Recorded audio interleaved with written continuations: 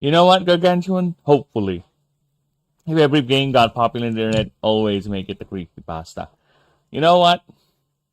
I eventually want the game to have its own creepypasta, its own fan theories.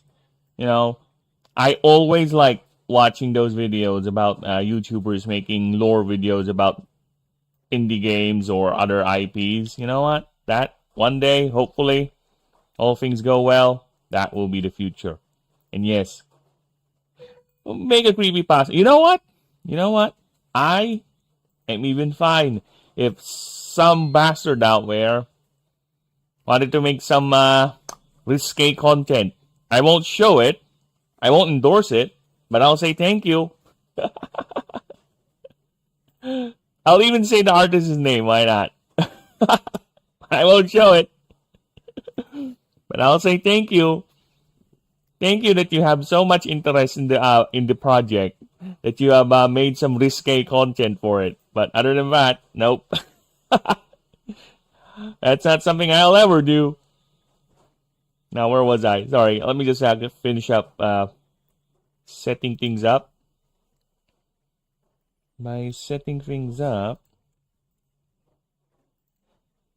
I mean flooding the internet with linkos.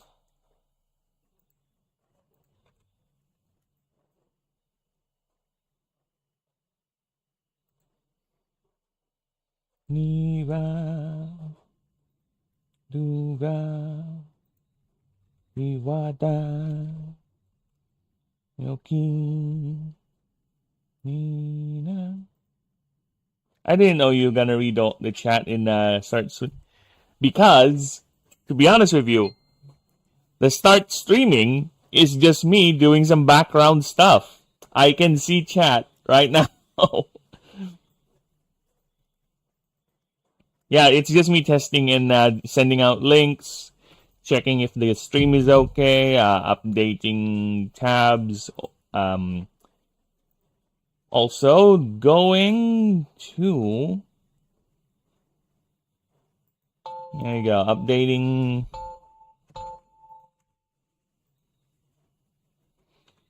Just making sure the tags are good, because you know how it is in the YouTube game. You need to make your tags consistent.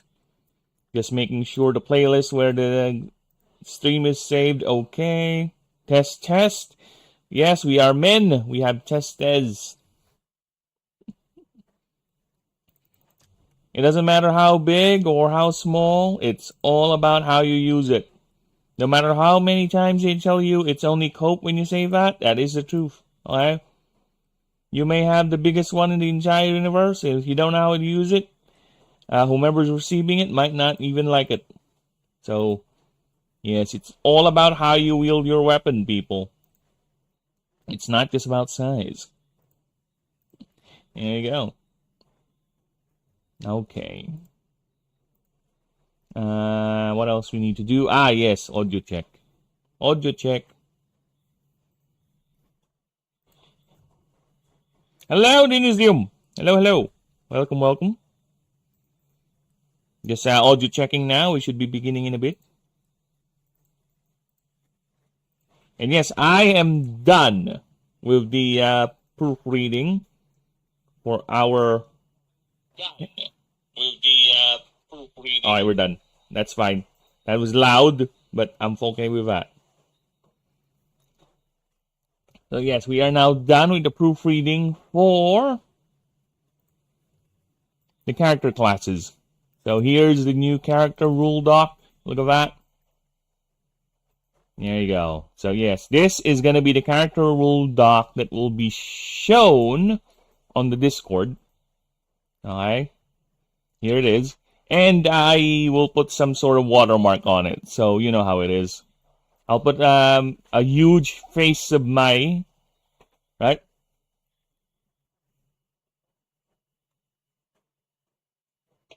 Is that point game new on Twitch? Yeah, Twitch has a lot of gimmicks for interactivity.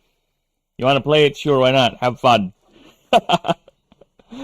I don't bother with those gimmicks with Twitch. Right?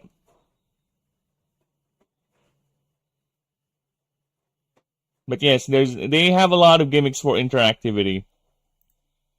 The only thing I really like with Twitch is their chat. Twitch chat is the best. Twitch chat has the best.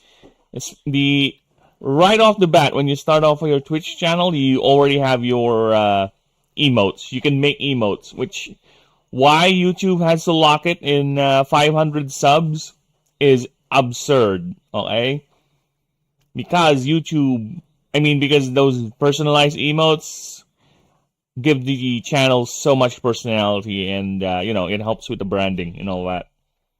But YouTube has to be a tism and how to lock it behind. So yeah, whatever. So as I was saying, you should be expecting a giant burb face here in the middle, and I will go ahead and italicize. I'll do something with the letters so they don't they're not hard to read.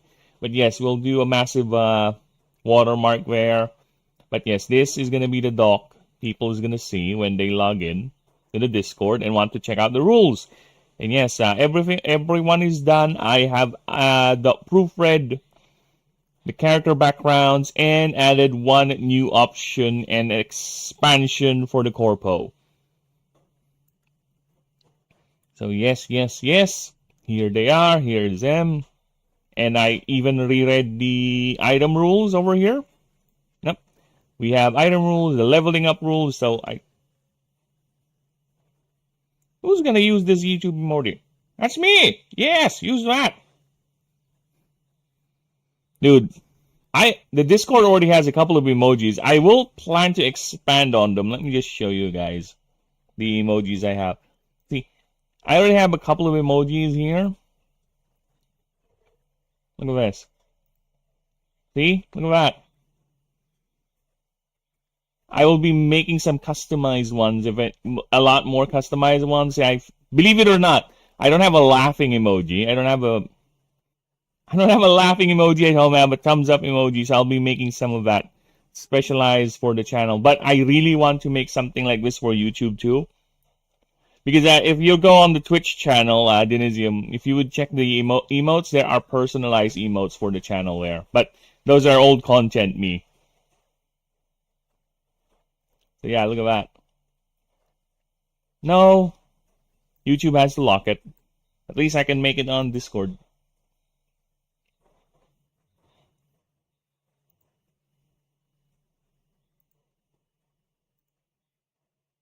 There you go. See? Look at that. The Umbird. And we just have put on multi-chat. There you go. So you guys can see that. There you go. The Umbird. Such long names. Yes, I am a long boy. I am a long boy. What can I say? I need a touch. Should I draw a laughing emoji for you? It's up to you, man. But I really want to keep them within the lore, within the setting. So yeah, it's up to you. No problem. If people like them, I'll put them in. There is no reason not to. I just don't like accepting official art from people without, giving them something or paying them. But unfortunately, I don't have the resources to do that yet. But I won't stop any one of you from making fan content. Why should I stop you from making fan content? Right? Who am I, Nintendo? Who am I, Nintendo? Who grievously hates fan content? Who would do everything in their power to stomp down fan initiatives as long as they're not, learning or earning from it? Yes, but speaking of long names, I do need some young mancha, like the touch of this generation, so to speak.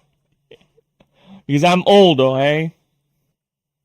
So yeah, there you go. So the items, everything has been supported. Actually, some of the drawings here, this is the old god this is an old god drawing. I had it modified, so it's a bit more updated, right? So what Pokemon looking creatures I draw them to laugh?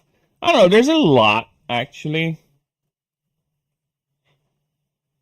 Right? There's a lot of them.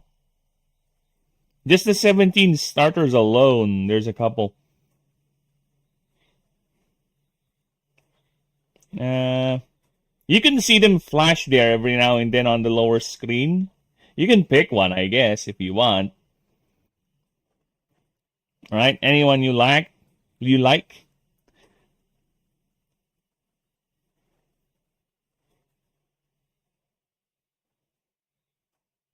So yeah, that's done.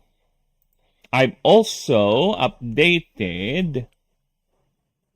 Wait, let me just double check. I don't like that save thing. I didn't change anything, right? Why is it asking me every time I open the docs? It's asking me to save something. Alright, so we're fine. So that, and also the new Ascension rules. There you go. Oh. Well, actually, you know what? Let me just adjust this. There's no table of contents for this doc, because there should not be a table of contents for this doc. This doc is very short, and it just covers the Ascension. So yeah, there you go. So this is the new Ascension doc. This basically gives a quick rundown of what Ascension is and its lore, what you should do, what you should expect when you do it. So yeah, they're here. This is the new document for that reference for you people. So I just finished rewriting the whole thing. So this thing is done, though. And considering it's so short, I didn't even bother proofreading it, or not gonna proofread it online or on stream, because it's just so short. It's like what, 6 pages, and one of the 6 pages is just a massive lore dump, a massive flavor dump. So yeah, I think it's fine. I already proofread it the best I can. So yeah, we think we're fine with that. So yeah, my goal is for today is simple. We are gonna proofread the massive creature document we've made. I don't know what creature to draw them laughing. Okay, so if I'm gonna choose,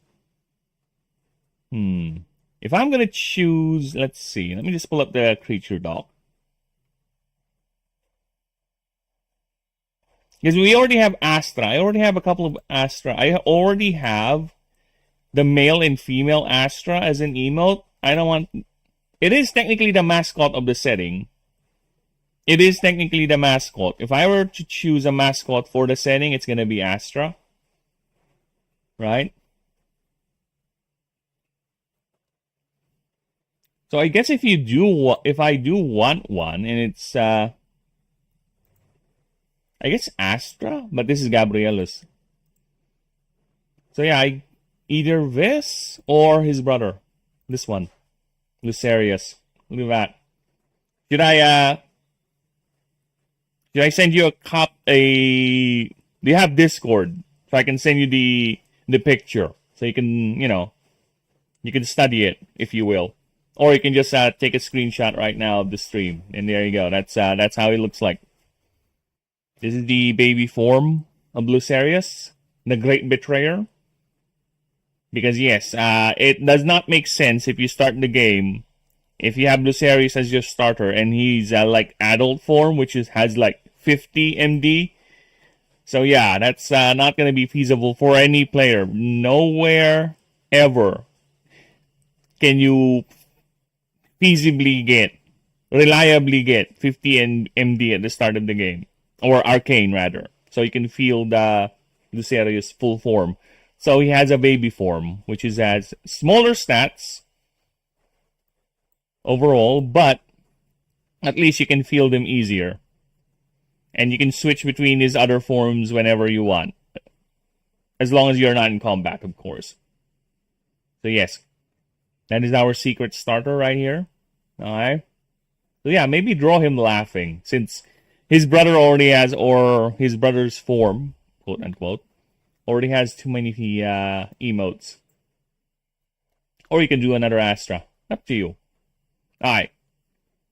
So, as I said, we are going to go ahead and do the proofreading for all 48 48. The proofreading might involve some scenarios of me expanding something because, to be honest with you, the earlier creatures, they tend to be a bit thin, right? But then again, I think it's fine because I will be also making newbie builds, like basically what sort of loadout or creature you can use just right off the bat and uncomplicated. Okay, the art style is like your Phoenix. Is that good? Sure. You do you. I would, if you're to ask me, I would prefer it to stick to the style of the drawings. Yes, so we can be uniform, right? But of course, it's up to you. You're the artist. But if I'm the only thing that I would be strict if I'm going to use it as official art. You know, if I'm going to use it, it has to at least match the art style of what I have done with the rule books. Or if that's the case, if we're going to use, if I'm going to use someone else's art, it has to be all. Like, for example, if I'm going to make a rule book or a reference sheet for this creature, all that art, that style has to be from one artist. And by one artist, mean all that style, I mean all the creature profiles have to be from that one artist. Right? So it will be that's how me I am when it comes to consistency. That's how crazy I can get with consistency, which is both a good thing and a bad thing. It's a bad thing because it's gonna, one, if I'm gonna pay an artist to do all that, it's gonna cost a lot of money. Right? That's why I prefer doing it just me. To learn on my own. Unless, I have resources to do that. But at least it keeps things consistent. That's pretty bad. Why? What's pretty bad? What's bad? Explain. The tism, the consistency thing?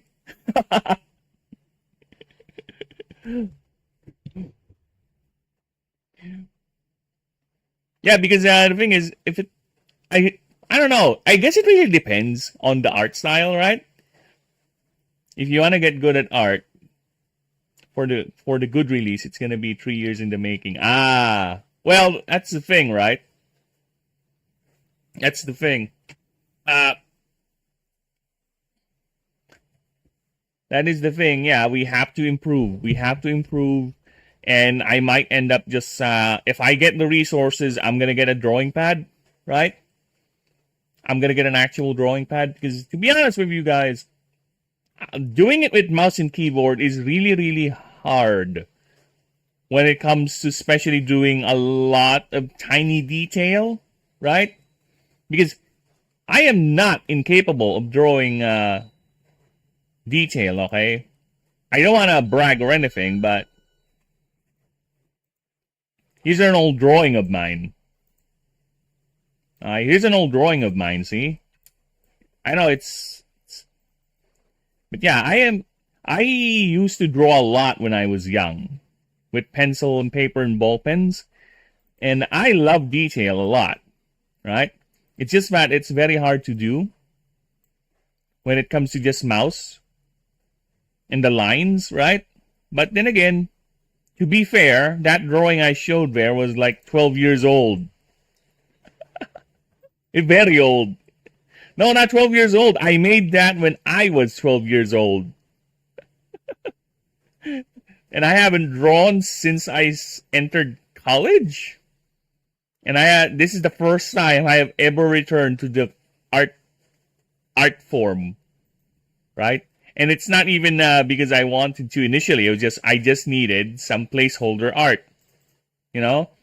So, you can really tell, especially with the older drawings. Just look at Astor, right? At Gabrielis right here. The tail is not, not well done.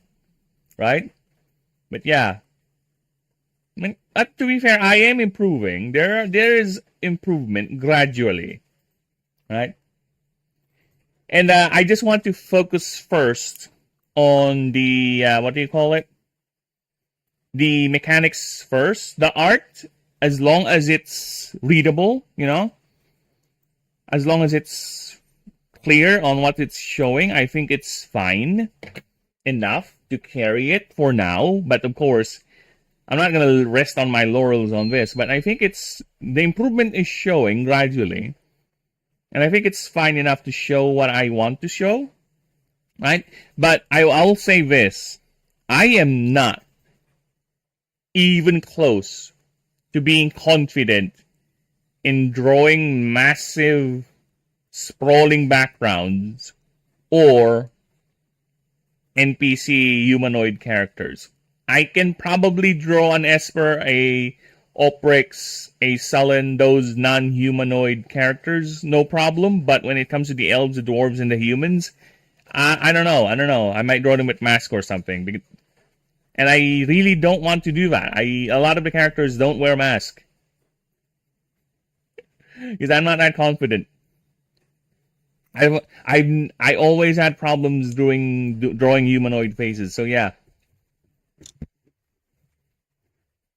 So we'll see for the art. But for now, I'll continue on trying to improve what I have, right? We'll continue on that, which again, there is clear improvement. And I have if we go here, let's see how many creatures I need. See, look at this. This is the unmade creature doc. This is all the starter lines I still have not made, right? There's the concepts right here. And, oh yeah, I forgot about that. Thank you. There you go. See, I remembered another creature that I have a concept. So yeah, this is all the creatures with drawings that do not have stat lines or passive abilities yet. But they're here. So I will be making these first. Once I'm done proofreading the creature doc, then I'll go ahead and, while I'm doing that, I'll be collecting other ideas from you guys. Come on, challenge me. Give me creature concepts, and I will see if I can make them fit in the universe. Alright? A friend of mine gave me an idea for a diarrhea creature. Like, you know what? I'm gonna do it. How many teeth does brother have? There are a couple of drawings where I drew Lucerius' mouth open. Let me just show you that. Or rather, having his mouth exposed. Because he is a smug bastard, alright? He is a smuggy boy. But I do have a drawing where his mouth is showing. So let me just show that at least. So you get a good idea. Get an idea how would I draw his mouth. He's emoting, if you will. Sweet. Yeah.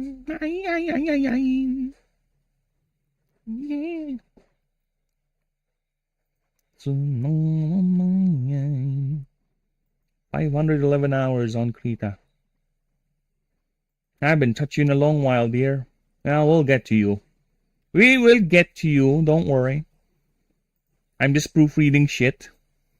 And rewriting shit. Because next time I will be rewriting the World and the Combat doc. So we'll rewrite that. And that's going to be quite long.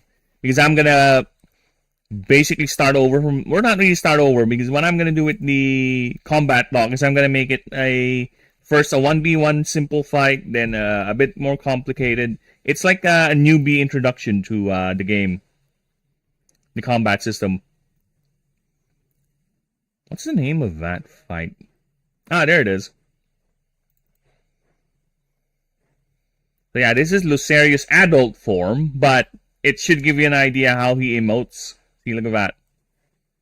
This is Lucerius' adult form versus the dad during their confrontation in the Vault of Varaxes. So this is his face. Look at that. Yeah, I have accepted...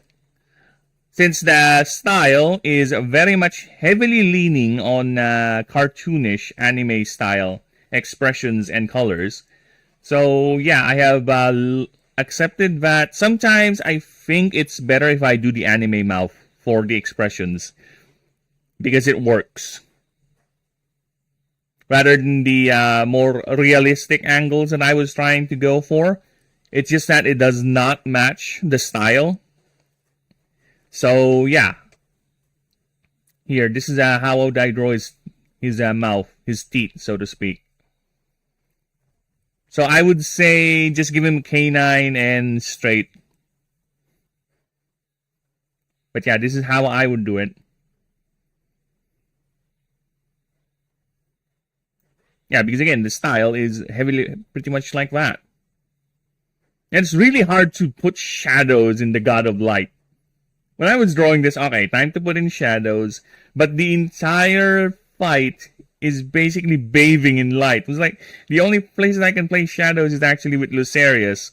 The dad, I don't know, because everything about the dad is light. It's glowing, so fuck that. Probably I can put some shadows here on this side, but then again, the simulacra crown over here is glowing gold. I didn't even bother putting light effects here. Like that. Can I make the teeth?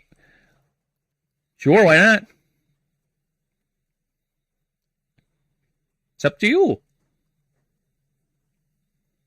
This guy, this is serious him, okay? This is serious him. The baby form is a baby form. It's a much more playful form, so I think I can get away with it looking goofy. So yeah, this is this probably might put shadows over here, but then again, the light. It's just like, the thing I should have done is put some lightning effects here where the golden light is actually shining a bit, but it's gonna drown out some of the colors, so I didn't bother doing it. And also, this here, the tendrils, the golden tendrils, should be glowing. I decided to, the left side tendrils are transparent because otherwise it's going to drown out the entire picture. It's going to drown it out. Or not really the entire picture, but it's going to drown out some of the details. So I've decided to transparentize them. Make them transparent for a bit. So yeah, with that, let us go ahead and continue with our goal. So yes, so the proofreading will begin, and I will be introducing you guys to the entire starter roster with their abilities and everything. And trust me when I say we will do changes every now and then. So, okay. Forward. On to Dawn.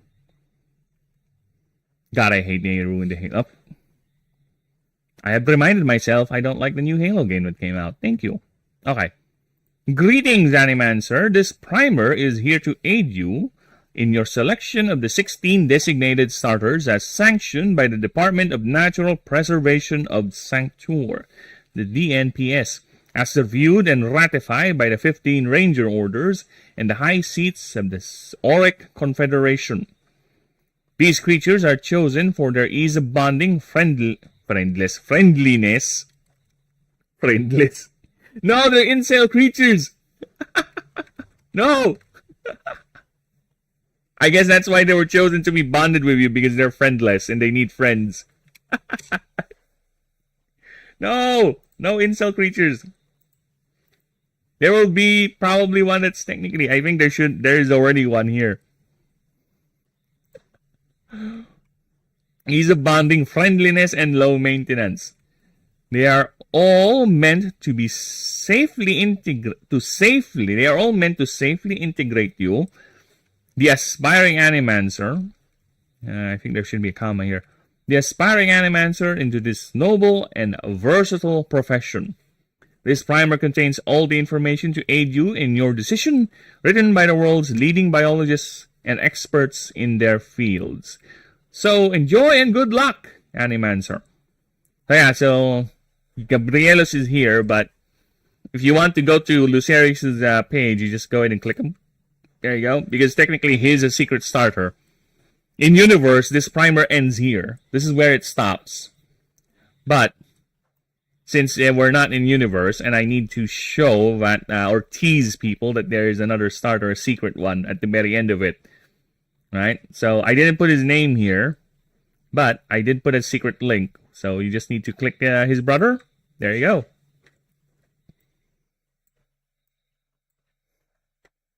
Okay, so let us start with Torvin, the verdant starter. So he has a sharp beak. Look at him, he's a little vine turtle. When I was designing Torvin, I know there's a Pokemon with this concept. I am running very close to matching this. It's like the Power World issue, right? It's like the Power World issue of the same idea, but mine is different. This is the level of art, dude. This is the level of art one day I'm hoping I'm able to draw, right? Look at that. One day, hopefully, I'm able to make something like this. It's just the backgrounds. My main problem with drawing backgrounds currently is that, especially if I'm doing it on stream, I just want it done ASAP. I'm not investing too much time in drawing the backgrounds. I'm too much focusing on the creature design, which is fine. That is the main thing, and I don't want to drown the background to drown out. Right? But yes, I do hopefully one day would get enough patience. Maybe I would dedicate a specific time just drawing backgrounds or something. Either way. Yeah, hopefully one day we'll get to that. But yeah, this is a different concept, okay? Turtwig is different because Turtwig stays as Turtwig the entire, essentially, its entire evolution line. It's basically a grass earth or grass ground turtle. Mine is not. Mine does not even have a twig, alright? Mine has a moss on its shell, and its vines is growing out of it from the inside of its body. The earth affinity, that is true, but it's not ground type. A Pokemon has ground and rock type, so those two are different distinctions. Mine has earth ability, or earth magic, geomancy to be more specific. Right? But I cannot help it if people would compare it. There's no problem with it. Oh, never mind. Never mind what, Ninja? What have you said? What have you done? Huh? Or... shit, someone's gonna be angry. What have you said? Oh, what did you say? There you go. Yes, grammar. I need to fix my grammar rings. My grammar rings is horrible. I'm a penis mancer. Ah, here we go. You know, I don't know why you people are so obsessed with the penoids, with the peens. Okay? If you want to study peen, if you want to learn peen magic, go right ahead. I'm sure out there's still a school that will allow you to channel your magic into growing, shrinking, and manipulating other people's peens. Okay? It's your art. You do you. But I myself do not find the obsession over peenords to be something I would find worthwhile because I do not like touching my peenords. It is disgusting. I'd like it if other people touch my peenords, especially a woman, but no. I said your drawings were getting so much better, but that was Pokemon, so never mind. Ah! Yeah, I was just saying hopefully my drawing gets to that level. Hopefully. Hopefully. But yeah, it's very far off. It's very far off. My main problem is the backgrounds. Especially when I'm drawing it, like I said, when I'm drawing it on stream, I get to rush the backgrounds. But of course, we'll get to that. I think I'll continue improving more on that the more I do the drawings. Because I have been noticing when I redraw some of the creatures, I've been doing them a lot more faster than I used to. A lot more faster. Maybe because I'm getting used to the drawings. Probably. We'll see. Yes. Aha, now you look like you came up with that topic on your own. You tricked me into it, Ninja. You must pay me reparations. Send me some pizza. I'll be happy to take some pizza for free. Thank you. As reparations for your crimes against Burbdom. Alright, so where was I? So as I was saying, it has a sharp beak to dig up roots in small insects, because again, in this universe, there are small animals, there are small birds, there are rats, there are cats, there are other animals aside from the creatures. When I say creature, I'm referring to the genetically modified, magically enhanced beings that you bond with. When I say animal, they're entirely a different category. Think of them as animals are animals. They don't have access to mana. They are not genetically modified by the Astari in any way whatsoever. They're the basic flora and fauna, or rather the fauna of this world. Then there's the creatures, who are your genetically enhanced, magically attuned beings. Okay, that's why which I will rewrite that actually.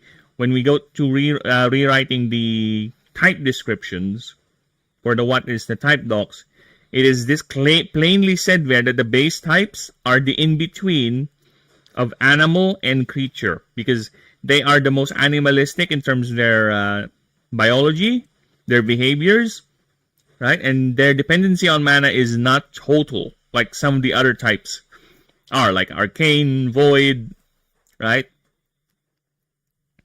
It's not like that.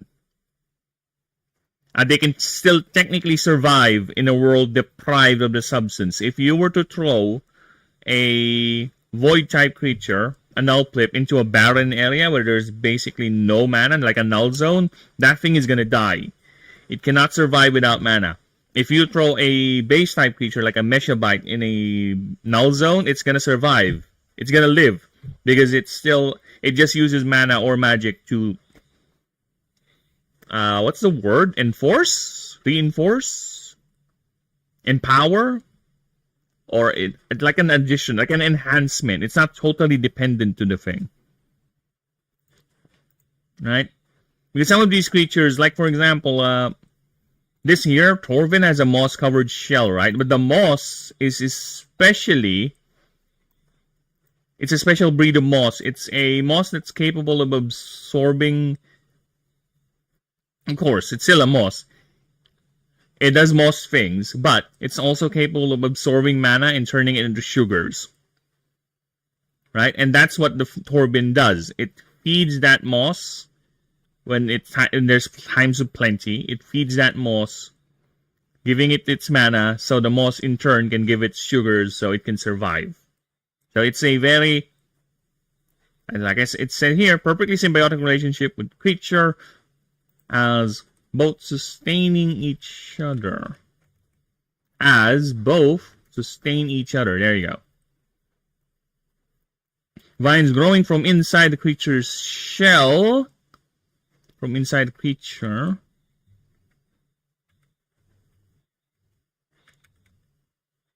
The creature's shell. No problem, Ninja. See you in a bit later, because I have a feeling you'll be streaming again, Remnant. You are horribly addicted to that game, brother. As seen here. Okay.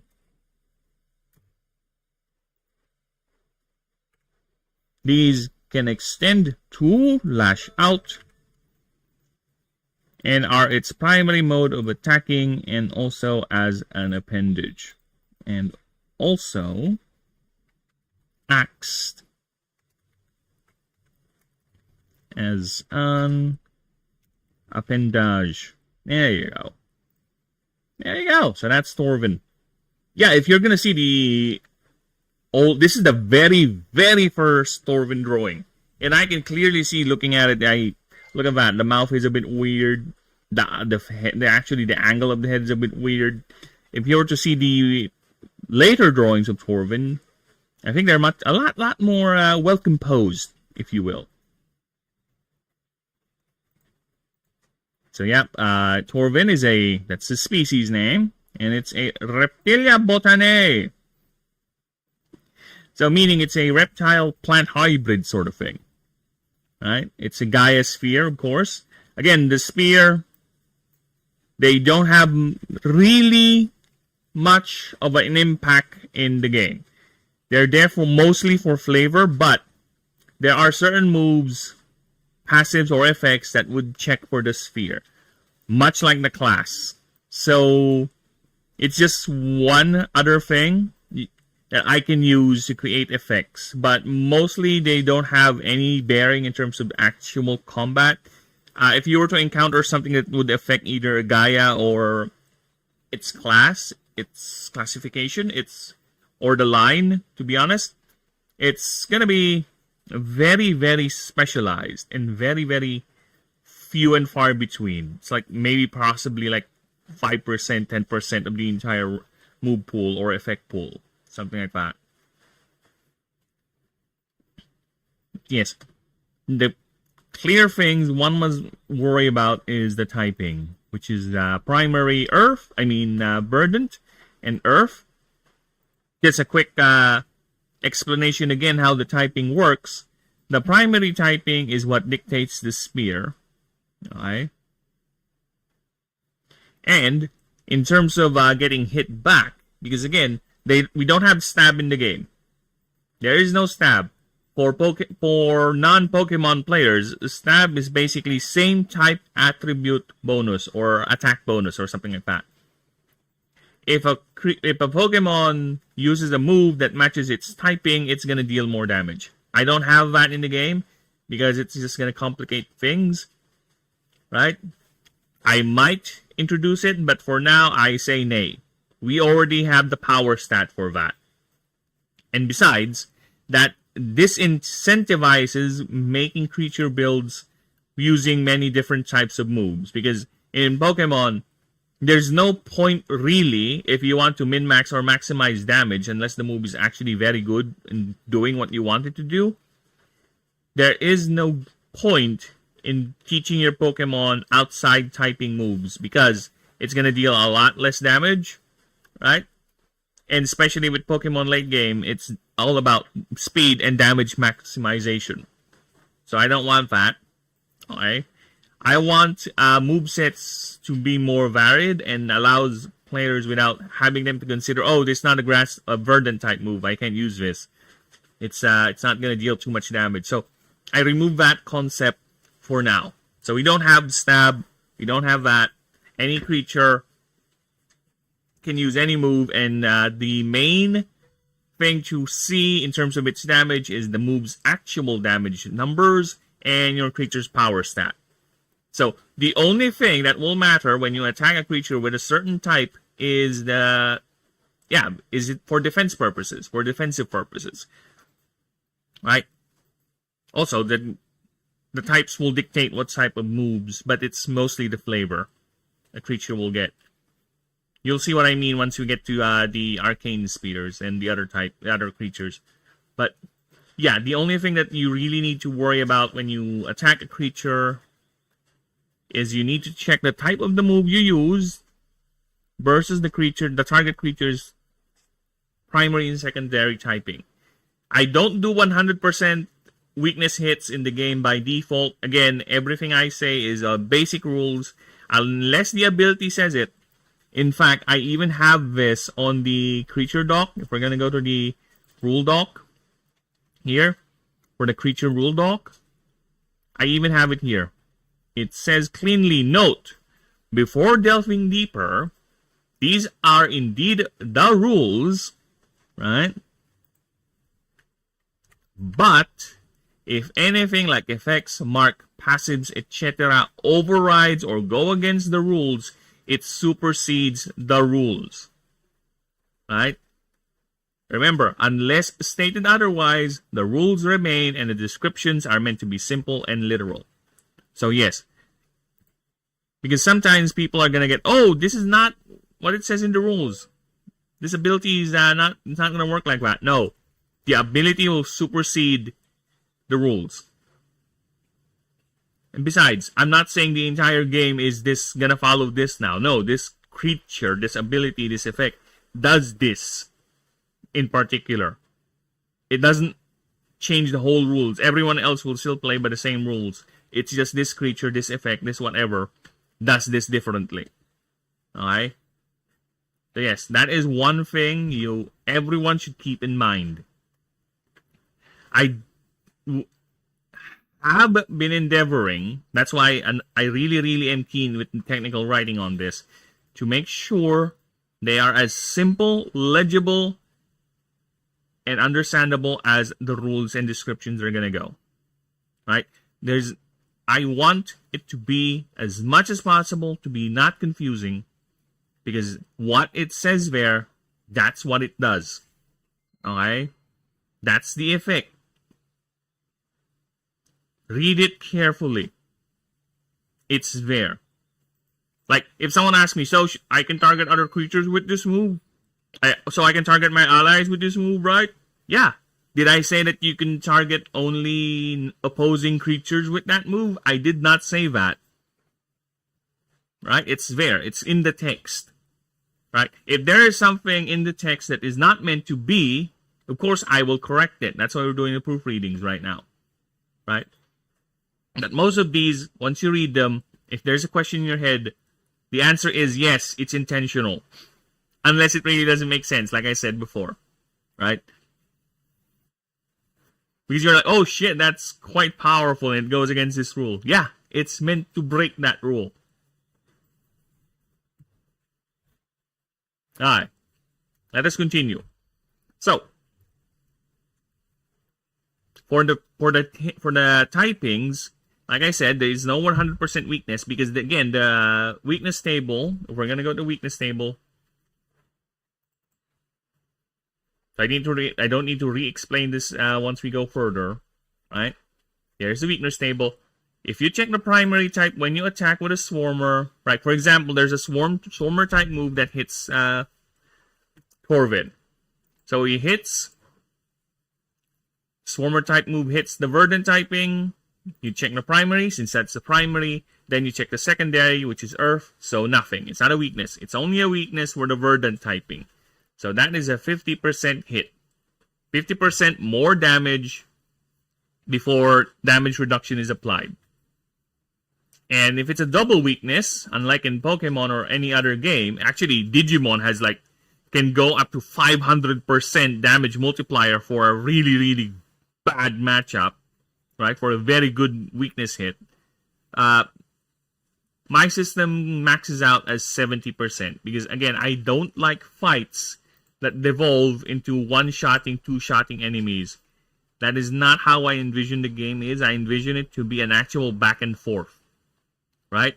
Where even though you're losing, you might be in a bad matchup, you still have a chance to win. You just need to play your cards right. And that's clearly outmatched because there will be a time that's going to happen. There's no way avoiding that. But I want to give players at least a fighting chance. Not just, oh, one hit, done. Yes, one hit. Oh, two hit, done. Woo! It's boring. That is boring me. Alright. So, what are his passives? What are the passives? Every creature, I'm still thinking about this, okay? Tell me which you guys prefer, if anyone is willing, of course.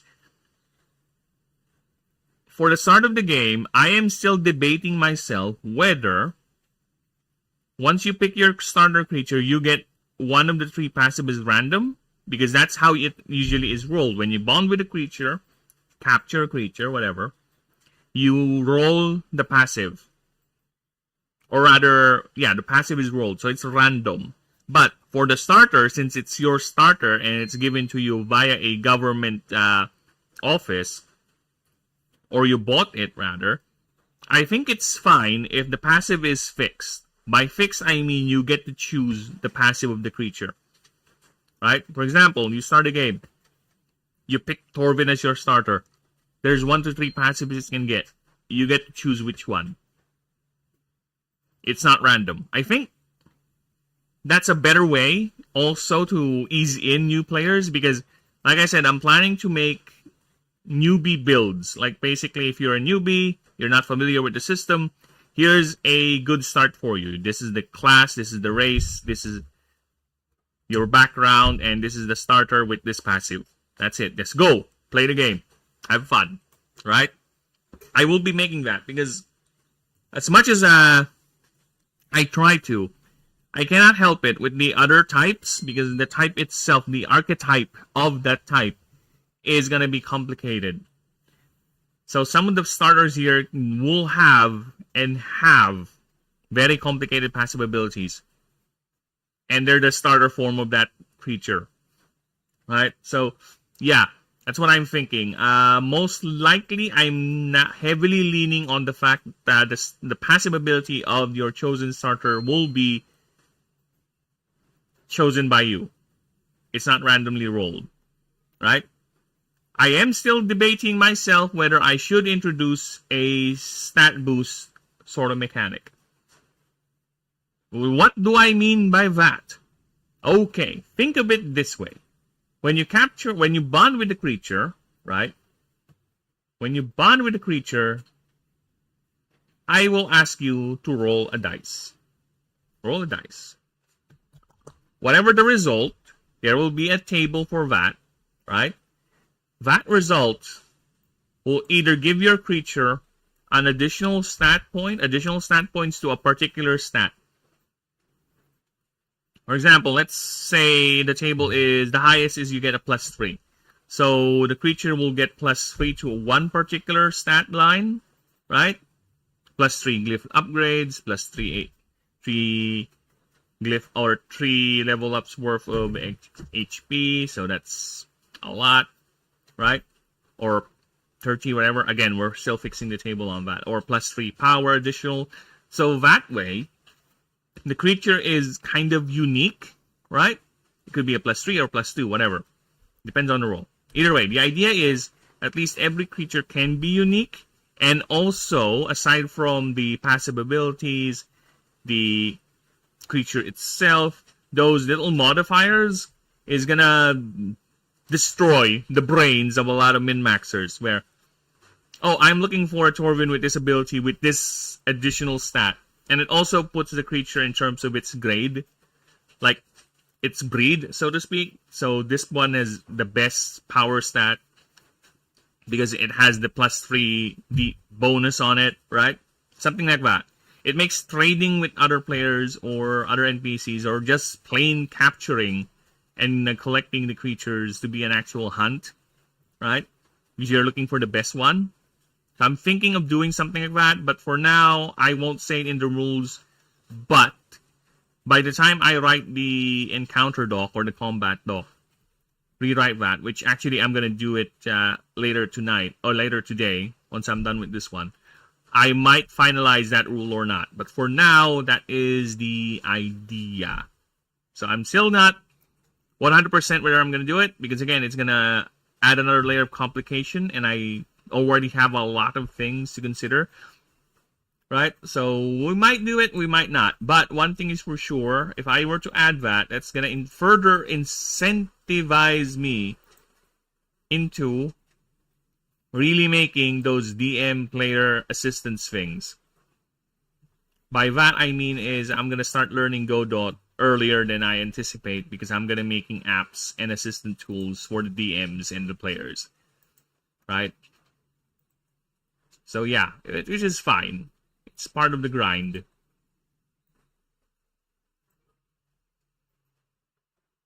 That is not really a problem in any way whatsoever.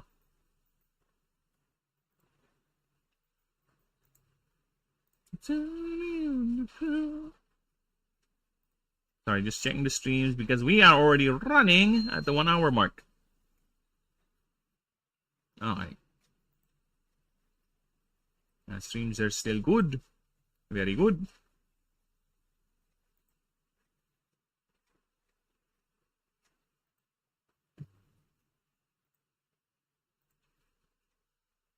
Okay.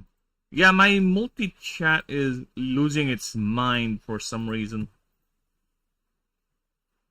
Yeah, it's not showing all the messages, which is annoying me. I don't want missing any messages from chat. Alright?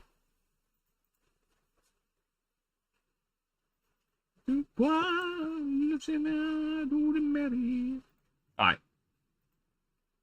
So let us continue. For the passive abilities, let's see what we got here. So for the passives, we got Sappy Biter.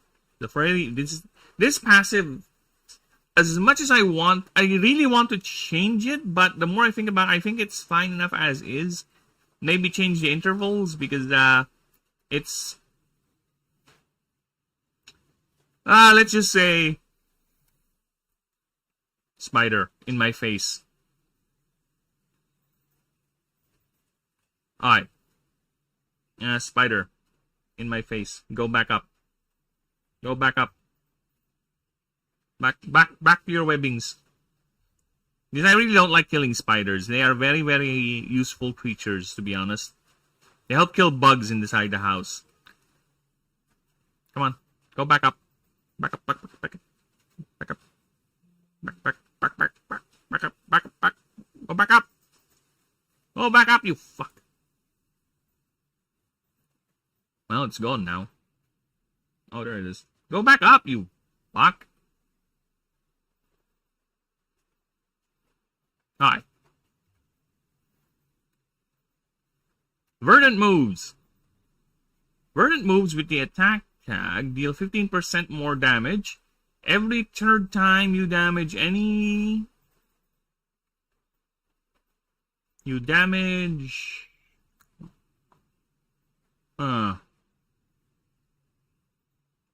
You damage a creature with any of those moves. This creature recovers 1 mana. So I think it's clear enough now. Because again, this thing is among the first ones I've made, so the wording is a bit weird, right? As compared to my current wording conventions. Now, I think this one's clearer now, because the idea is every third verdant type move, regardless of who uses it, will give this creature +1 more mana. That's it.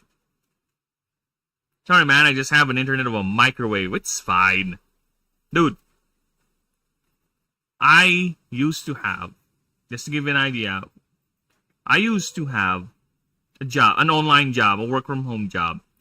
And I survived during my tenure of that job just with a prepaid internet Wi-Fi connection. And I know the feeling of having very slow internet. Okay? I used to upload a video, and it takes half a day just to upload a 2-hour video. Okay? I used to have, whenever I download a game, it will take 5 hours, a half day. So I know the feeling, brother. We've all been there. And it's not an issue for me. It is fine. So, internet beatism. Also, what did I miss? You missed a lot. You missed me ranting about the passives, explaining the rules and all that. It's fine. It is fine. You can always go back. You can always go back. The streams are always there. The playlist is always there. I used to remove streams from my channel after a month or so, but I think it's fine. So yeah, if anyone wants to go back, rewatch content, it's all here. They're all here in the playlist. Oh, fuck off. See, they're all here in the playlist. Just go to the playlist tab, they're all there. No need to worry about that.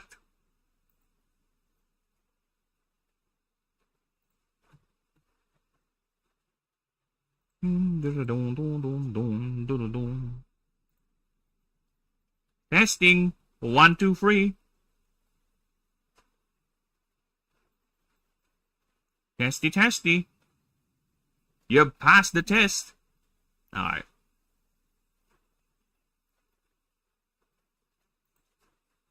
Yeah, where's my obis? Okay. Hello, obis. I'm gonna test back there. More testings. More testes. There you go.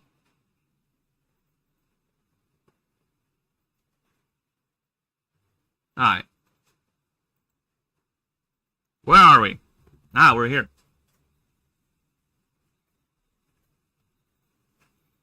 So yeah, the thing is, if I were to change anything with the passives, I have to go back and open other docs just to make them all be consistent. Oh, that's some Japanese letters. I don't know how to read that. Unless I go to my YouTube. YouTube has an auto-translate feature now, by the way.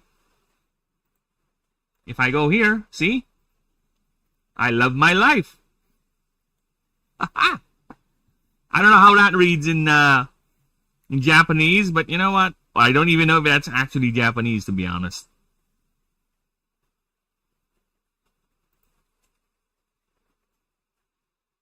We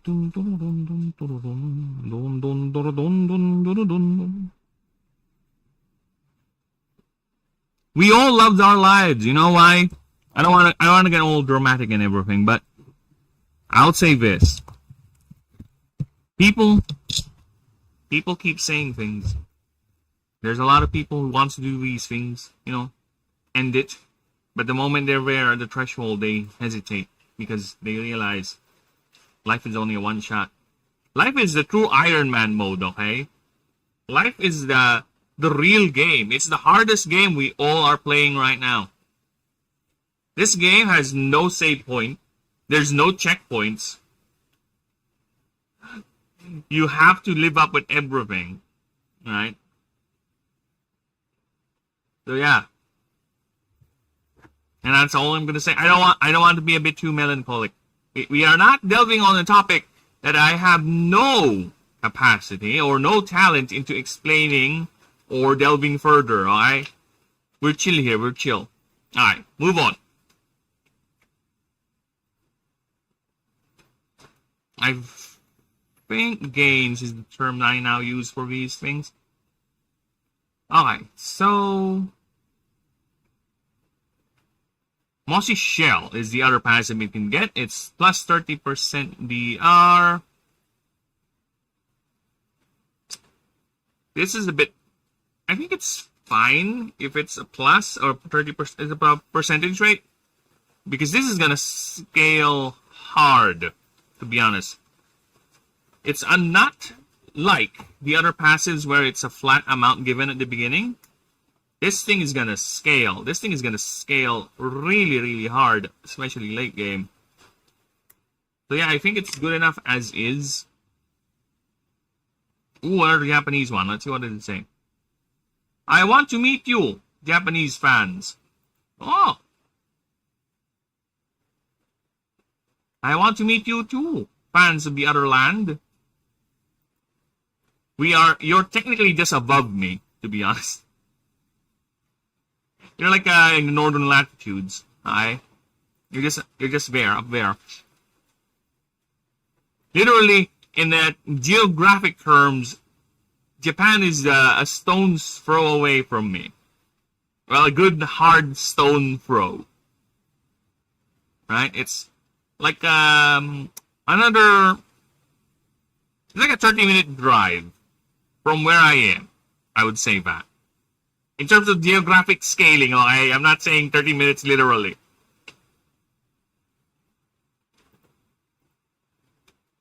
I do want to visit the land of the rising sun. See what it's all about. Get me some nice gunpla over there. And not build it because I have a cat. I cannot have any sort of collectibles that are fragile, like a gunpla. No. You have a cat. If I have a cat, that thing needs to be sealed up and kept somewhere safe, and I don't have a capacity to do that, right? Because my cat will do cat things, and that gunpla, that expensive gunpla of that Master Grade Gundam I bought and worked to build is going to be destroyed by a creature, by a cat. Alright? That thing is going to topple over, that thing is going to fall. Worse,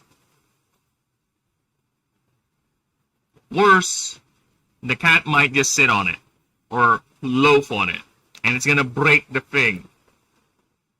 Ugh. Because I used to have a collection of, it's a cheap little collection of dinosaur skeleton figures on my CPU table. I put them up there, right? I used to have like there's 6 of them, I think. A Stegosaur, a Tyrannosaur, a Pterosaur, I think a Triceratops, and there's a Sauropod one, right?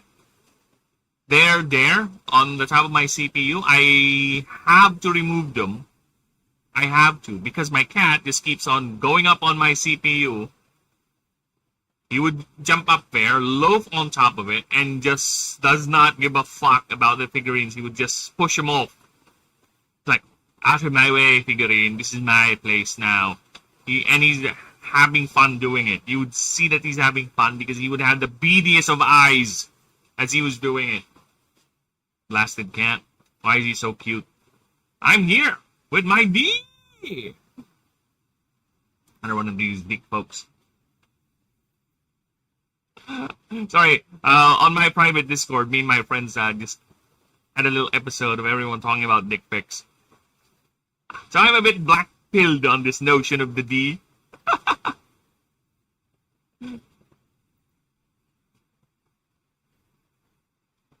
Alright, let us continue. So when hit by a non-weakness move every third time... Oh, okay, I get this. So it gets plus 30% more DR when hit by a non-weakness move. There should not be a comma there. Every third time this creature is damaged with those moves, this creature recovers 2 mana. It's a bit slow, to be honest, as compared to the other passives. But, again, I think we're fine. Because again, Torvin is more of a beginner-friendly creature. It's like there's a couple. Celadon is also like this. It's a very simple passive because I think that is the idea. It is a friendly creature for newbies. One time, I leave the home door open and the cat come in and poop the couch. You know, that's a cat. Of course, that's what they would do.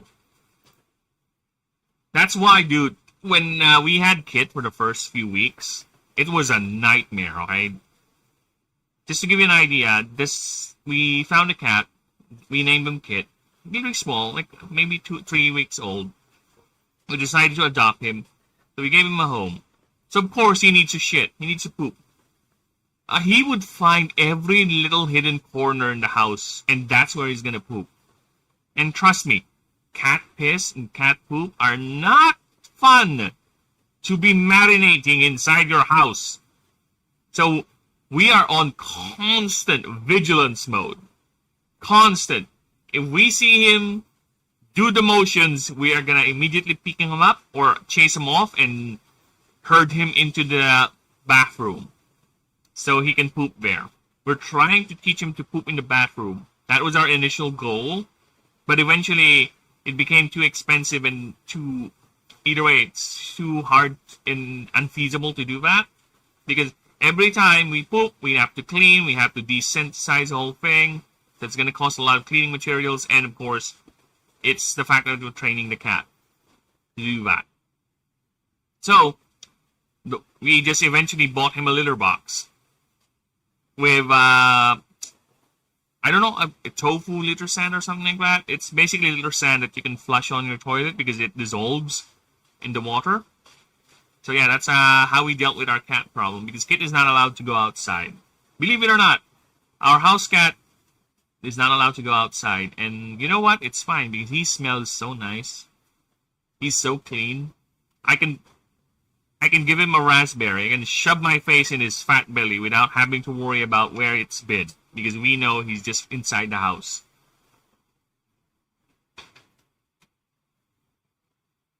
So yeah, there's my cat story for today. Hopefully you guys had fun with that. But, let us continue.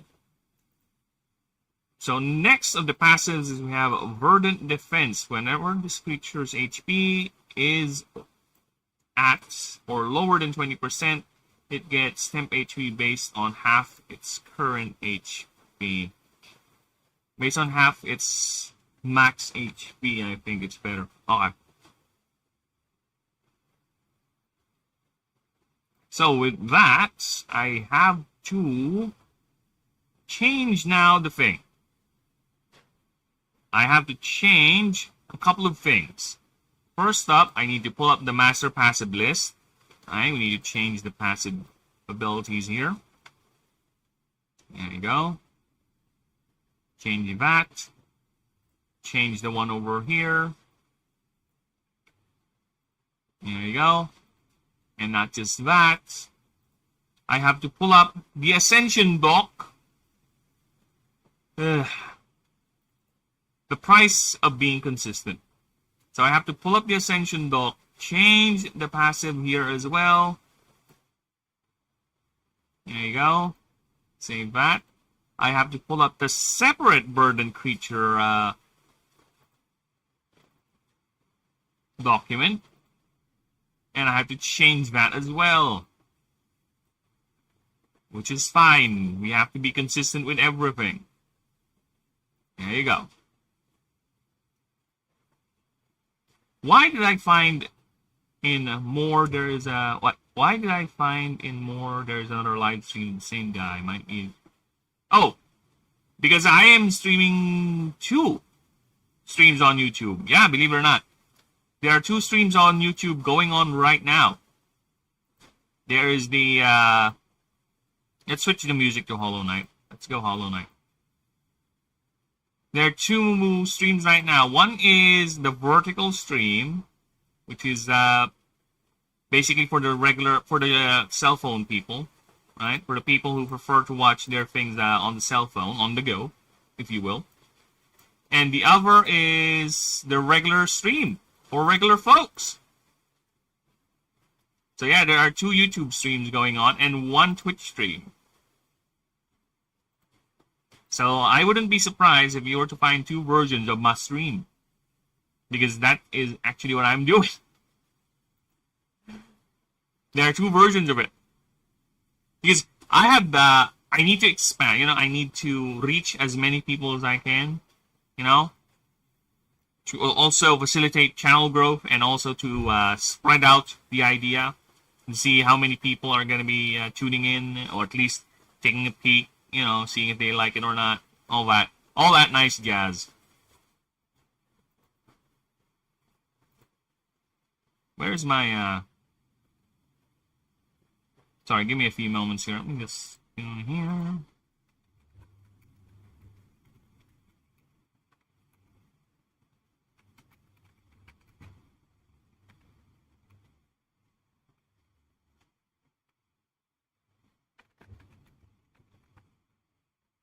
Okay,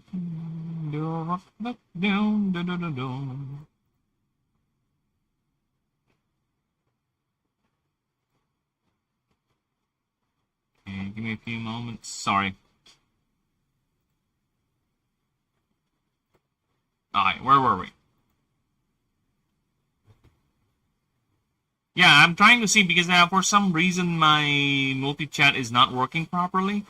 It's not showing all the chats, and I have a bot that would actually every now and then pop up random messages, you know, like, you know, the cringe stuff, like and sub and all that. I have it set for every 2,000 seconds, and it's not working on the other chat, which is annoying. It's triggering my my OCD, if you will.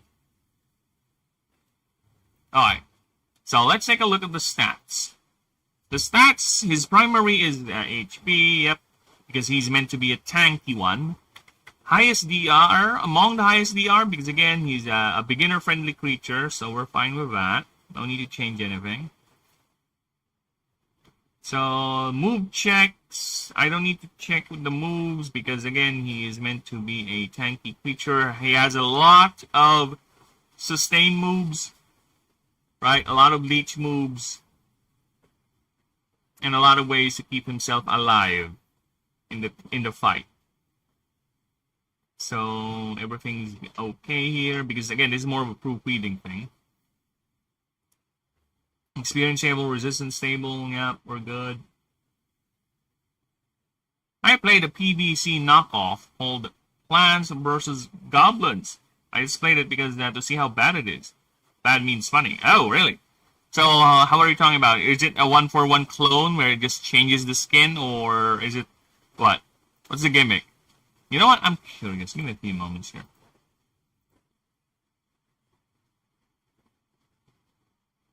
Yeah, how bad are we talking about here?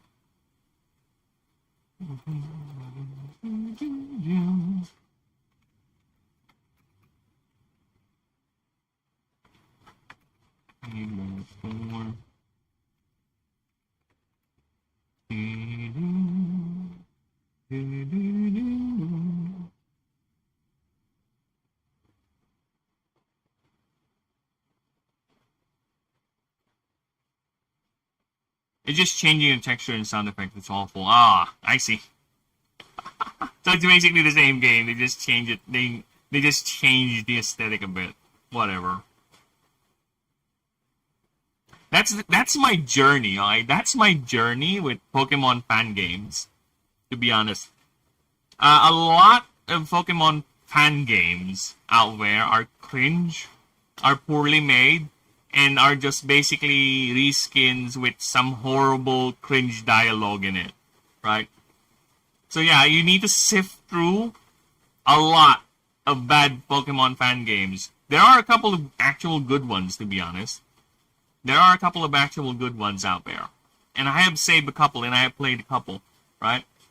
But, like I said before, that is my Pokemon journey. If I ever were to play a Pokemon game, it's gonna be fan game. There is no recent Pokemon fan game I like. And that's the thing. I think I do have Plants vs. Zombies here, but the only other mods I've seen is a Chinese game where you combine. Again, I like the idea, but the aesthetic, it's killing me. It's just so out of place. Alright, so let's look at its creature profile. Let's see what does that Torbin do. Right? Torbins! Oh, this is very short, actually, compared to what I usually do. Torbins have been observed to extend their vines at least 3 times their body length.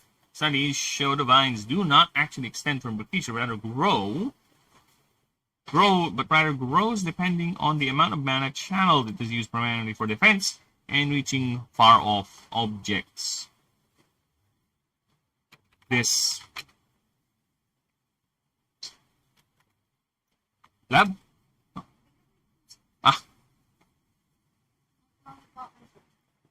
The vine, but aw, cute cat.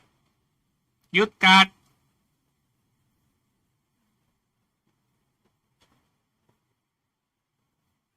Don't get me started in Baldy mods. They're just too good. Are you being sarcastic? And what's a Baldy mod? It's a mod about for bald people. Is that it? It's a mod. Well, technically, a lot of the plants in Plants vs. Zombies are bald. If you think about it. The vine, even when cut, does not, only even when cut. It only grows back. As long only grows back eventually.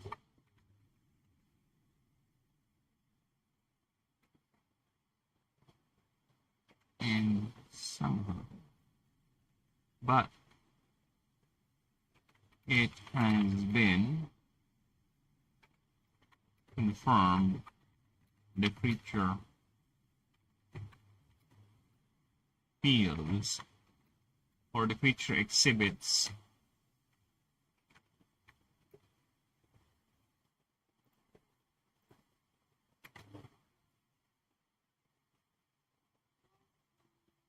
a visual pain response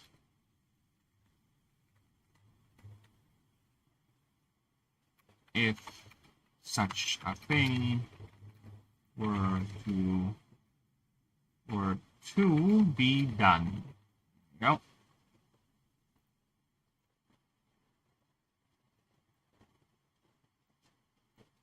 Oh, fuck off! Here we go again with the jumping around.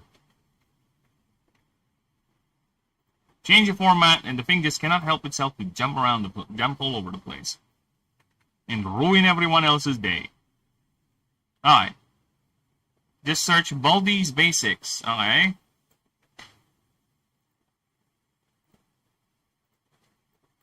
Baldi's Basics. Oh, okay. It's one of those itch.io games. Dude, it looks like a nightmare fuel, to be honest. It looks like a fun little meme game. Yeah. Dude, I've seen, I haven't done this myself, but I have seen a lot of kids here in the Philippines would go to websites like itch.io and all that to play all these fan-made games, these little tiny games.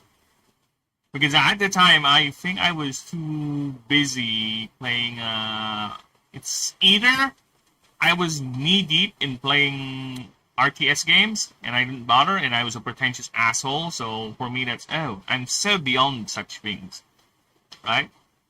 I'm one of those social people. I'm one of those enlightened people that play on this strategy game. Yeah, because I'm like that type of kid. Was that type of kid, alright? Yeah, I've seen that.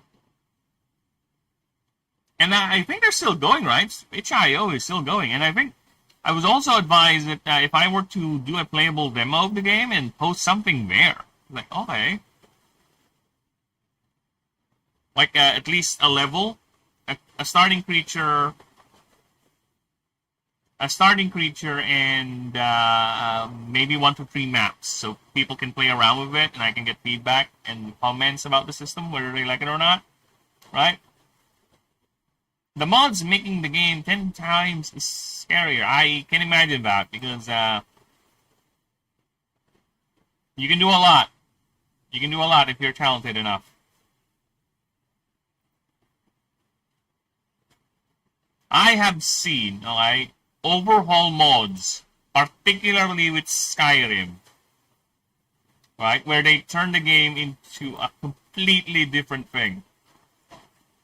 I even seen overhaul mods for Total War games that just basically turn it, just use the skeleton of the game and turn it entirely different. They would turn it into a Lord of the Rings games, even Bannerlord. People are not aware of that. Yeah, this is the level of modding we have in the game, in the gaming space. I've seen people turn this from a medieval setting type of game to the Lord of the Rings. Even, what do you call that? Azeroth from World of Warcraft, or Warcraft. Because I never played that gay-ass MMORPG setting. Fuck that. Fuck you, Rio.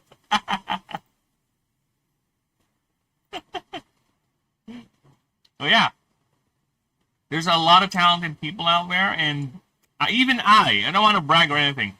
I did dabbled in the modding a bit, but I cannot seem to do that anymore because the game I was modding was you guys know the Magic the Gathering game?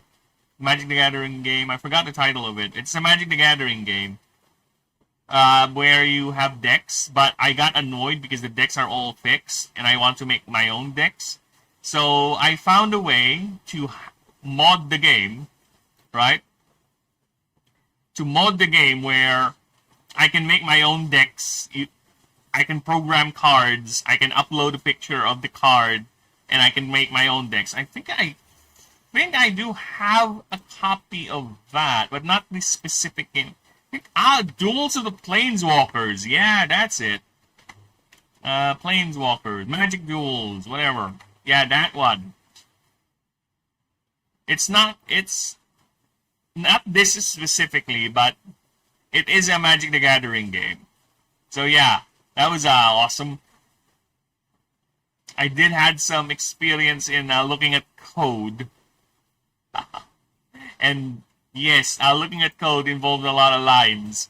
So I will be delving there eventually. once we're actually ready to make the PC version. But now, currently, we're working on proofreading the doc. So when the Discord finally fires, people get the chance to see at least the tabletop version is clean and ready to go. Right. Alright. Now let's see. Let's see what's going on here. The creature profile for Torvin. Because again, this is already a completed document. I'm just doing an introduction and a proofreading. 99? What's 99? What is this 99? Did you, perfume? What's that smell? Ah!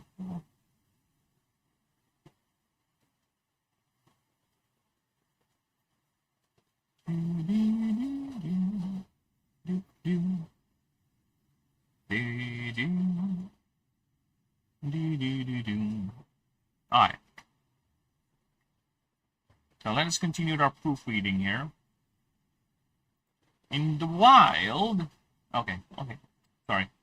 Let me just double check something. I need to check Twitch.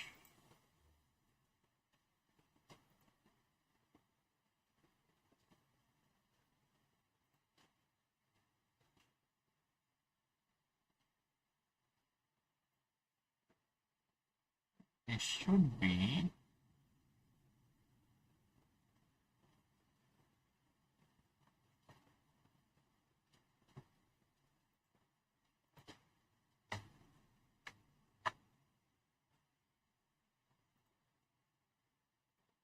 Okay. There you go. I just double check if it's in the just chatting page, because it should be just chatting. It is a chatty chat page. Yeah, what do you mean 99? What is this 99? I do not know. You confused me. Party like it's 9.99. Alright, where? Let us continue. In the wild, Torvin have shown to live in colonies of tight-knit family units of 3 to 10 individuals, with 2 to 3 breeding pairs. Yet in some extreme cases, around 20 individuals. Yet in some extreme cases, a colony can grow is as big as 20 individuals. There you go. In Baldi's Basics 99, watch us in 8 years. I'm still confused. My bird brain is still burping that.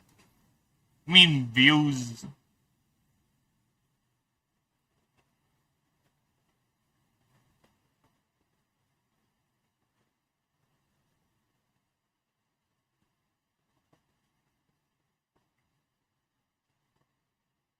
Are you referring to a video that was posted some time ago, or are you referring to the actual game? Or are you referring to 99 mods? Because that is indeed a lot, considering for a niche itch.io game. Alright, where were we? Yet in some extreme cases, a colony is as big as around...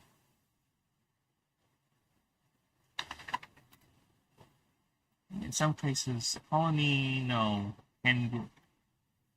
has around 20 individuals. There you go.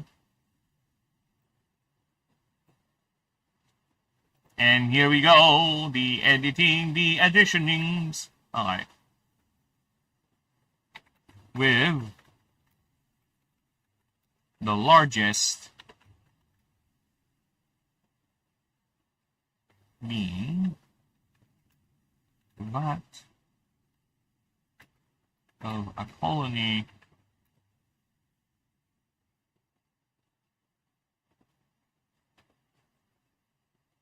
located in the Gardens of Yaldesh Forest. Gardens of Yaldesh.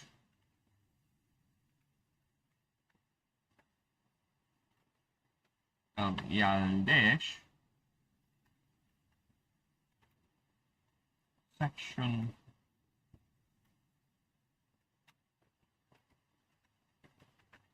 of the Magna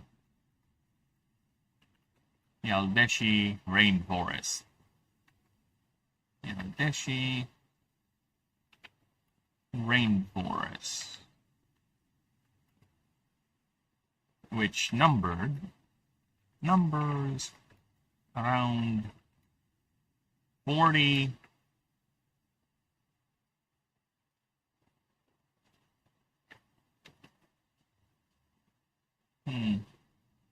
which number around 40 breeding pairs.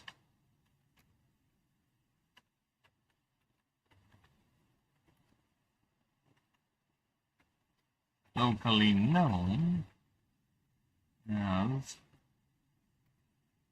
the Blazers Grove. There you go. No, okay. I need to change this. Tolkien, I need your help. In Sindarin. I'll have to modify it a bit so it doesn't copy it one for one.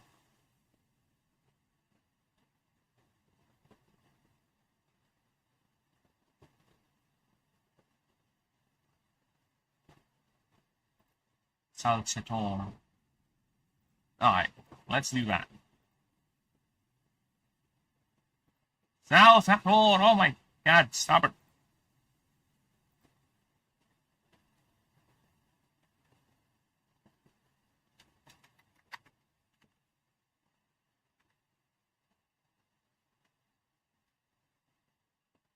Or by the elves. By the elves. Alright. I mean, did you hear a game or just... Oh, did you hear about? No, I did not. That's the first time I heard it. About it. 2018? What was I doing around 2018? What was I doing during 2018? 2018. I think I was busy working at around that time. Yeah, 2018 was me working. That's me working. Just to give you an idea, I was during those years, most of the time is me being spent in the office. Is either sleeping to prepare to go to office, and what little game time I have is I just do it for games. I think I have like 4 hours, 5 hours worth of free game time, and the rest is me either sleeping or working or preparing or doing other chores. So yeah, I have no time for such things during that time. Also, it was a job that requires me to be on overtime every now and then. You know what? It's fine. It's fine. I got promoted within the year anyway. I think I was fine. I just wish they let me work from home. Otherwise, I wouldn't have the same... Never mind. You're not talking about that. That's oversharing. The rest are relegated in taking care.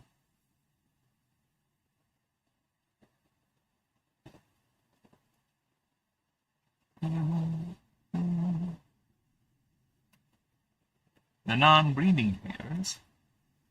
The non-breeding pairs. Which is always estimated to be at least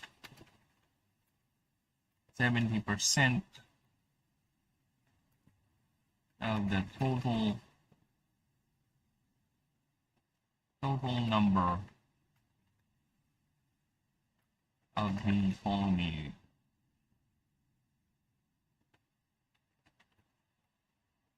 population. Colonies, population.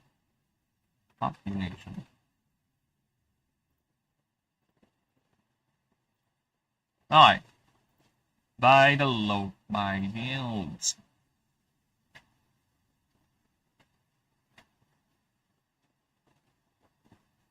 The non-breeding pairs, which are always, each colony has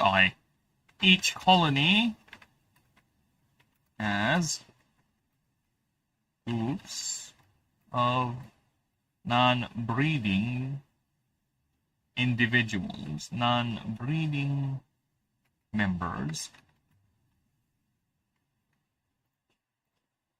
which is always estimated to be at least 70% of the total number, which is always estimated to be at least 70% of the total number of the colony's population, are relegated into taking care of the young, food gathering, and sentry duty. Okay. They are relegated into taking care of young, food gathering, and sentry duty. As Thorvins mature, they are allowed to stay in the family if food and mana is plentiful. However, most of the time, they are urged to leave the colony to locate new territory. These urgings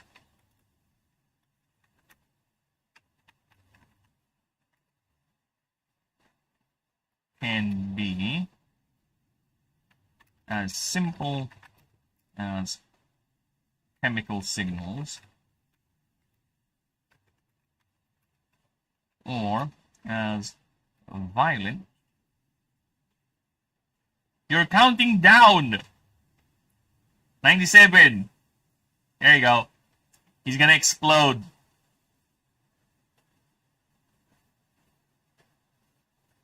Chemical signal or as a violent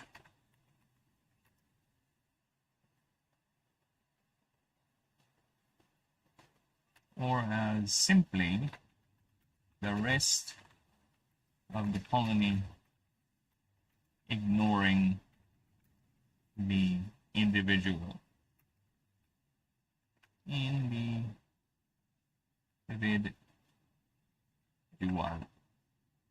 Damn, you're really keen on completing that countdown. Is there a prize after that? It better be not something that I need to hide. Alright. OBS.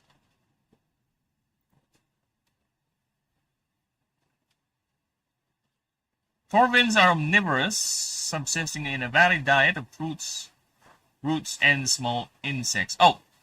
Once. Hey, that's cheating! That's cheating! You still have... You skipped like 78 numbers.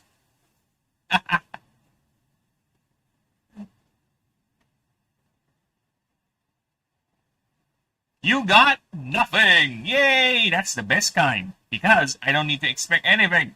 No disappointment. No guilt over accepting the gift or not. And no pretending that you like the gift even though you don't like it. So yeah.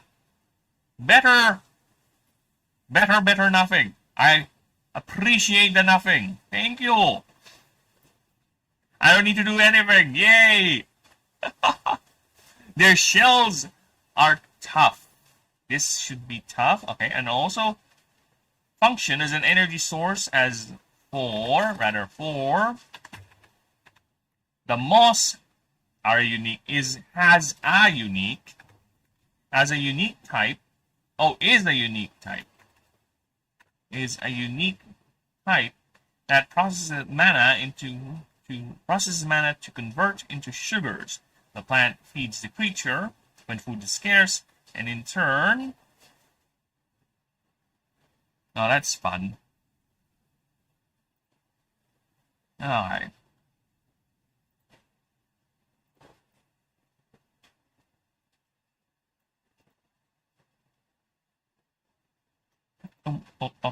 Oh, fuck. Hello, Rashburn. Well, this is gonna be fun, people. Oh, fuck off.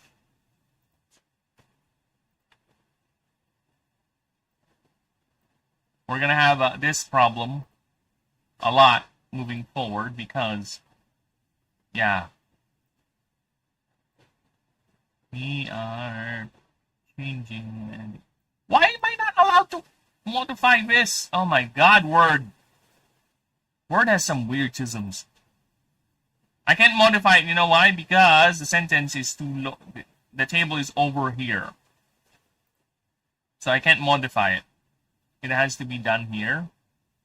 But I don't even know if I can click it from over here. Because of how dumb Word is. See? I can't click it from down here. So I need to figure out a way to get this over there. And there you go. Just remove the fucking thing and repaste it. Yay, Word. There you go. Alright. I got that settled.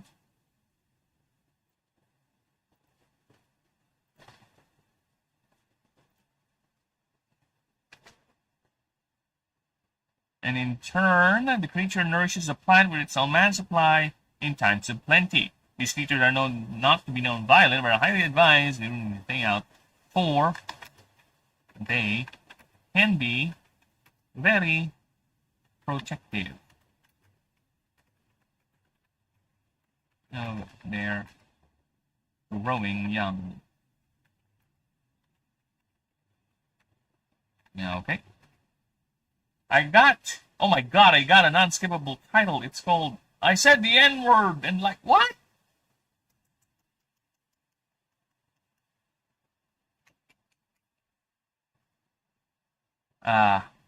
Remember when we used to throw that word? Well, when you people used to throw that word, because when you guys were slinging that word, I was busy being alone in my little world, my little RTS games. I was busy watching in the sidelines while a lot of you Counter-Strike players or MOBA Dota players are throwing those words every now and then. And I was there in the background, just listening and enjoying it. Nowadays, it's not allowed anymore. Again, context matters. Because here's the thing, right? What if you're making a documentary? What if you're making or describing something that has happened and that word needs to be said? Or what if you're making a show that is set in that time setting and that word is normally said, right, as a descriptor? So what? Because of modern sensibilities, I can't be authentic now to the timeline that I'm working on. That's the story. See? It's dumb. It's really dumb. This blanket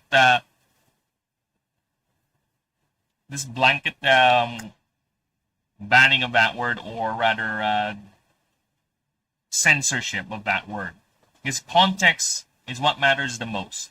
Why was it said? Why has it been said? Right? But, of course, I'm not going to say it, because YouTube is TISM. Alright? I'm trying to grow my channel. I'm trying to reach more people. I'm trying to get more subs, get at least to 1,000 subs before next year. But that's a dream. I'm more feasibly going to get to 200 subs by the end of this year. Right? Rather than 500. But I can't fault a man to dream. You can't fault a man to dream. Right? That's all we got. That's all we got. Alright, so let's see what we got here. Good man. Don't say it. Just trust me. I don't see the need to say it. There is no need. Alright. Here's the thing. There are plenty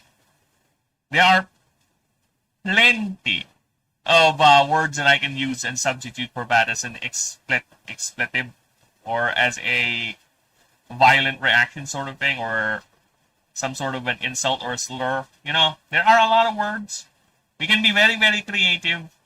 And that one never really rolls off the tongue for me. I would rather use the classy ones.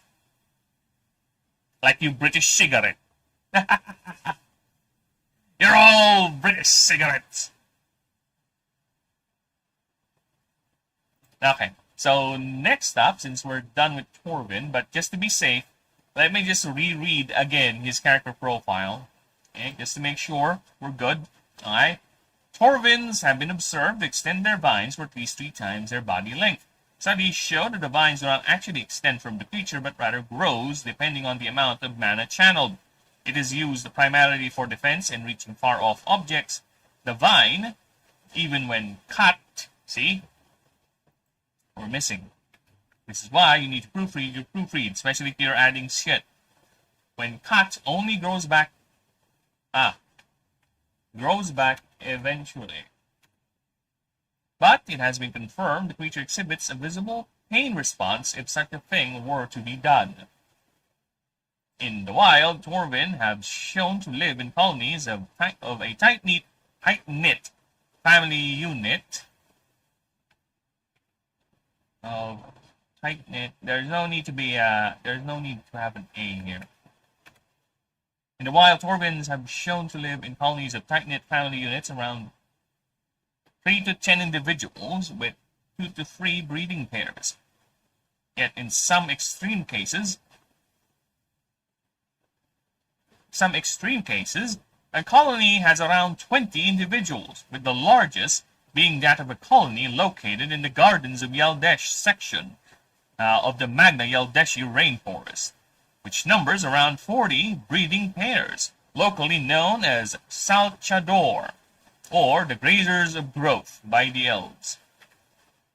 Okay? Each colony has groups of non-breeding members, which are always estimated to be around 50% of the total number of the colony's population. They are relegated into taking care of the young, food gathering, and sentry duty. As Torvins mature, they are allowed to stay in the family if food and mana is plentiful. However, most of the time they are urged to leave by the colony to locate their own territory. These urgings can be as simple as chemical signals or simply as the rest of the colony ignoring the individual. Simply as the rest of the colony ignoring the individual. Torvins are omnivorous, subsisting in a varied diet of fruits, roots, and small insects. Their shells are tough and also function as an energy source, where the moss is a unique type that processes mana to convert into sugars. The plant feeds the creature when food is scarce, and in turn, the creature nourishes the plant with its own mana supply in times of plenty. These creatures are not known to be violent, but it is highly advised during breeding seasons to stay clear of their colony nest sites, for they can be very protective of their growing young. There you go. So that is Torvin's creature profile, expanded and modified to fit the current style of the creature profile. Because, yeah, a lot of these creature profiles are not just going to be proofread, but rather going to be expanded. I can see that already, so expect that. Should I tell all you? What? I don't. Go ahead. Have fun. Fill my mind of useless facts. Maybe that would inspire me to making a creature. Why not, right? I don't see a harm to that. I don't see a reason for that to because I gotta tell you, there are types that are quite hard to design creatures for, and I think in terms of how many Pokemon designs are already out there for the grass types, I think I'm gonna have a challenge making my own flavor for the verdant typings. So yeah, give me some ideas. Probably I might chat something. All right.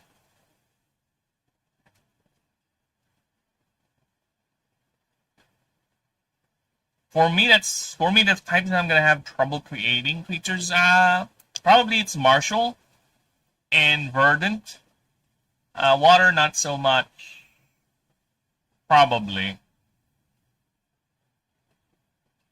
Swarmer is another thing, because I don't want all Swarmer types to be just bugs, right? Not all Swarmer types have bugs, you'll see.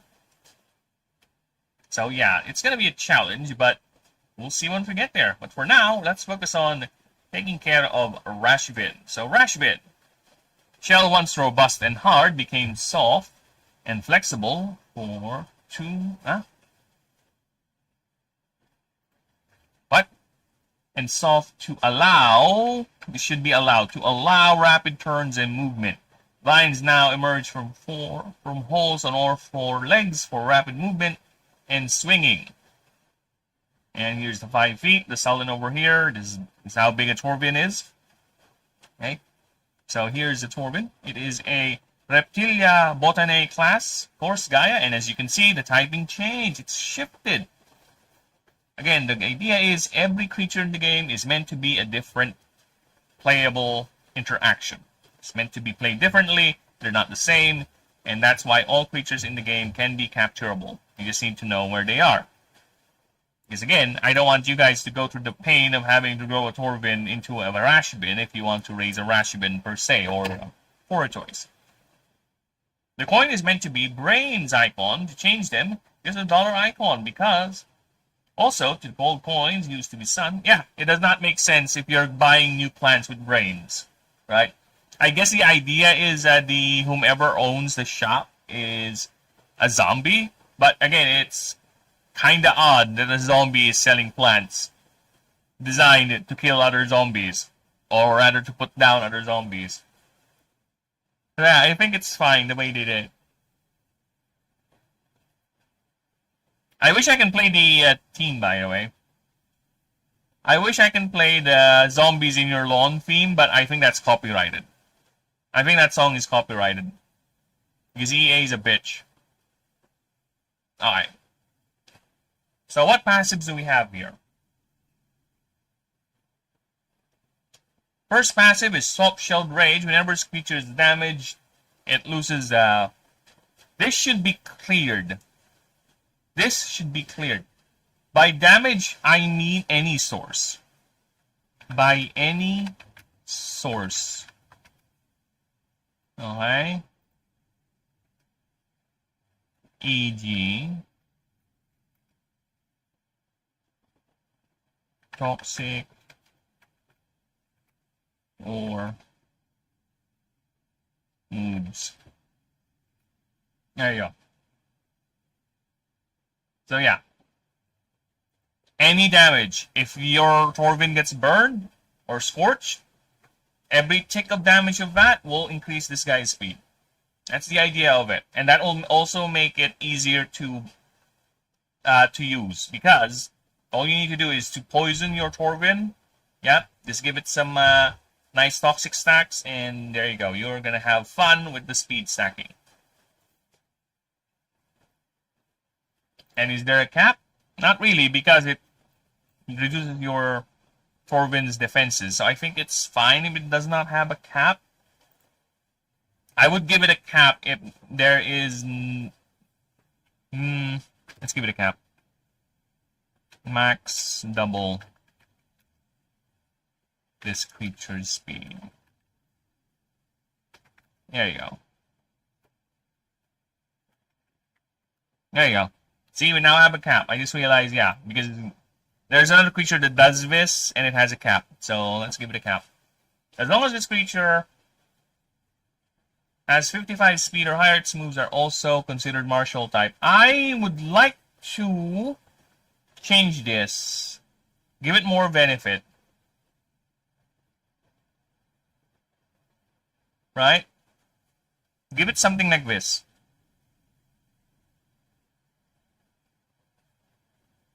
Yeah, give it something like this.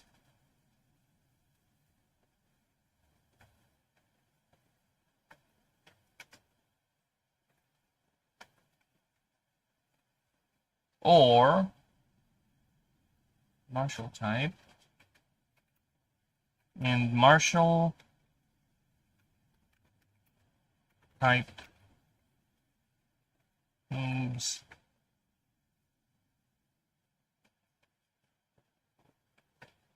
this creature's martial type moves, deal, or rather ignore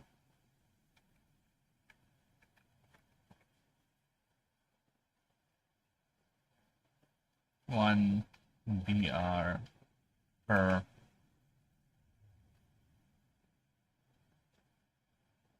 10 speed. There you go. Okay.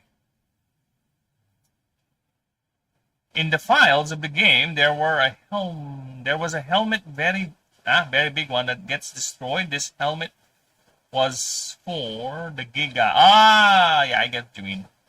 Get him just to give him red eyes. Yeah, I got what you mean. Why? Is it too much? Is it not that visible? Is that why they changed it?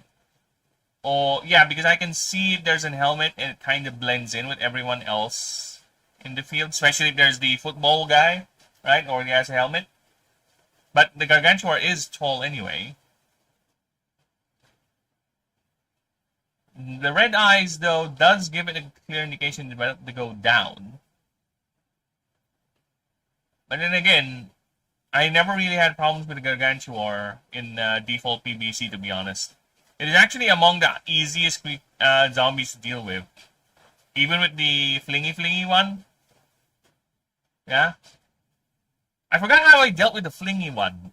Oh, I think I dealt with the flingy one by placing plants at the very end. So the way I set up, especially with the Gargantua where he flings the little imp zombie, is I have placed offensive plants at the very end of the line. Right? That way, when he throws that little fucker, it does not it always lands either at the very last tile where the offensive plant is. I just have to watch if the imp zombie is going to kill it or not, then just replace it right away. Or whenever it lands, at least the very back of the line, there's a plant shooting at it. But I think that's how I dealt with it. Then the second and the third row will be my producers. But then again, later on, I'm going to remove this third row of producers, sunflowers, because I'll have double sunflowers by then. Right? Yeah, that's how I recall doing my thing. Yeah, that one I know. I know about that one. Where it is supposed to be Michael Jackson, but they removed it. Because, yes, it is a bit distasteful. Gets 10 more power. I think we're fine with that. Okay, now let's go ahead and update the master list.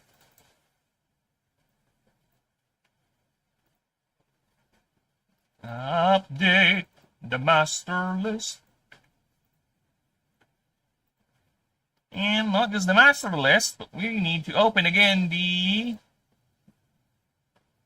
Verdant. So we can update that. Yes, I just realized there's also another thing I need to update. Oh, God's in heaven. Why do I suffer from consistency issues? Alright, so I need this to be updated. Are we gonna update this?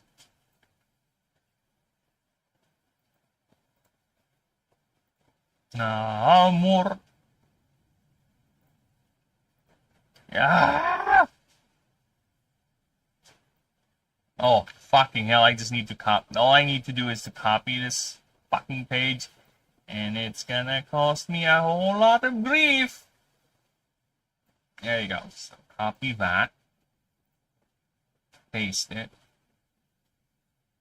And delete this page. Fuck you. There you go. Why? People hear word. The fuck is wrong with you, word?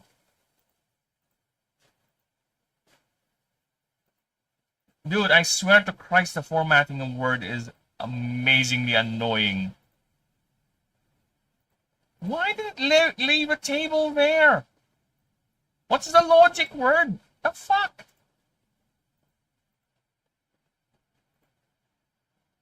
Now I can't even delete the fucking table because it's gonna go in... ugh. Fuck off. Alright. Let us continue.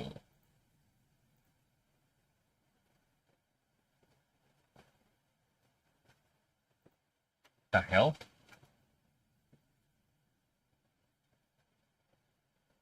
The hell happened there? Why is there an extra space? This is the problem of the proofreading bit. We're gonna have problems like this. We just need to make sure the formatting doesn't get fucked up for everyone else. Alright. So yeah, as you can see, if you're gonna look at the movesets of Torvin and Rashvin, they're completely different. See? See? Even the learned moves. Like I said, when you ascend a creature, you need to take into account the options, because you're going to lose access to this move pool. Says, yep. You know what? Give me a few moments. Since we're at the 2-hour mark, I'll be right back. I'm going to grab some water, just refresh the throat and all that. Alright? Give me a few moments. I'll put the BRB screen so you guys are going to have fun. There you go. With some quote-unquote art. I hear a noise. Must be the wind. There's a storm going on, unfortunately, people. I do apologize for that. But there is a massive storm going on just behind my window. Because my setup is basically PC table, then the window just directly behind me. Or in front of me. So yeah, that is what you're hearing. Unfortunately, very unfortunate, people. I'm going to mute the mic so you guys won't hear the storm. And I'll be right back. And if it's too loud, I might just have to end the stream, but hopefully it doesn't get to that point. I'll be right back.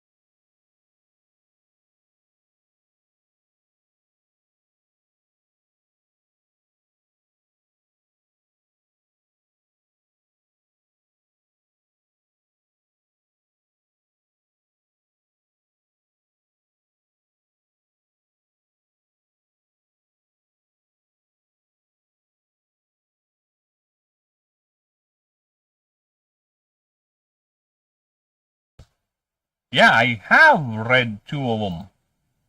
You mean the MJ one? Yep, I have responded to them. Don't tell me my mic is off. Yes, you could go back to the stream to listen to my responses, but to reiterate, yes, I know about the MJ one. I know about the Michael Jackson one. I don't know about the helmet one. But I can see why they changed the red eyes, because a helmet is going to clash with another helmeted zombie in the game. Alright, so it's time we go ahead and check out Rashbin's creature profile. Presenting Rashbin, and of all the creatures, I think Rashbin is the first one with the sexual dimorphism. So yes, female Rashbins have pink shells, or moss.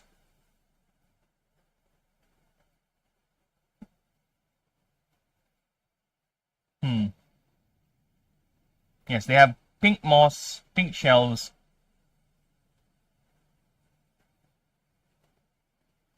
Curious. I just want to check something in real quick. Give me a few moments.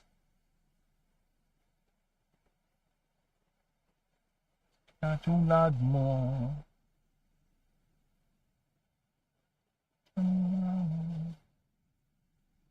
Cotabato.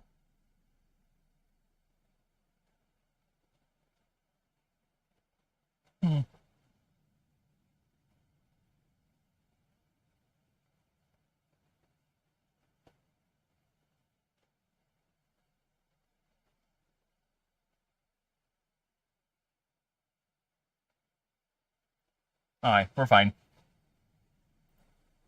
Just checking some of the drawings. Thanks how consistent I am with the backgrounds. This one is overly detailed, to be honest.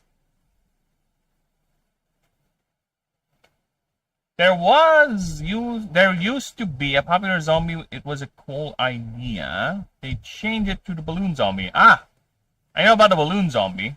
What's the other one? What's the idea? A balloon zombie is easy to deal with. You just need the blowy one. You just have a free space. Just a blowy one. That's it. Alright. Let's check about what is going on with the rash bin. Oh, fuck you, Four Toys. Get out of here.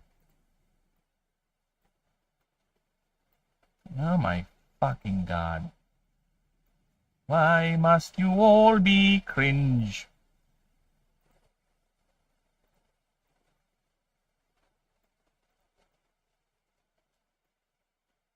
Why must you all be... Oh my god, it just... Dude, all of that pain and misery happened because I moved a table. All of that fucked up the entire thing just because I moved a fucking table so I can probably expand it. Oh my fucking god, sometimes word just exists to annoy me, people. I swear to Christ. You know what? No, I'm gonna leave that blank page for now, just in case. I might move things even more. Right? So we're gonna keep that blank page, because the last thing I want is to ruin the formatting of this entire document. Because Word is a tism brain. Alright. Go to sleep, me go sleep. Okay, me sleep. Night, Gargantuan. And thank you for stopping by. Appreciate you being here. Have a good night. And may the land of dreams carry you to the most pleasant of places. May it fill your imagination with such glorious sights. And may it never dim. Have a good one. Alright. Now, either way, we continue our journey.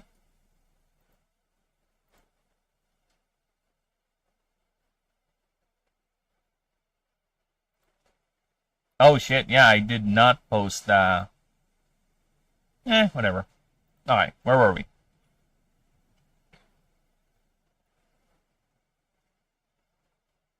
So this is the creature profile of the Rashvin.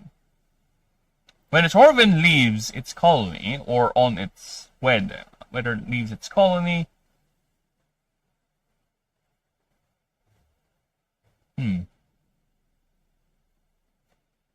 or for some reason becomes isolated and alone, and on its own, I already have that, on its own, the pressures to survive outside the family unit causes the Torvin to ascend, to violently ascend.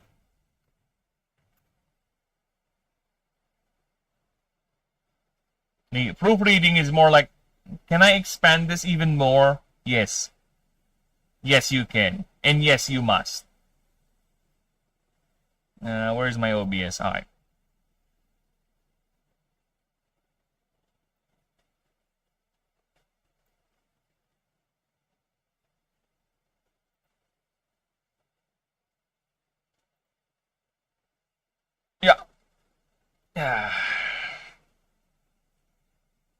Violently ascend, while in cases of high mana saturation,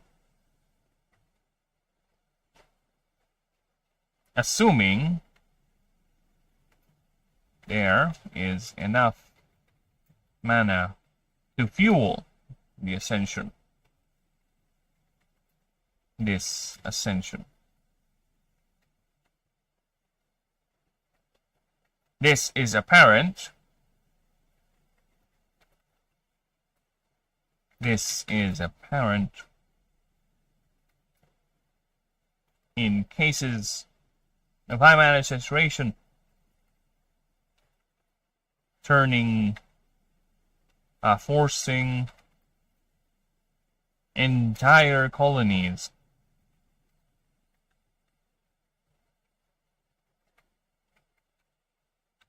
to ascend.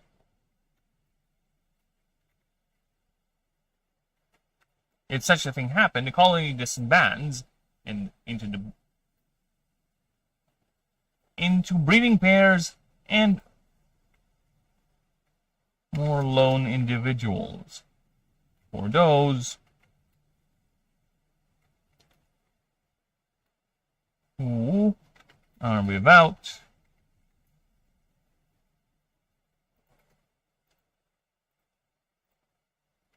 without a partner at the time of ascension. Oh my god, here we go. Yes, we're gonna be fighting with Word. Word is so very, very fun. Oh, fuck you, Word! Whoa! Why are you annoying? Whoa! Word is such a known player. Okay.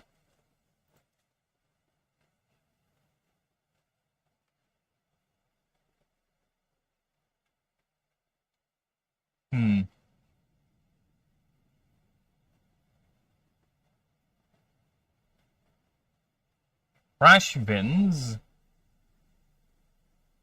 lose their sturdy shells in exchange for a flexible one that bends to accommodate its high energy and highly aggressive. And no, we already have the word high over there. And very aggressive lifestyle. Rashivans are known to swing from T-tops to use its vines to propel itself faster.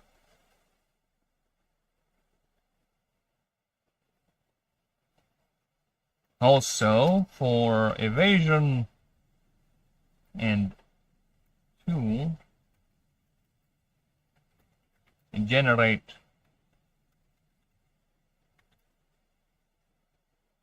great momentum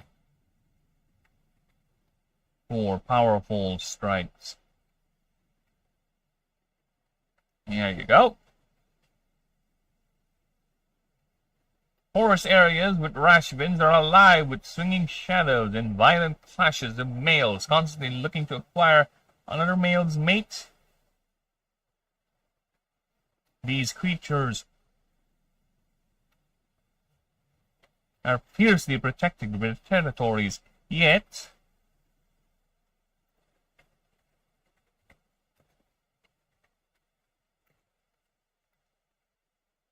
they are rarely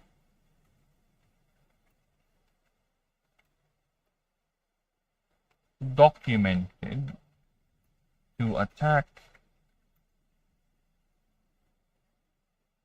non-members of their species unless they are seen as a direct threat. Storage of the globe, it's a real trip. drip, drip, and man. You're the Sandman by the sand, stoking up the thirst of the land, ocean man. You can go to one amazement at the overman. Ocean man. You got the castle, the shine like man. Oh, the light falls big in sand, taking up the thirst of the land, ocean man.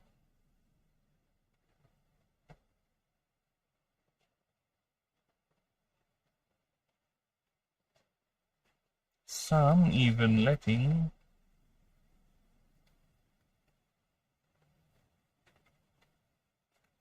are even known to shelter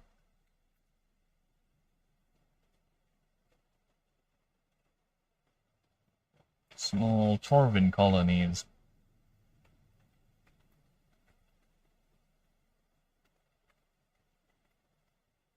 For a time being. As long as there is plenty of food and it's not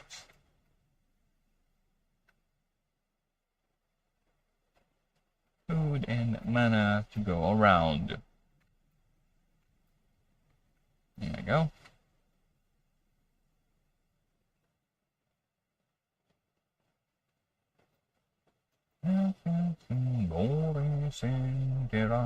Alright. Next up.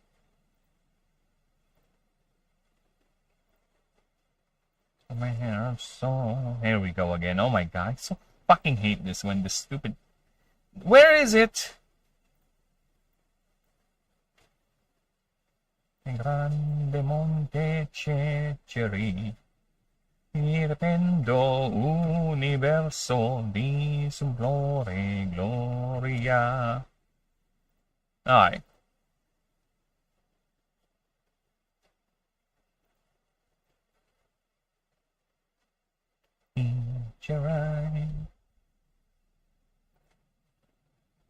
Alright. Continuing on.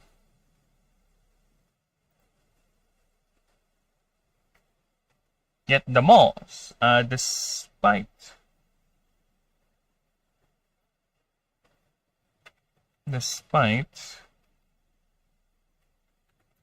its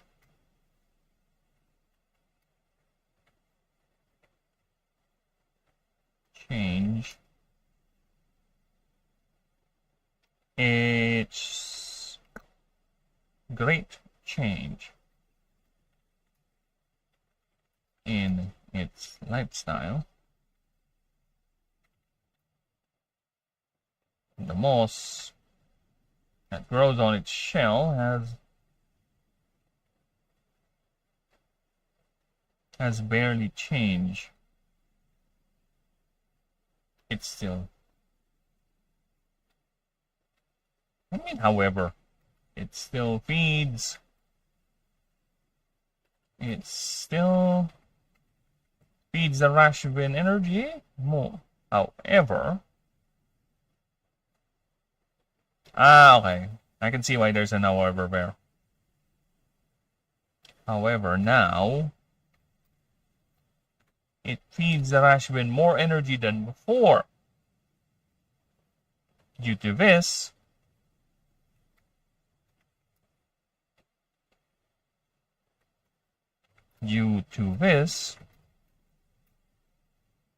Rashvins have lost their affinity for geomantic arcana in exchange to feed the moss more mana.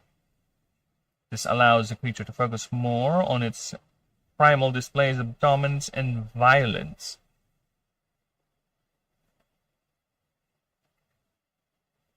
Cutting down feeding time. Cutting down the requirement, the need to actually hunt,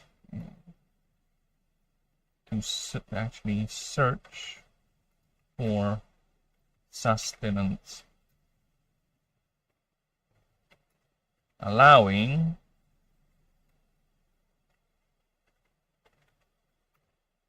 the creature to focus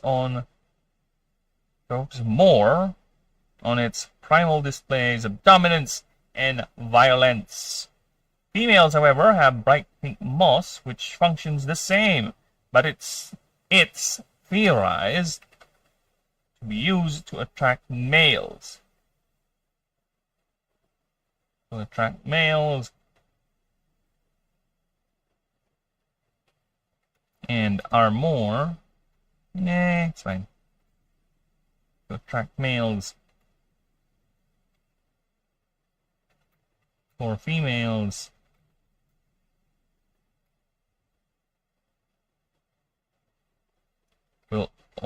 are never seen without a male partner or a male courting her. Whoa. Okay. Females are less aggressive.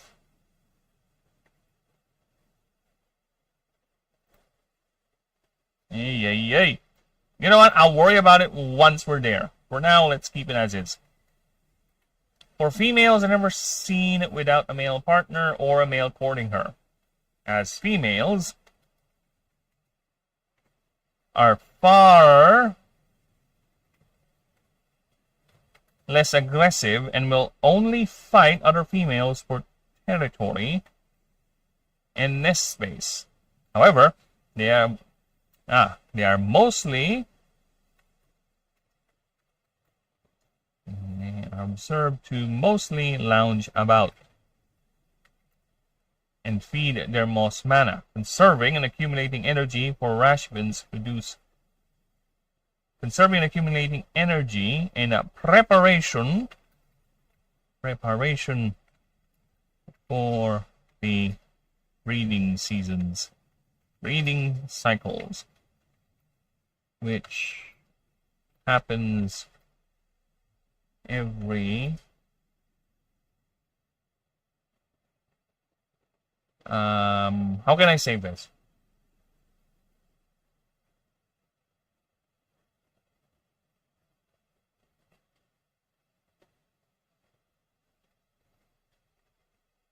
Six months. Happens every 6 months. Six! Not 6. Well, it is about 6, but not what I'm typing. Every 6 months. Rashbins are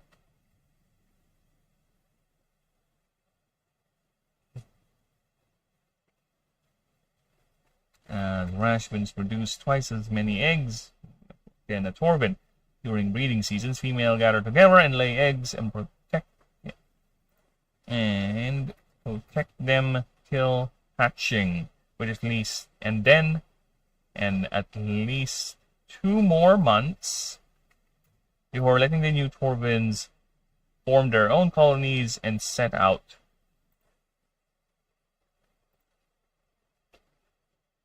And all this time, the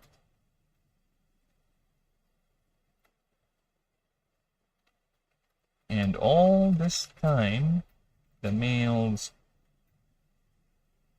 hang out in the perimeter of the nest,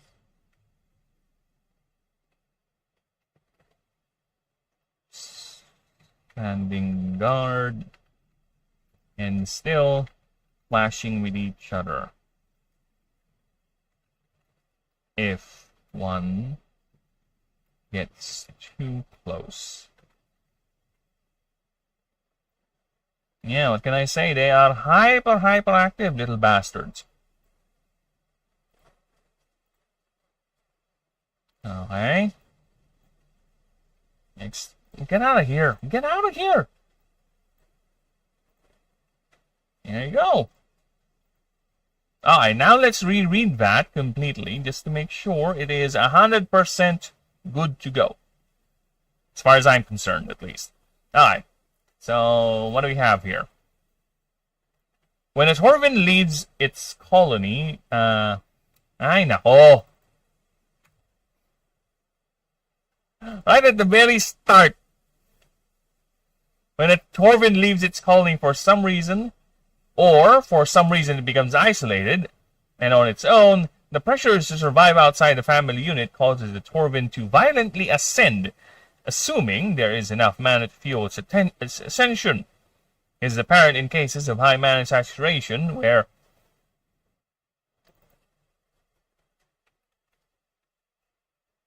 entire colonies ascend together. Oh my fucking god, really? Ascend together. If such a thing happens, the colony disbands into breeding pairs or lone individuals for those who are without a partner at the time of ascension.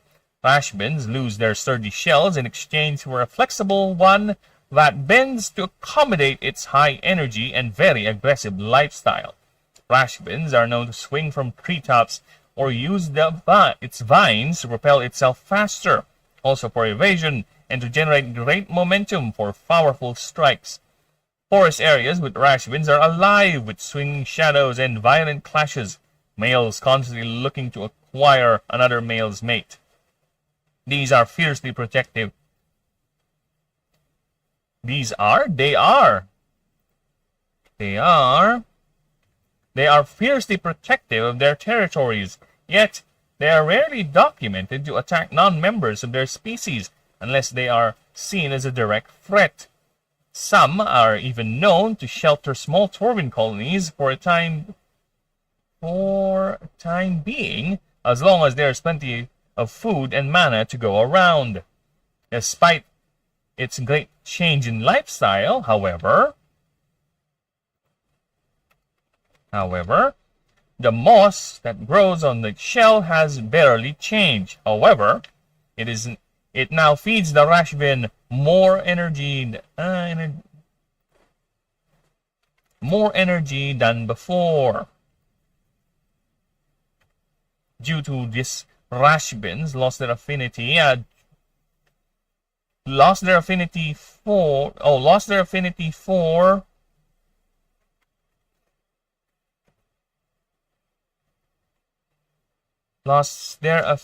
for oh yeah, that is already correct, idiot. Lost their affinity for geomantic arcana in exchange to feed the moss more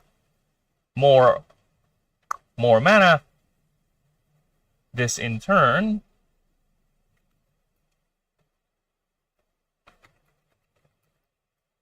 cuts down the need to actually search for sustenance, allowing the creature to focus more on its primal displays of dominance and violence.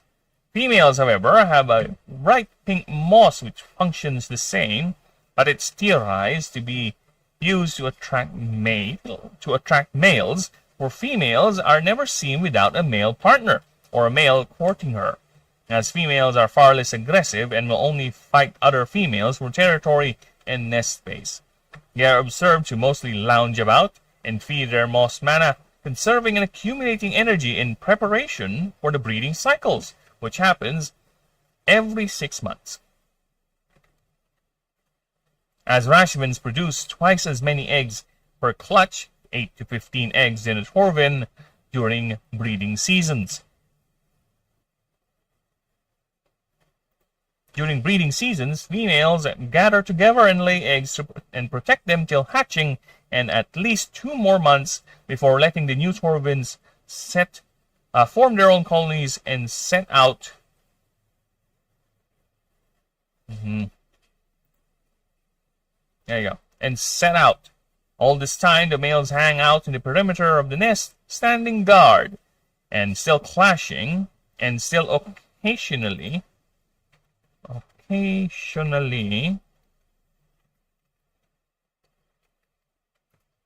flashing if another male gets too close. There you go. There you go. Alright, now I can delete this page. Fuck. Alright.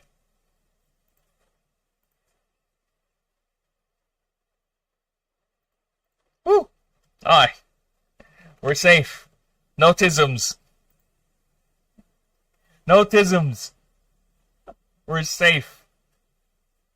Alright. Now let's go meet Fortoise. What is Fortoise? Or Fortoise? Dude, when I had the AI read the names, like, it reads it Fortoise, like, Fortoise. I kind of like it. It's like a Pokemon. Pineco. Pineco is a Pokemon, a second-gen Pokemon that looks like this. Alright, let's pull him up. Alright, this is Pineco. Or, right? I really like its name because, at first, I read this thing as Pineco. Yes, I read it as Pineco, and it sounds, unique, right? For me. Then I realized it's actually read as Pineco. I was like, oh, that's boring. Now it's obviously a Pinecode. Aw, I kinda prefer it being called Pineco. It sounds more unique. But yeah. Yeah, this is an interesting design. This is type of Pokemon I kinda like. These concepts that are so not humanoid with their evolutions. Because look at that fortress. Look at that. Very unique in its term concept. But no. You know, you barely see Pokemon like this nowadays. This is Gen 2, by the way. Yeah, and I don't think Pineco is considered to be a good Pokemon, too, for the competitive side of things. Yeah, this is Pineco. Oh, look, they have little strings. They should be, right? Yeah, and I think this thing is hopping. Like, Yeah, because it's supposed to be like a bagworm that hangs on a forest. I don't even know why that Pineco is below, but you know what? Whatever. Yeah. I really like Pineco and Fortress's design. Very unique in terms of the Pokemon world. Nowadays, it's mostly humanoid.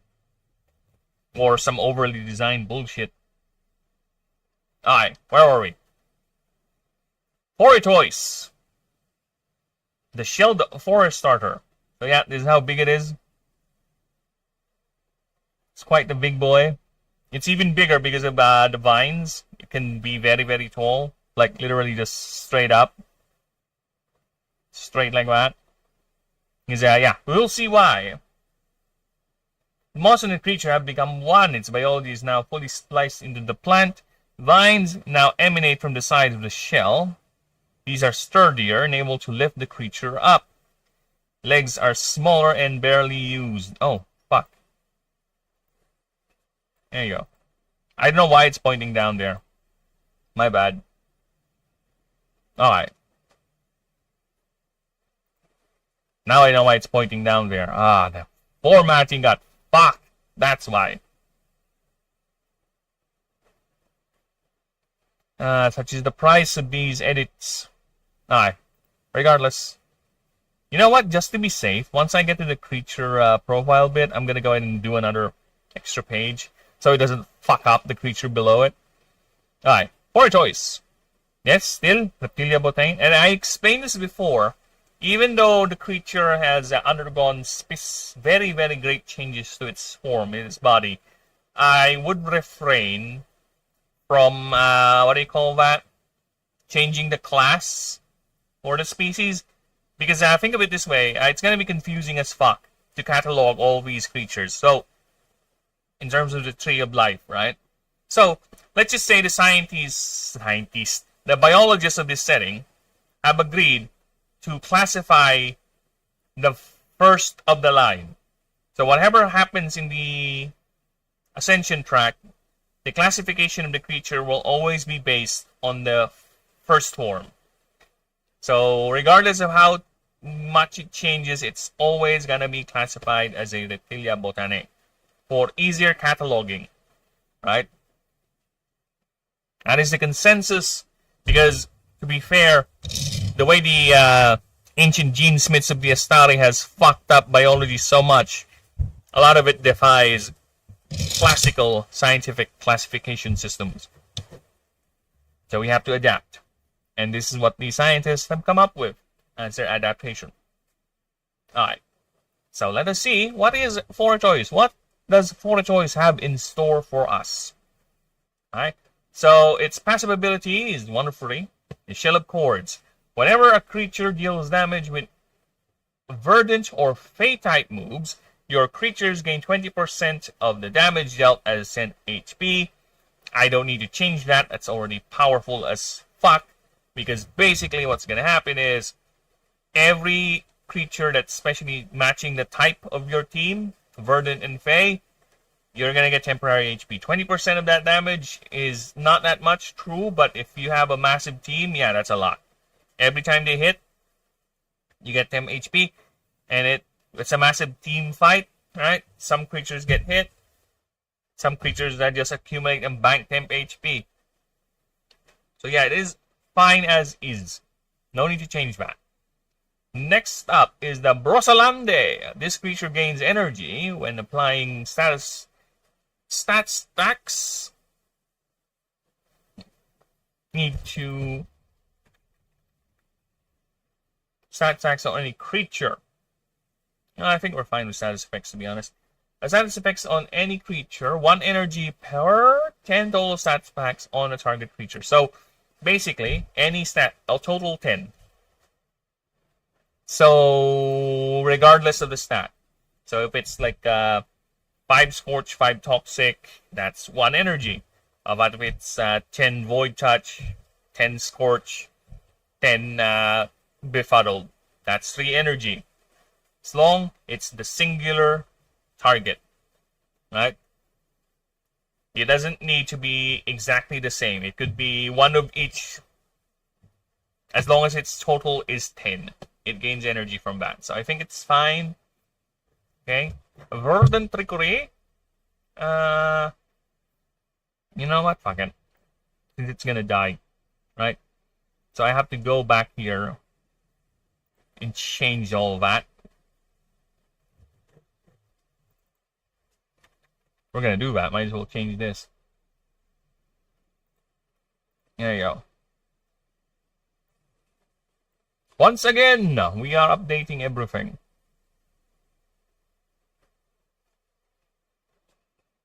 You know what? I'm gonna deal with that later. I'm gonna deal with that later because I have an idea just to do it in one go. Alright. That's been updated. Let's save that. Ascension.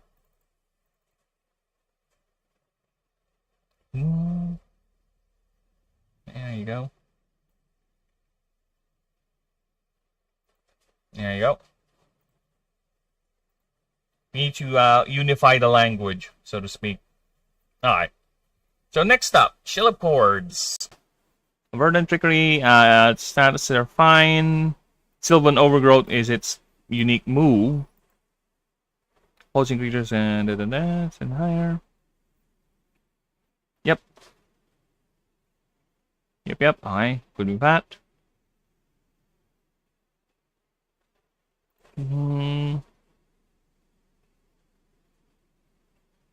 Yep, alright. This should be bold. Ascension line, yeah, consistent. Now for the creature profile. Let's see what we have been stored for us. Actually, give me a moment. I'll be right back. The thirst is real. I am a thirsty boy. Not I'm horny. I just want some thirst. Alright, I'll be right back. I'm gonna drink some water. Because I am an auteur.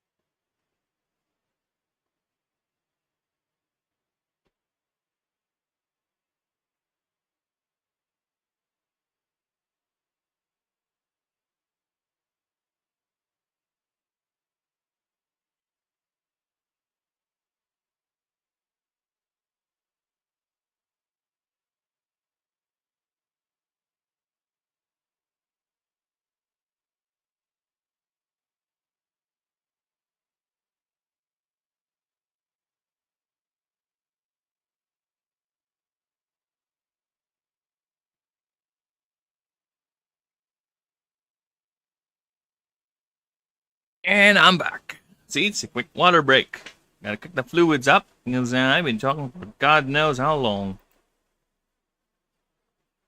Aye. Yep, we're back on both fronts. Just nice. Alright, so it's time we continue. This. I needed space. We need space. Nimdal, go back a bit. So you don't get fucked up if I change anything here with the format.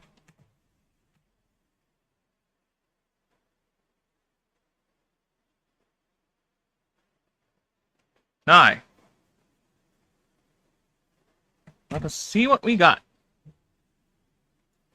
Foretois.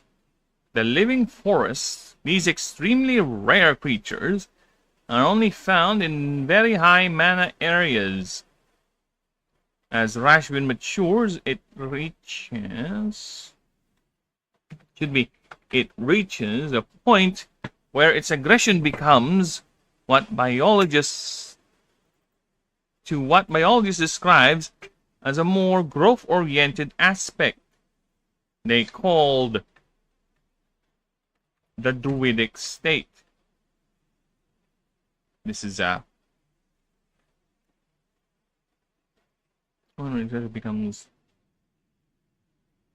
This is also evident as the moss growing on its shell undergoes a sort of aggressive growth of its own.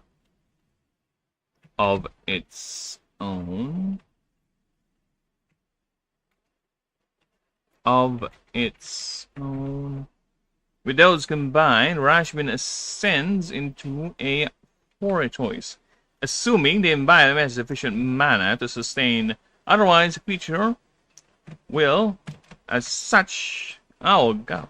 What the fuck is that? Otherwise, the creature will stay as such till it does find sufficient mana. Find sufficient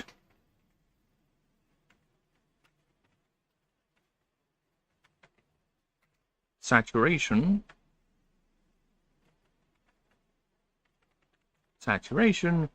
or it does not till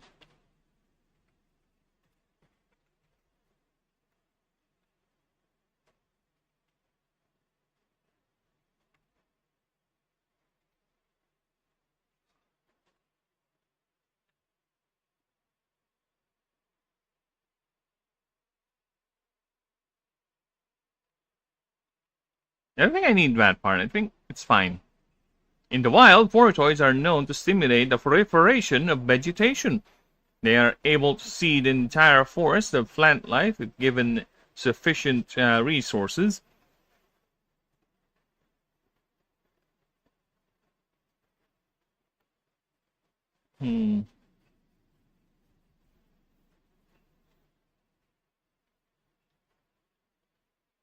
They are always found in very lush areas, primarily in the southwest portion of the continent.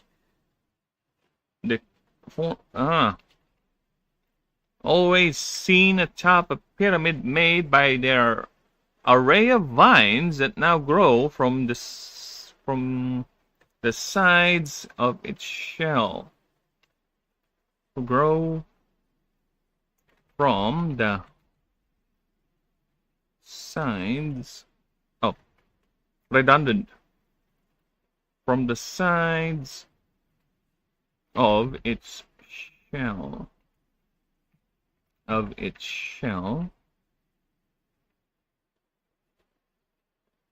Emanating from holes. From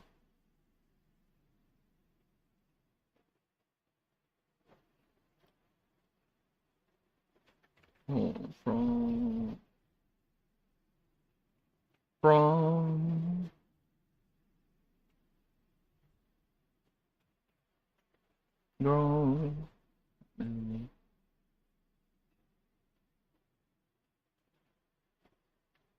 that grow from...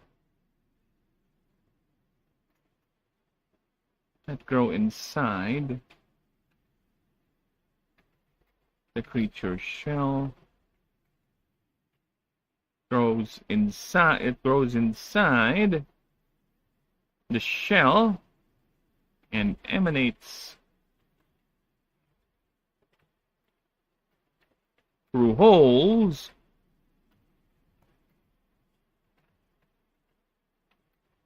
from the sides of its shell. For the moss and the creature are now fully integrated into each other's biology, as they are now classified as one being. With this, Choice is able to subsist only by absorbing ambient mana and photosynthesis. Though in lean times it will consume a diet of plants and small insects, this analogous existence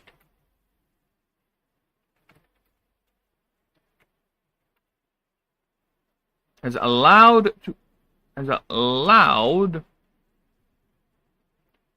Choice to manifest greater feats of arcane power, able to produce spores to debilitate, heal, or protect, as well as control all 14 vines, as if each contain their own independent intelligence.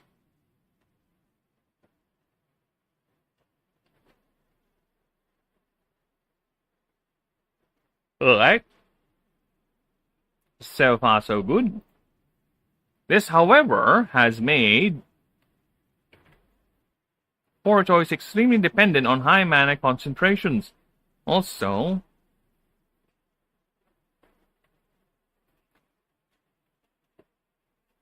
as its limbs have become reduced to a point where it cannot even carry its own weight, only rarely used for grasping during breeding season. During grasping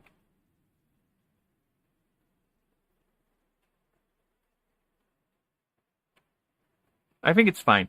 For grasping, since it relegates all its locomotive and prehensile tasks to its 14 highly dexterous and flexible vines, which now has a bud at its tip and produces and releases spores of many different functionalities.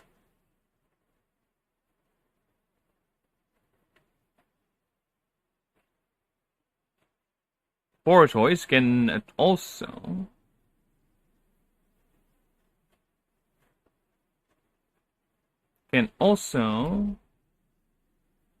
attract colonies of Torvins, where they live close by.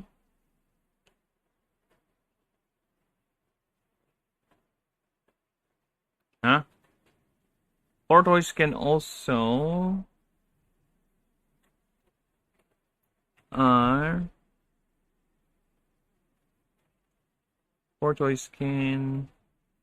attract colonies of Torvins, which live close by. It should be which live close by and under the shadow of its protection. Choice are also known to produce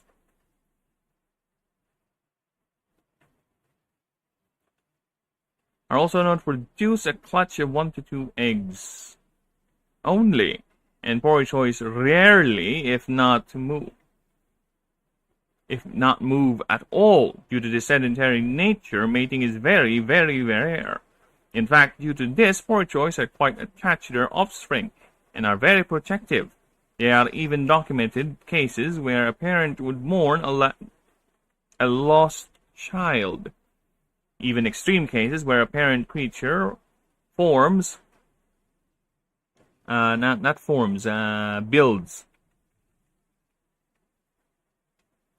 sort of tomb for its lost offspring,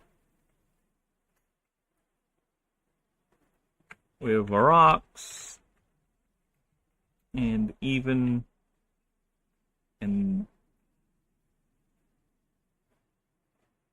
decorating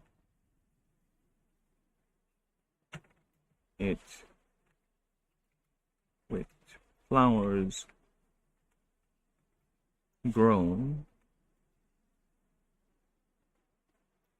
seeded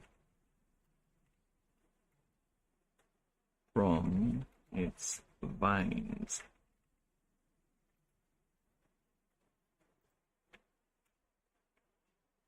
There you go.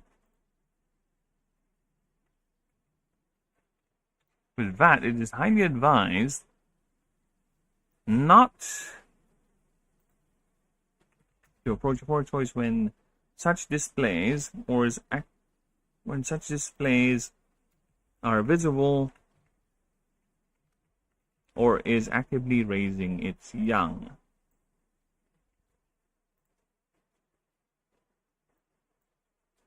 Why are you doing that?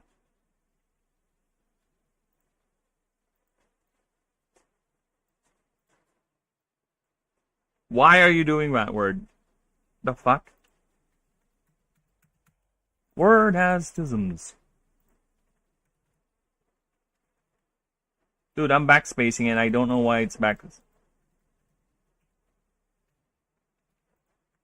I don't know why it's not going up. I don't know, Word has a really different, has a weird rule set, right? When it comes to formatting these things. Now look at that. Now it's giving me all the trouble in the universe. Because it keeps on forcing this thing does not belong up there and there's no space for it. Even though there's clearly space for it.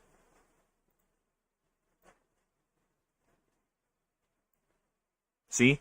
I keep putting it there, but it keeps on insisting, no, it does not fit up here. No. See? I don't know. And even if I backspace, it doesn't matter or change anything, see? Oh my god. I swear to Christ. Word exists just to annoy me. I don't know why. I don't know why. I don't know why it insists on doing all these weird things. There is no reason for you not to... Oh my fucking god, look at that. Why is it not moved at all? I don't know. I don't get it. Why is it not moving up? Why is this table stuck or insists to be like that? There is no clear reason for it to be like that. Other than just to annoy me. Oh my god. Thank you. You dickwad.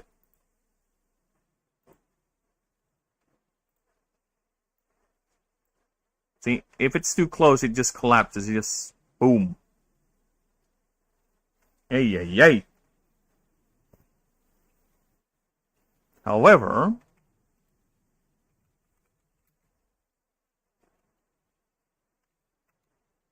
yet poachers are known, yet many still enter these sites to collect fortuitous spores and nectar, for they are highly arcane sensitive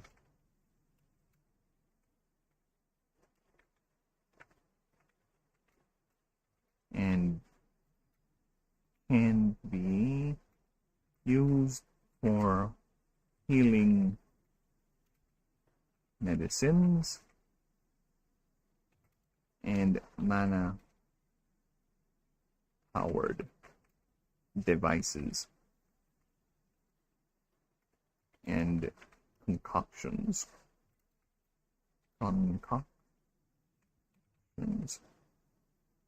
Oh my. I don't even know why the entire thing just decided to go down. It does not make a whole lick of sense to me why the entire thing just had to do that and just boom. I just don't get it. I really don't get certain proclivities Word has when it's with its formatting, right? It's fascinating. Why did the entire thing, like all of these move and this thing stayed here? The entire thing does not make sense, Word, you fuck. Alright. 3 hour mark. Let me just check the streams. How we doing, streams? We good? We alive? We okay? Oh, thank you, thank you. Streams appears to be very okay and alive.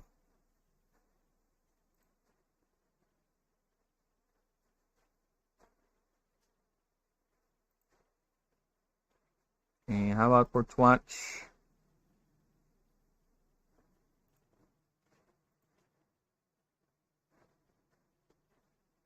Okay, so let us continue.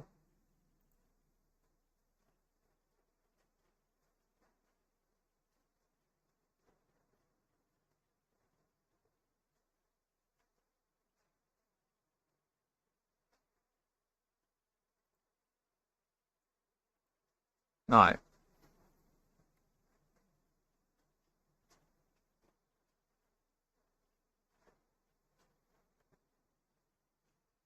Because of this,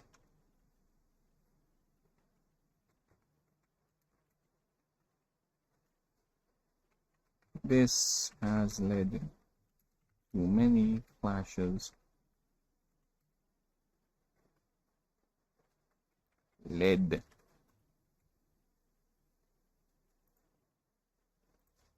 to many clashes between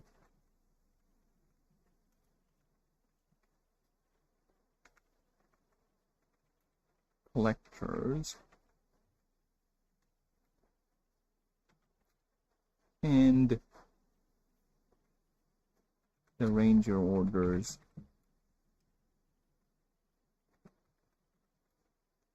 protecting these sites.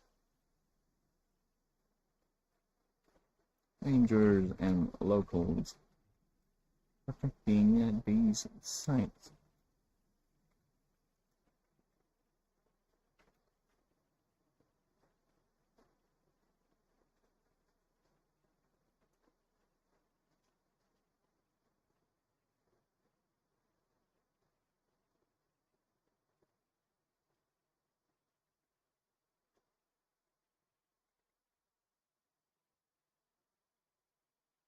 As over harvesting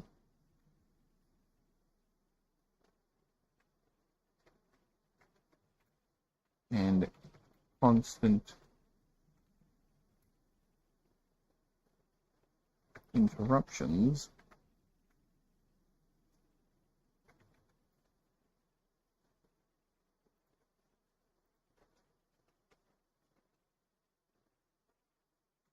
might cause greater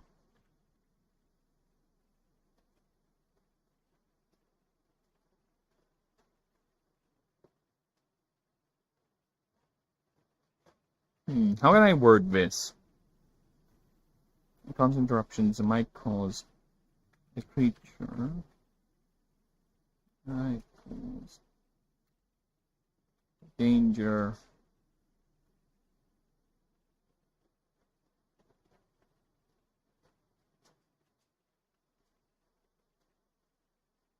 has been documented where the creature is as barely as for the creature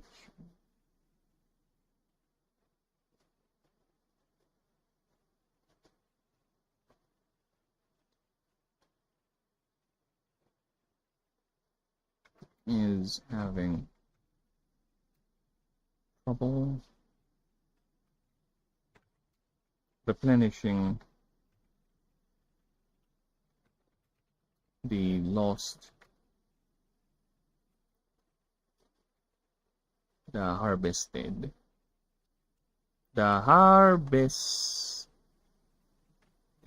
resource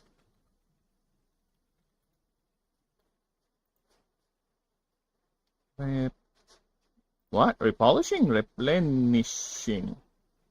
I guess that's confusing it. Replenishing the harvested resources, which is becoming more and more of an issue.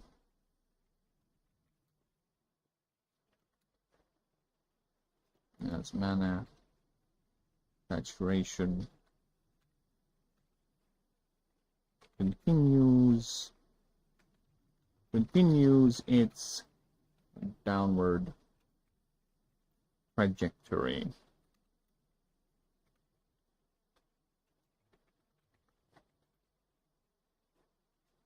Alright, now, fuck you, word. Now, the problem of everyone, every time I do these edits. Alright, thank God. Alright, let me just read that one last time, just so we are sure nothing is fucked up. Alright? Lore choice, the living forest, these extremely rare creatures are only found in very high mana areas. As a Rashman matures, it reaches a point where its aggression becomes what biologists describe as a more growth-oriented aspect they call the druidic state. This is also evident as the moss growing on its shell undergoes a sort of aggressive growth of its own. With those combined, Rashman ascends into a foretoise, assuming, of course, the environment has sufficient mana to sustain the ascension process.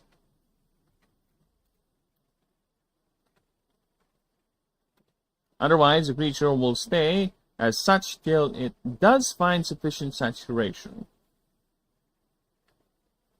In the wild, foretoids are known to stimulate a proliferation of vegetation, able to seed entire forests of plant life if given enough sufficient resources. They are always found in the very lush areas, primarily in the southwest portion of the continent. Always seen atop a pyramid made by their array of vines that now grows inside the shell and emanates through holes from both sides of its shell, from inside its shell, from the side of its shell, from its sides. I think that's already understood that we're talking about the shell. From its sides. For the moss and the creature are now fully integrated into each other's biology, as they are now classified as one being. With this, foretoid is able to subsist only by absorbing ambient mana and photosynthesis, though in lean times it will consume a diet of plants and small insects. This analogous existence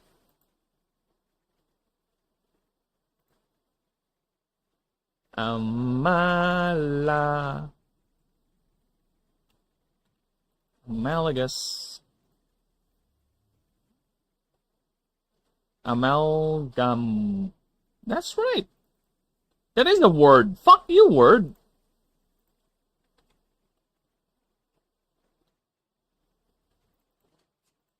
Is it not?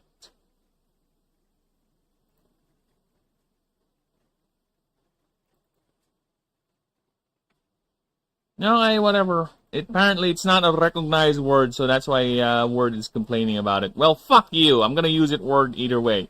This analogous existence has allowed the foretoids to manifest greater feats of arcane power, able to produce spores to debilitate, heal, or protect, as well as control all 14 vines as if they each contain their own independent intelligence.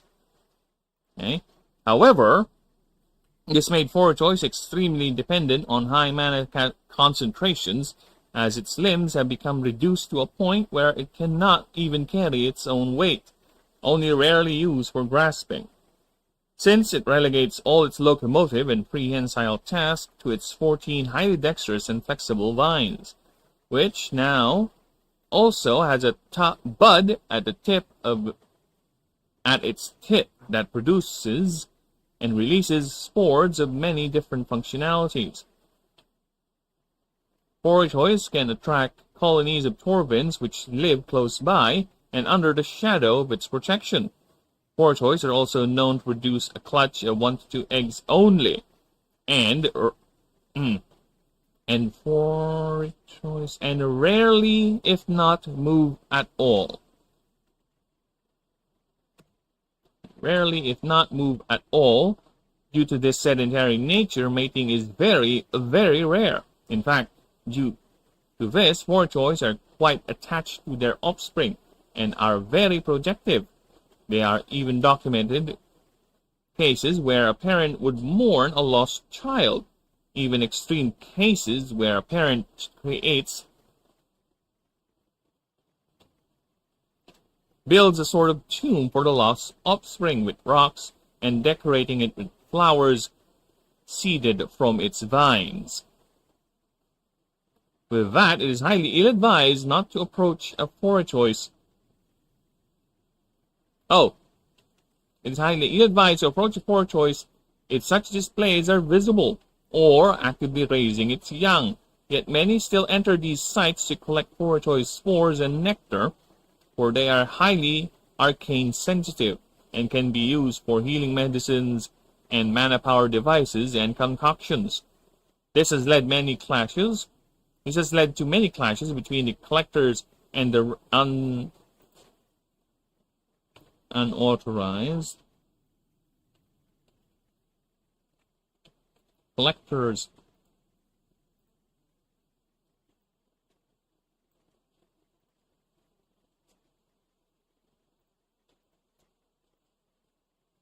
Fuck me.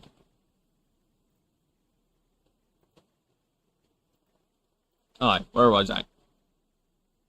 This has led to many clashes between unauthorized collectors and the rangers. With unauthorized clashes between unauthorized clashes between unauthorized collectors, the rangers, and the locals protecting these sites, as overharvesting has been documented where the creature has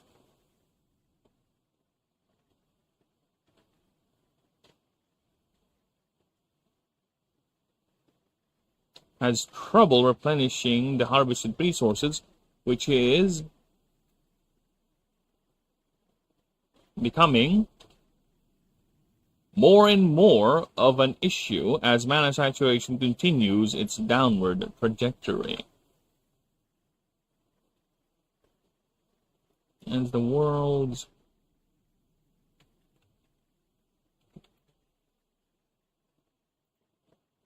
there you go. Okay. Now with that done, just delete this. Delete. There you go. So Nimdal is here. Hello, Nimdal. You bastard. Alright. So with that, I am going to go ahead and basically here's what we're going to do to save us a lot of time. So I'm going to go ahead and grab all this. Oh, wait. Wait. Wrong. I'm going to grab all... I'm going to grab all this. Right, and grab all this. Okay. And I'm going to go to the creature dock. The separate creature dock. For Verdant. Over here. Right. I'm going to do that. Then I'm going to go down here.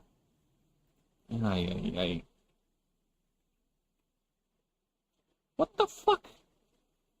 Dude, I swear to Christ, you're weird. Alright, so we're gonna go down here, all the way down here, and grab all... Oh, I said grab all this, not do that, you dumb cunt. Alright. Grab all that up until the creature profile and paste. There you go. That should save us a lot of time, and that's what I'm going to do with Nimble moving forward too. So you don't need to do it one by one every time, because yeah, most likely there will be changes for the whole thing anyway. So yeah. Let's save this some time. Let's save that. There you go. And done. Okay, so that's one starter line done in 3 hours. It's fine. It's fine, it's fine. Alright, so let us continue.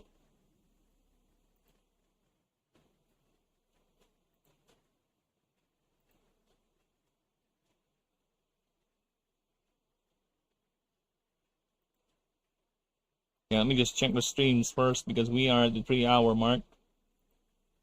I don't even know if I already did this, but you know what? It's fine. Okay, how are you doing, stream? You alive? You okay? You good?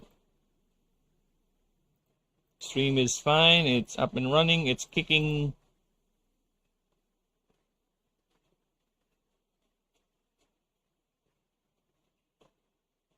Okay. Let's go back here. Alright, so let us continue.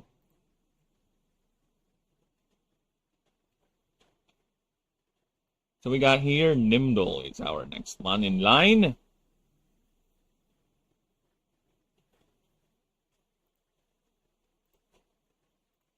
Yeah, I just remembered. We're getting flagged a lot with the... Yeah, the Halo music, by the way, I hate that. It got flagged again. So I gotta refrain from using Yeah, I'm gonna refrain using new soundtracks or ambient music for now, for the time being. Because I don't like getting these flags every goddamn time I stream, alright? It is unfortunate, but what are we gonna do? See? Main theme, main Halo Trilogy theme got flagged. Why am I not surprised?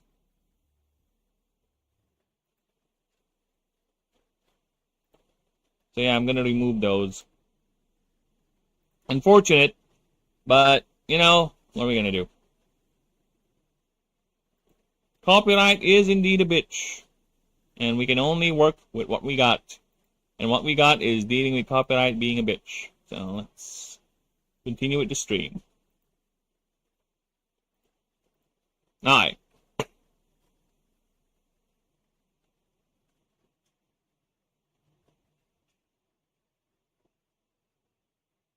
Next up, what we got here?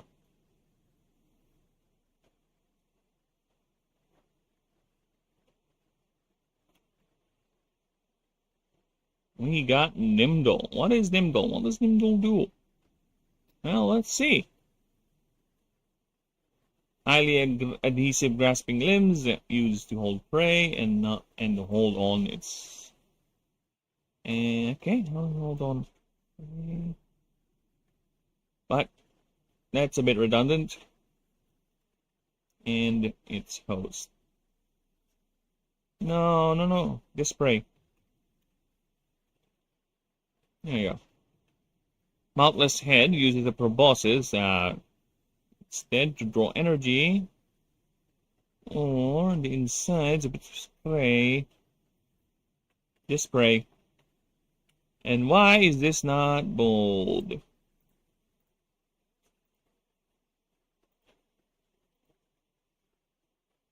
Abdomen uses jets of water to propel itself. Alright.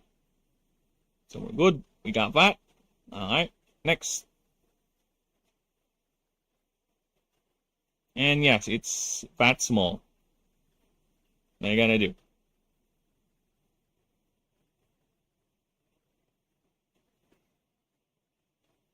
And what is Nimble? It is a class Insecta. It's a Gaia type. Gaia Spear still because it's a Swarmer primary and it's a water type. And what does it do? What does it indeed do? Well, here it is what it does.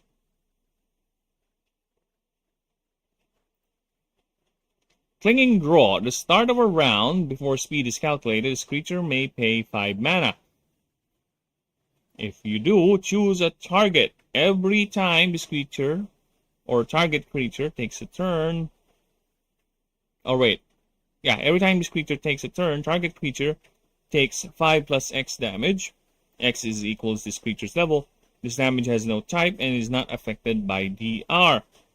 This creature heals HP based on the damage done during this target creature's turn. It can roll a 1d20. On a 16 up, it loses this effect. So basically, yeah, it has a chance to shrug it off. And that's how sticky it is. And it's a life steal. Constantly draining HP.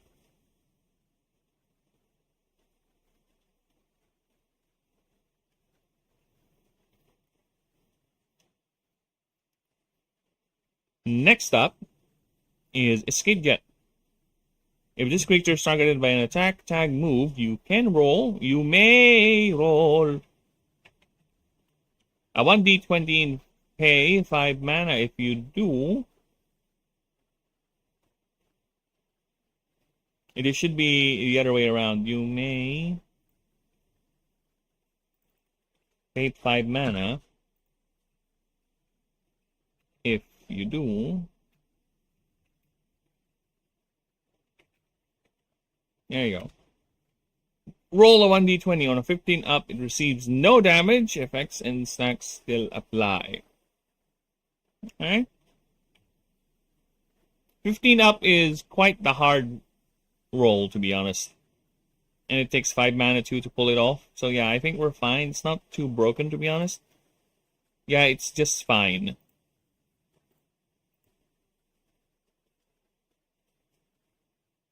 Yeah, we're fine on that. Not really a problem.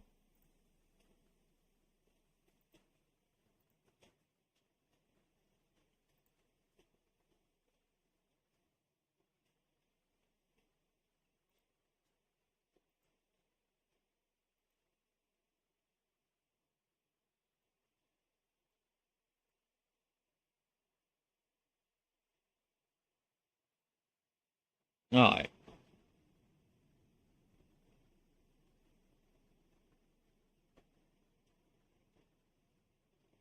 So next up, Swarming Fury. If you have more than 2 creatures in the field, this creature gets plus 20% more damage. So yeah, it's fine with that.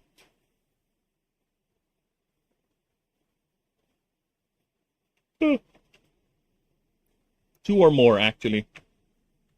2 or more. There you go. That's much more easier to pull off. 4 more creatures in the field. Stats are fine. Energy Latch. 1 mana. Uses 4 mana. This creature gains. Yeah, we're fine with that. Ascension Line. Yeah, we're fine with that. Now for the profile. The profile. Okay. With that, I need to create another blank page over here so this doesn't fuck up Holy Coon just in case. I might end up doing Flumpy Flumps. Alright. Ah! Hierarchisms. Ah!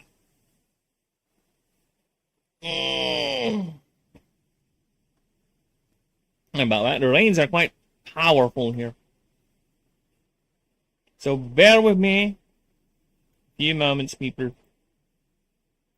Hopefully it's not too loud, but there's nothing I can do actually. If it's really just too loud, that's it. We'll just have to deal with it. Unfortunate, but true.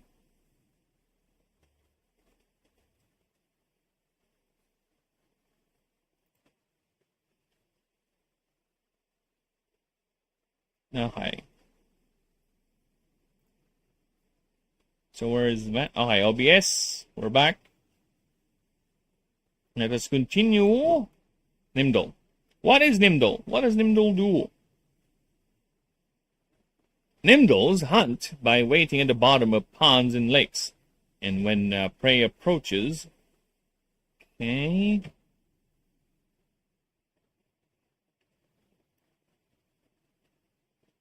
And when prey approaches, which is basically any living entity of any size and species, it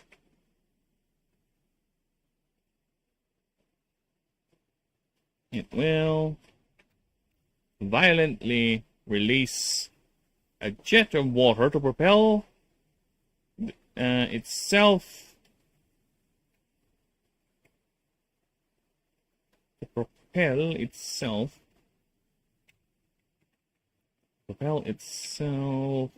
towards its target using their back legs as fins, making micro adjustments if needed.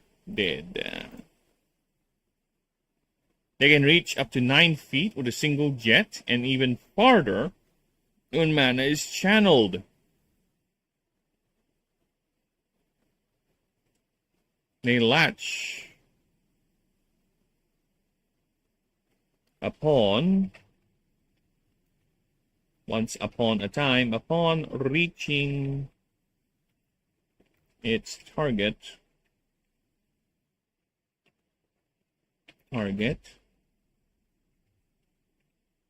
They latch onto the unfortunate prey using 4 grasping limbs laced with mana-enhanced adhesive.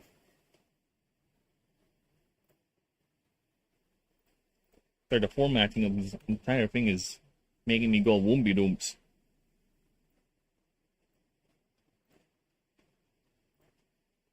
Moon, you saw me standing alone, without a dream in my heart, without a love of my own. Blue moon, that's what I was there for. You heard me saying a prayer for someone I really could care for. Upon reaching its target, they latch onto the unfortunate prey using those 4 grasping limbs laced with mana-enhanced adhesive properties.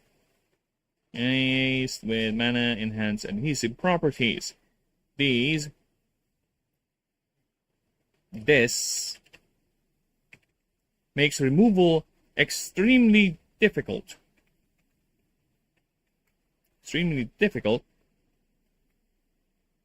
Without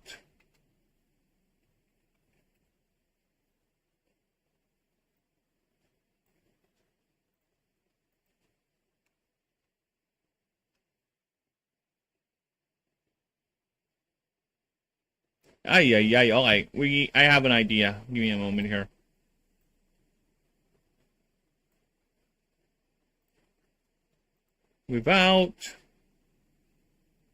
I think you know my idea. It is simple.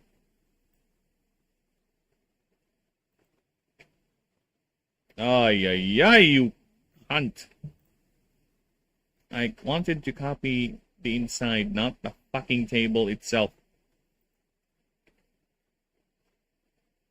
And adore me. Look, the moon had turned to gold. Gloomy moon, I'm no longer alone. You have the dream in my heart, without a love of my own. Blue moon. Aye, that looks more uniform rather than the chaos it was before. Aye. Without assistance assistance or the application of great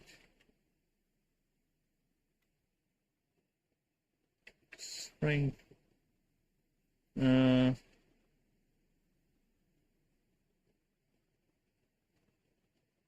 great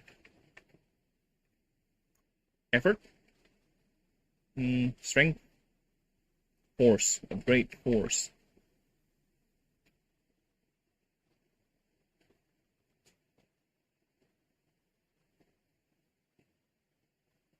Or harming assistance, the application of great force, or harming the creature to the point it detaches on its own. Detaches on its own. There you go. While for even smaller prey, like small fish, there is no escape. Their fates are sealed as they sink onto the bottom along with its captor.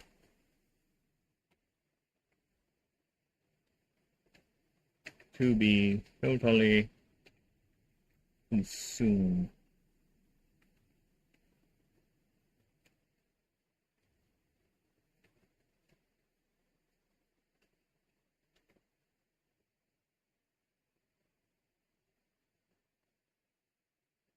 Okay.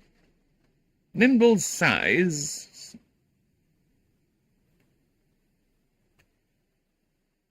for Nimble's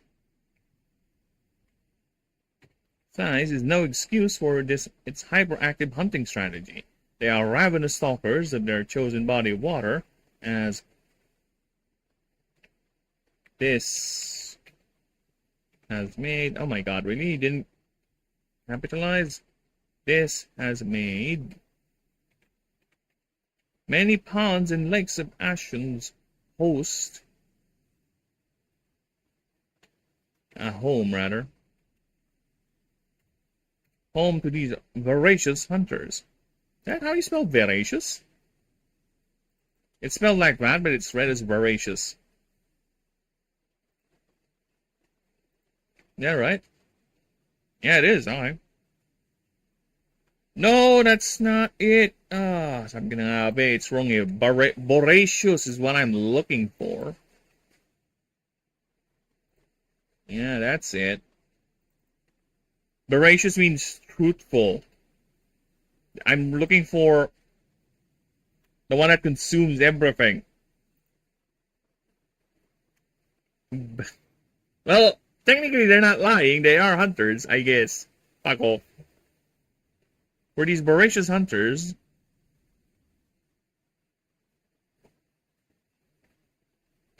this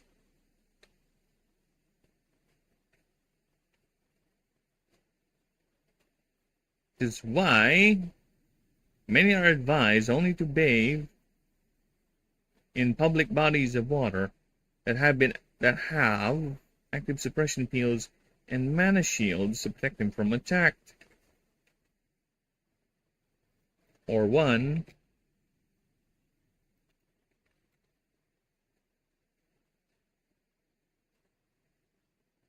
another exception,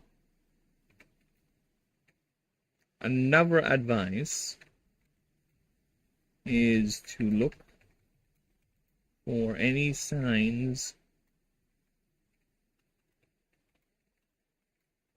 of active of Nimdos in said body of water.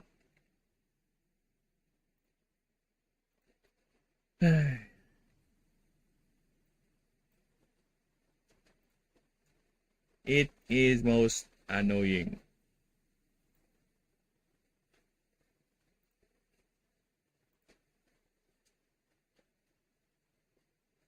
What the fuck? Where am I?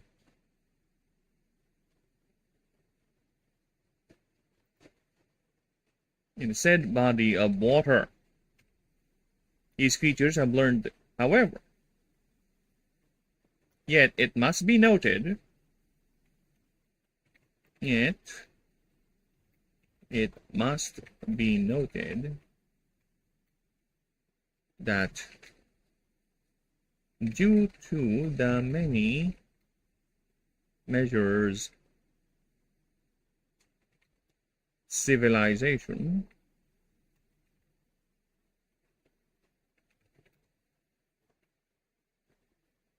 has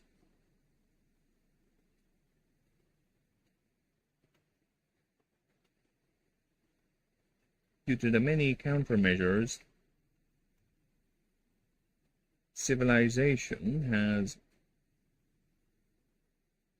has made, these creatures have learned to stay clear of attacking sentient races due to these.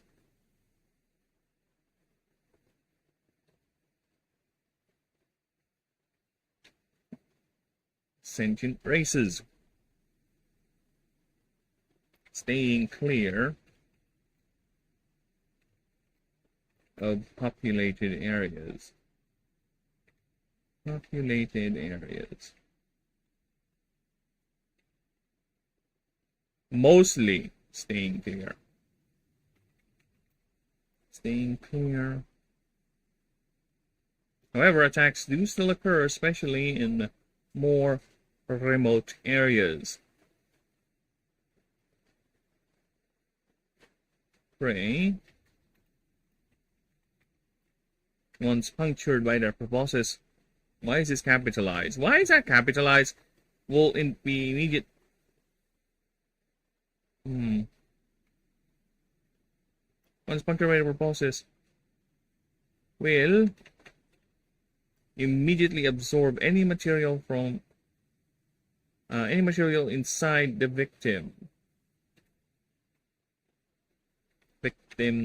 body, whether it be mana or biological matter. They will only stop feeding if they are dislodged, full, or when the chain is totally drained. Some are even known to attack mana gear, rather items, full or highly saturated by mana, puncturing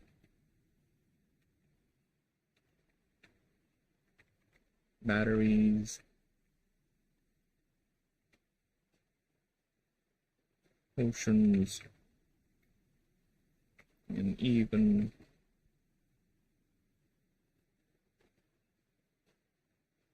devices.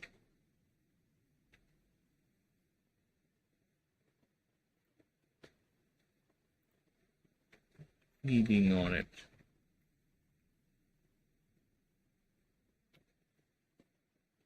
Though many travelers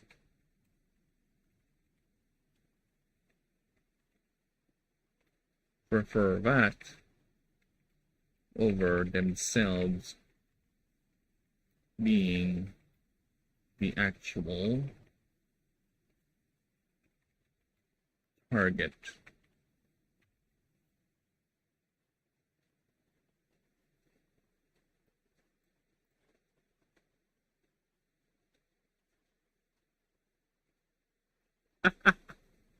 Ay, Diyos por santo! Word! I swear to all that is holy, you are fucking annoying to deal with. You really are. There you go, happy? Oh my God, why does it insist on going to places that I don't want it to go? There you go.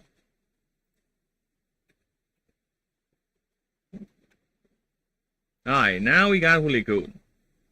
Again, I'll go ahead and update everyone else once I'm done with it, right? But I will be right back. Give me a few moments. I need some munchies. I'm gonna mute because the rain is quite loud. I don't want you guys getting, or unless you like the sound of the rain, but no.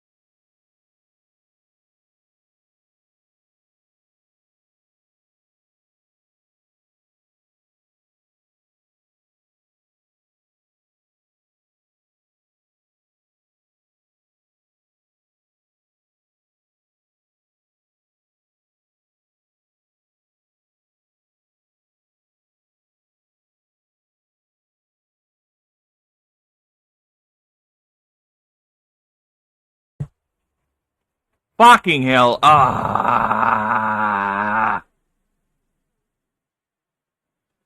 I did it again.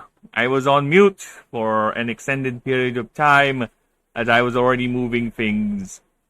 Fuck. Ah, you idiot. Yeah, I was speaking for a good few minutes, I guess. And here we go. The stream. Sorry about that, people. I really, really apologize for that. But here I am. I'm back. Hello. I'm back. Hello, hello. Hello and welcome, everyone. Ay, ay, ay. Well, we're fine now. We're okay now, okay? Alright. We're good. Now let us continue.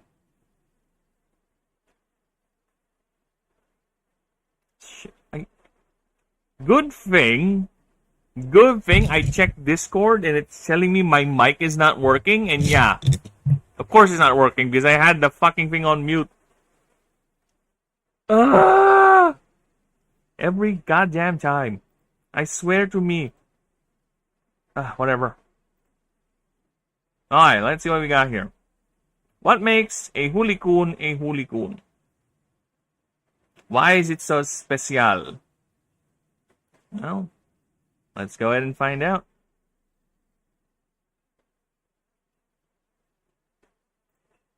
During times of scarcity, due to depletion of prey, environmental, or as simple as its prey items are getting harder to catch, Nimdos will form hunting groups as a desperate attempt to secure prey. However, if such a strategy proved to be still inadequate, they will go on and venture onto land.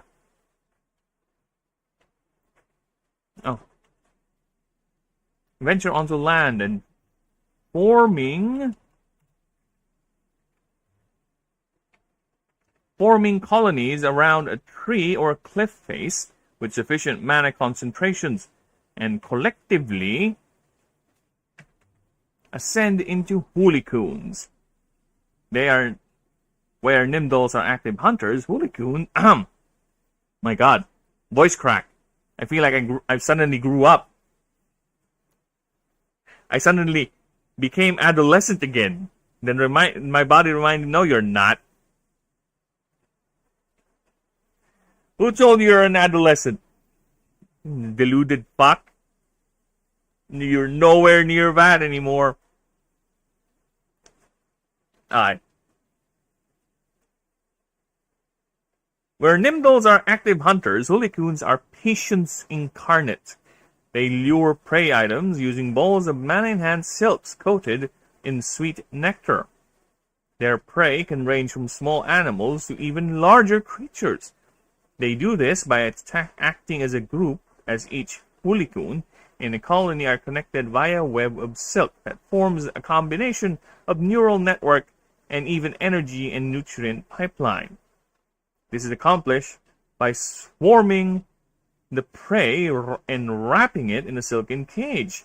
This cage is hoisted up from sight, where the victim is slowly broken down.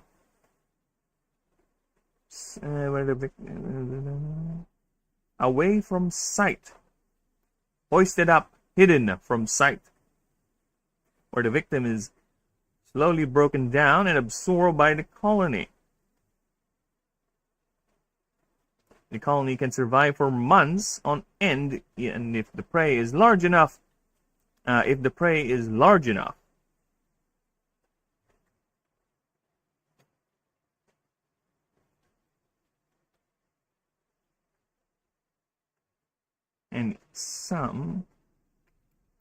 some even forego hunting entirely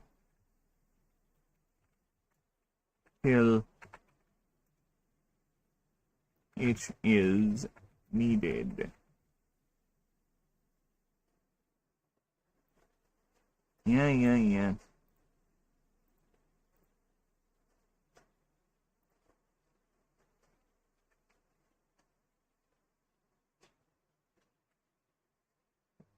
This made Hooligans very resilient in surviving long periods and not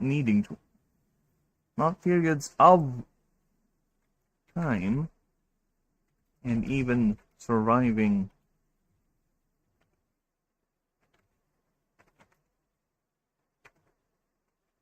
scarce periods.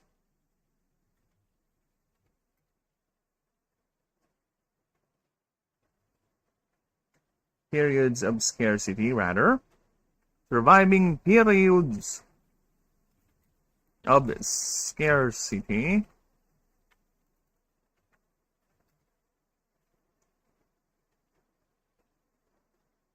in periods of scarcity as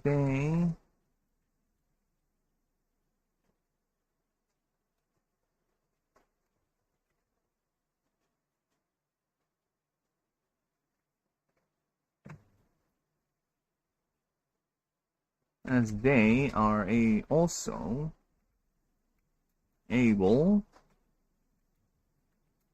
to enter a sort of stasis, cutting down all energy needs by roughly 60%,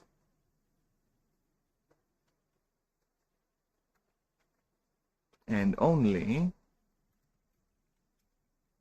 moving if truly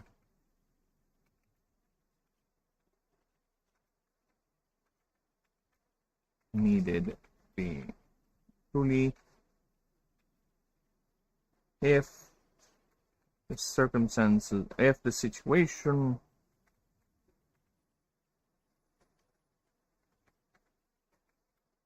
truly demands it.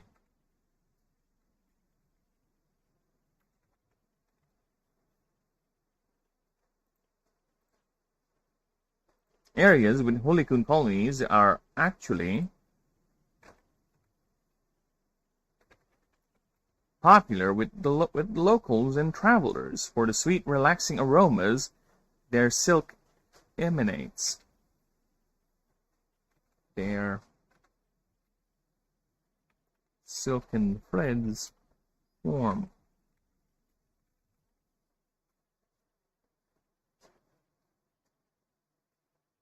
Also,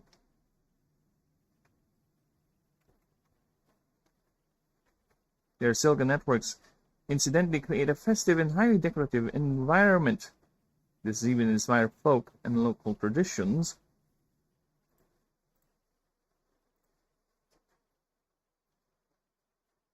This has even inspired local traditions, forming festivals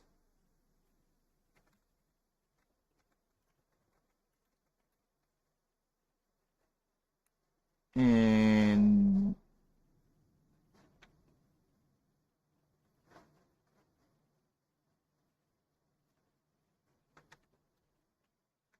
celebrations under the shadow, under the glowing, under the colonies.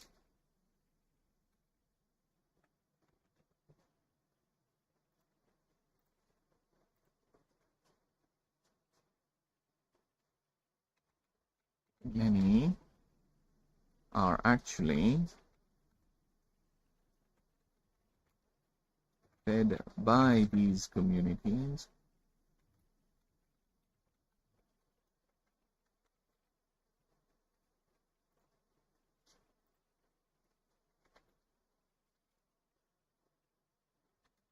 which also doubles as a sort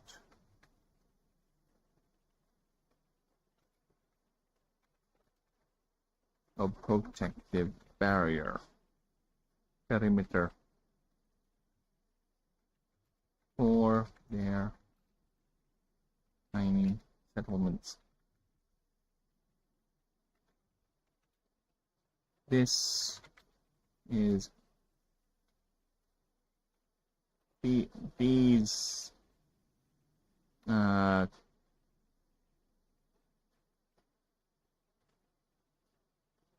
what do you call that? These systems? No. This is more evident in the small, tight-knit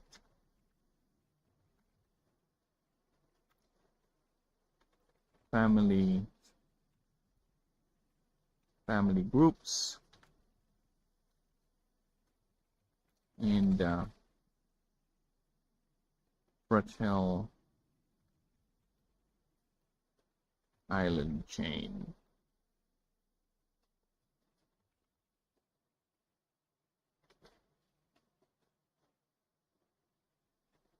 Okay. Here we go. We are growing. It's not that. We're gonna do it like this. Alright, gonna do that. Alright. Expand this thing a bit over here. Move it a bit. Just a bit, just a smidge. There. And this is what we're gonna expand. There you go. See?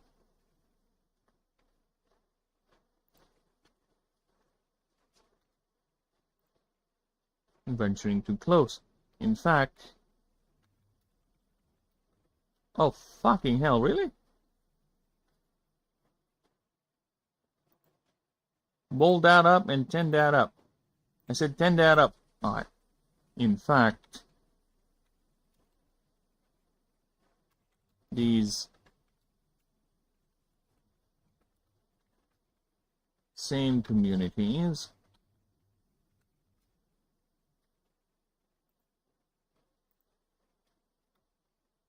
use light shield generators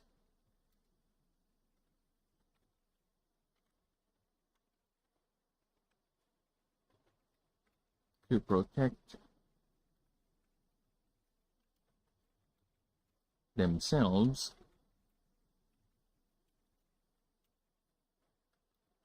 when venturing close. When venturing under even a tamed and domesticated colony. Domesticated colony.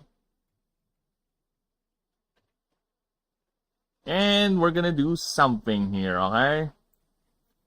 I have to do it. I cannot help myself to not do it.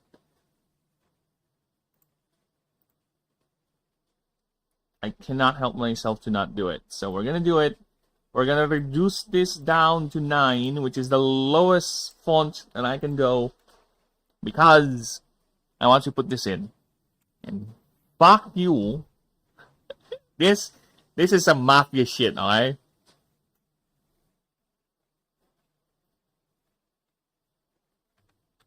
Where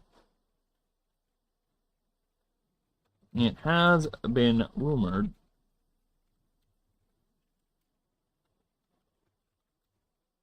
that a local chieftain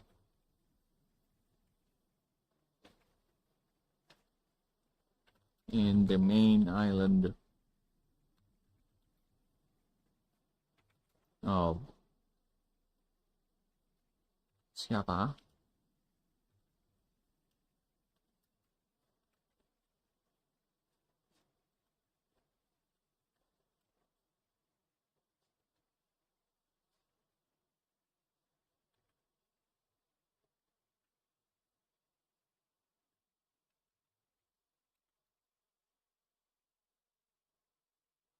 local chieftain and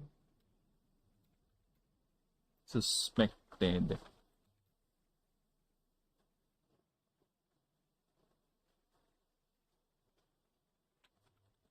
Time Lord and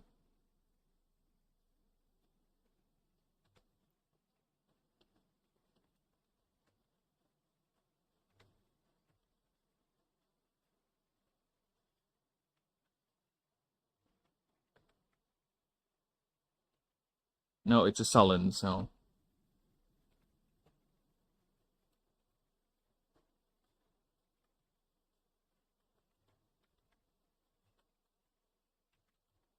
Sullen.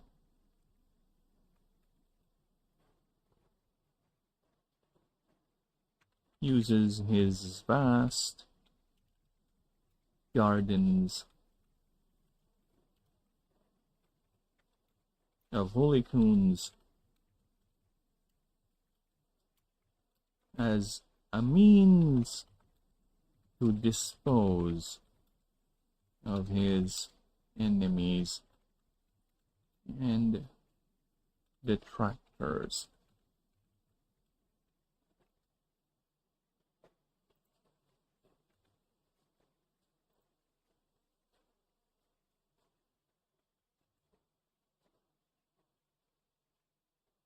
Enemies, several mistresses,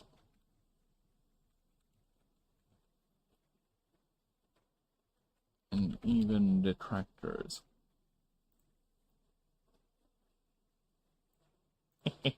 I had to put it in. Oh, I had to put it in. Fuck off. We have to put in a little bit of edge. Just a smidge.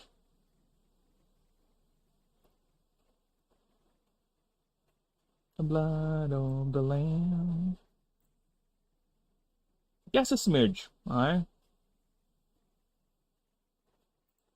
Much in the blood of the Lamb.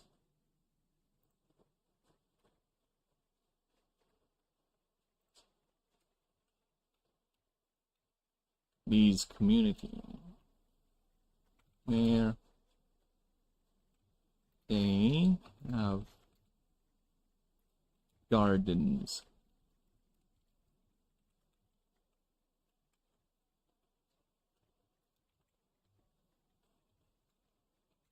of holy coon colonies where their silks are harvested. Silks and even nectar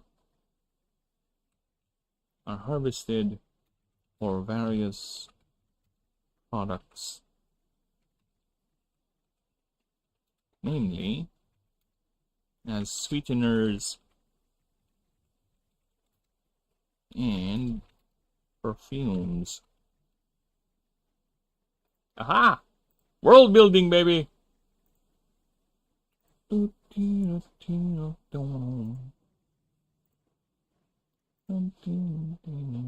Aha! World building, baby! That's what I'm good at.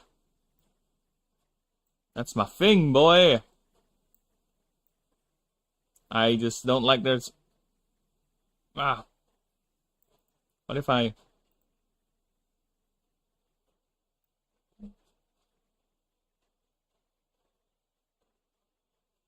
Yeah! Damn it! Picture format. Rotate the fucking thing.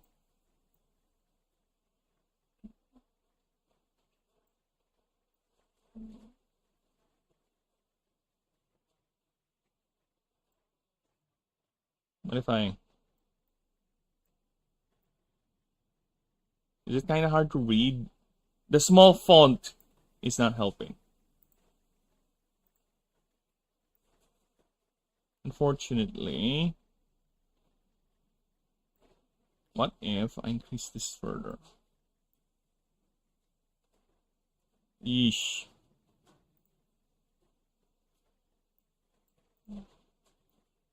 Alright, we'll have to do something here. This word here, these couple here, this here, we need to do something with that.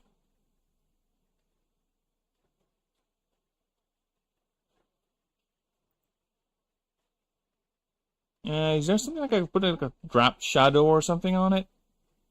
Word, can I do that with you? Can I not?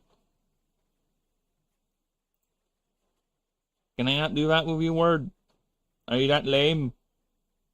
Yeah, it's otherwise I'm gonna cut this part for the drawing because it's covering these.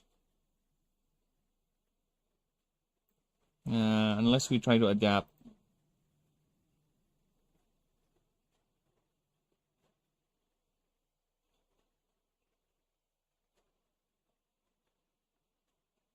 Yeesh.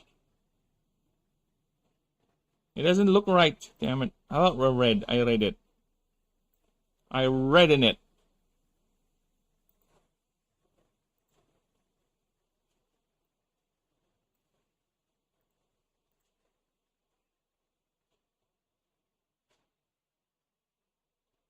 Okay.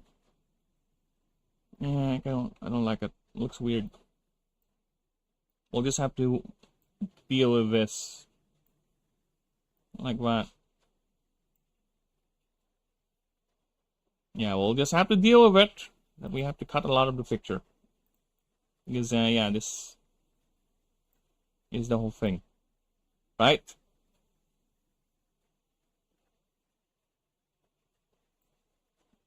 You know what? I think it's better if you just cut this part right here. It would save me a lot of trouble. And we're not going to lose much of the picture if I just do that. Just cut this over here. Or I can just do this.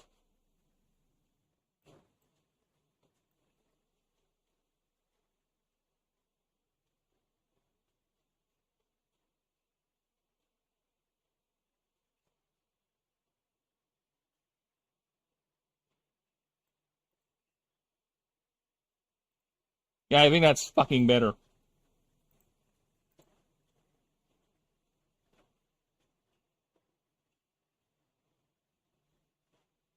Yeah, I think that's better. I think that's way, way better. Now, 4 hours mark. Just check the stream. How are we doing, stream? Yeah? Yeah, me too. We good? Were we okay, stream? No.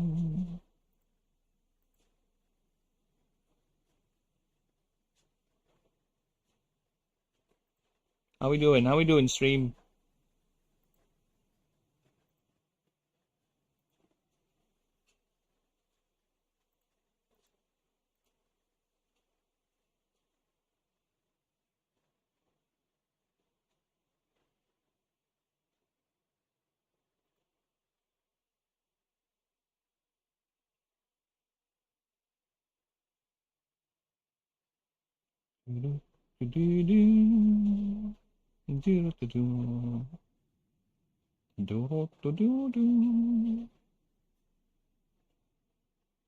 No, there is no AI use. I never use AI. Yuck.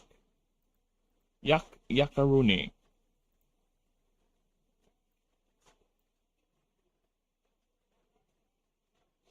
Alright, let us continue.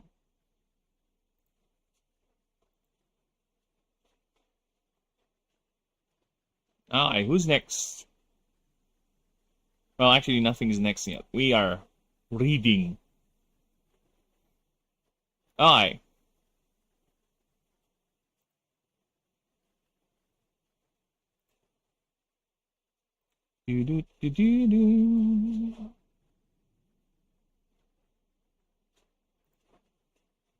During times of scarcity, due to either depletion of prey, environmental, or as simple as its prey items are getting harder to catch, Nimdals will form hunting groups as a desperate attempt to secure prey.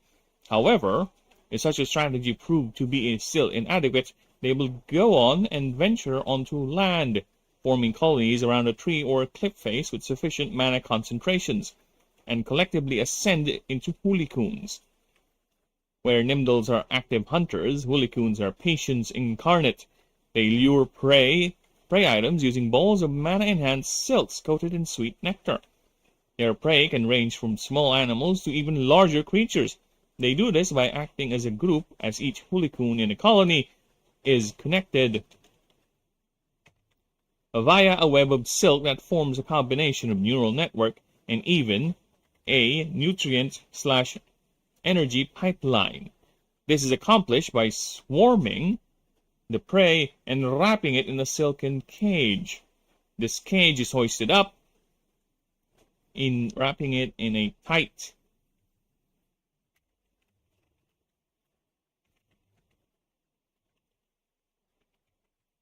silken cage. The silken cage is hoisted up with the still wriggling prey alive, with the still living prey inside. Yeah, it's called body horror. What are you gonna do about it? Prey inside, where the victim is slowly broken down and absorbed by the colony. The colony can survive.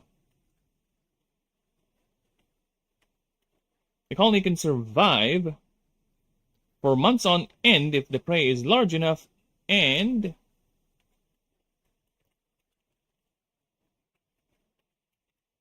I think even forgo hunting entirely until it is needed. This has made hooligans very resilient in surviving long periods of time, and even long periods of time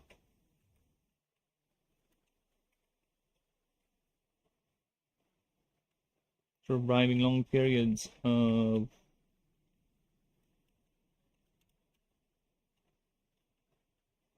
scarcity. As they also are able to enter a sort of stasis, cutting down all energy needs by roughly 60% and only moving if the situation truly demands it. Areas with hooligan colonies are actually popular with locals and travelers for the sweet, relaxing aromas their silken threads form. Also, their silken networks incidentally create a festive and highly decorative environment. This has inspired many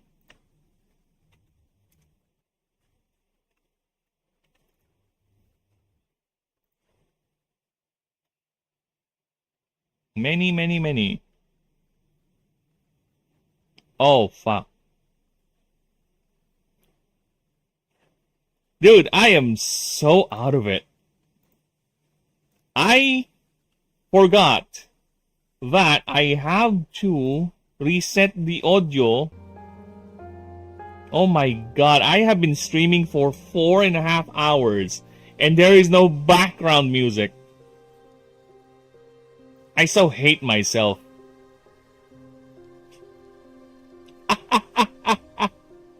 Yo! Dude, I've been streaming for so fucking long and there's no background music. Ah, what a disaster. Whatever.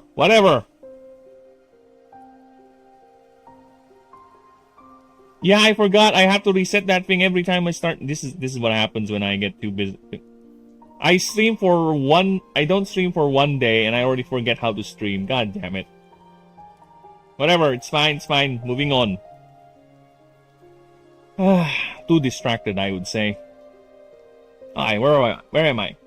Areas with hooligan colonies are actually popular with locals and travelers for the sweet, relaxing aromas their silken threads form. Also, their silken networks incidentally create a festive and highly decorative environment. This has even inspired many folk and local traditions, forming festivals and celebrations under the colonies. Many are actually fed by these communities, which also double as a sort of protective perimeter for their tiny settlements, which is more evident this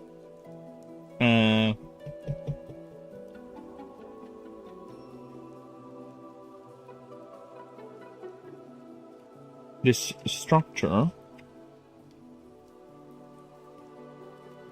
is more evident in the small, tight-knit family groups in the Fragile Island chains.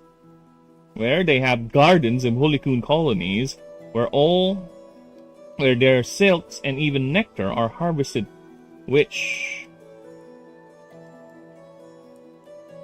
the family settlers, the locals,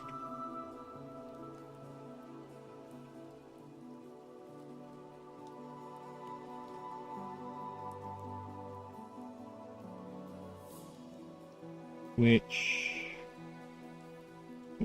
Holycoon colonies where they have gardens of Holycoon colonies where their silks and even nectar are harvested for various products, namely sweeteners and perfumes. Though caution is still advised, as Holycoons are known to attack citizens when venturing too close. In fact, the same communities use light shield generators to protect themselves when venturing under even a tamed and domesticated colony.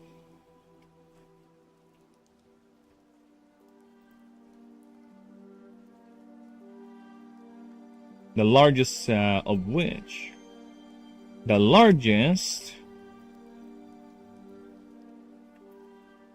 of such gardens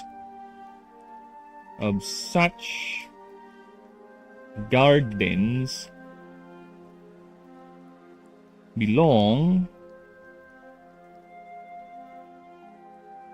to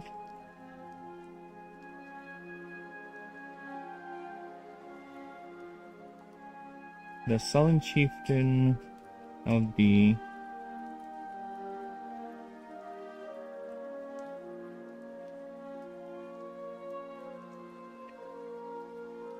Chinimal.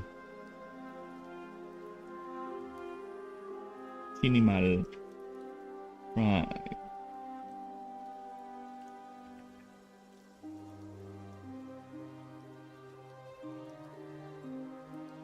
Covering at least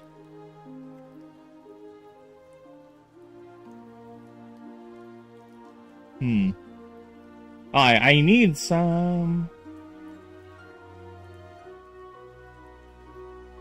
So the Fratel Islands are not that small.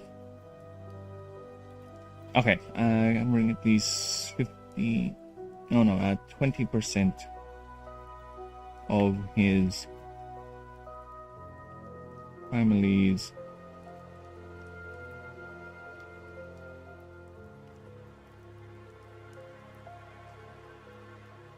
island. Give me, how big is Hawaii? Okay.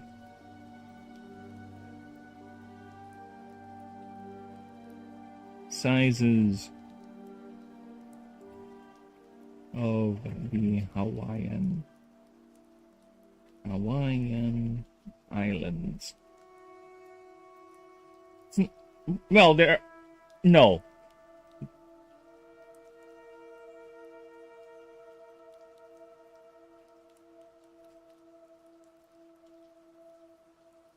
The big island. I need a map of Hawaii. Map of Hawaii.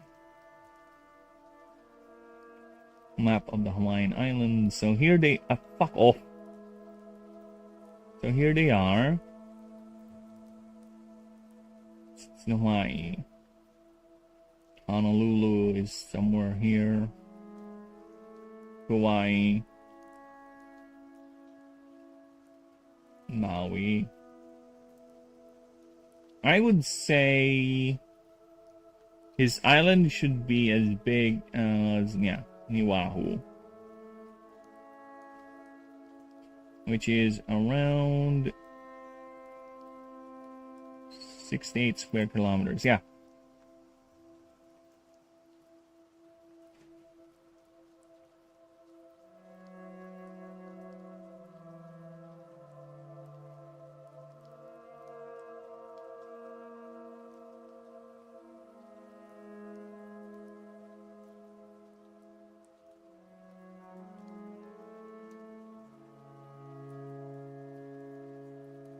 Oh, never mind. Okay.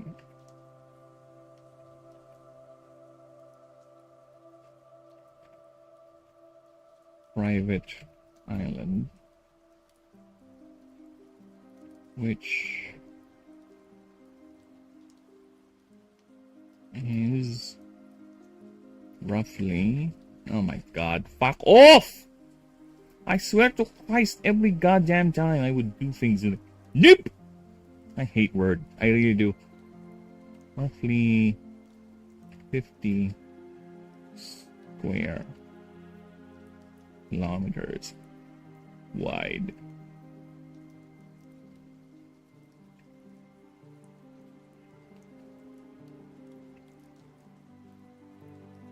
With a 20 hectare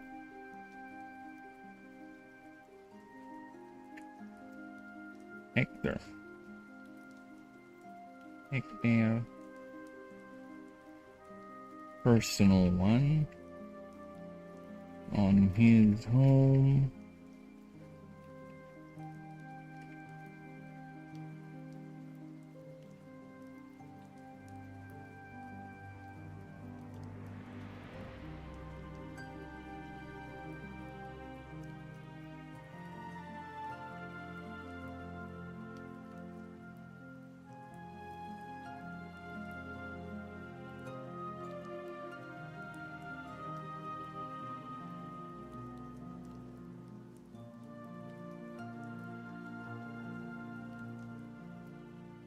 God damn it. Ah.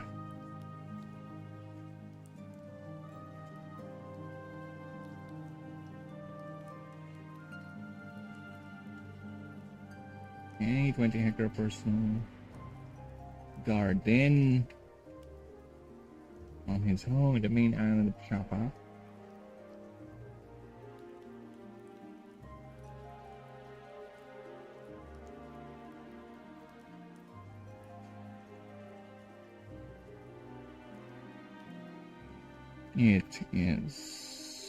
It has been rumored he uses Yep. Alright. Problems. I guess we're gonna kill a paragraph over here. I'm gonna kill another paragraph over here. We're killing paragraphs. Oh, there's not enough paragraphs to kill. Fuck. This is what? Font 9? Yeah, I can't reduce the font anymore. That's the lowest we're gonna go. Why must you make things so hard for me?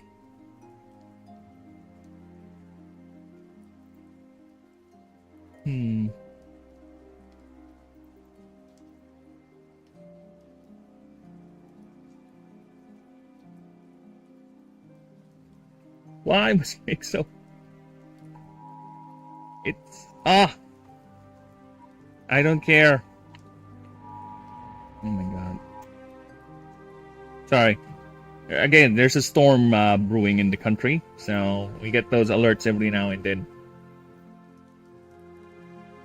Pray for those people who are suffering in the hot spots. Pray that they be safe. Alright.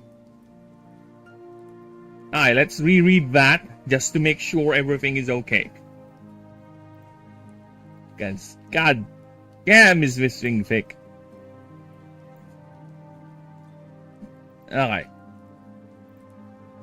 During times of scarcity, due to either depletion of prey, environmental, or simple as its prey items are getting harder to catch, Nimdols will form hunting groups as a desperate attempt to secure prey. However, if such a strategy proves still inadequate, they will go on and venture onto land out.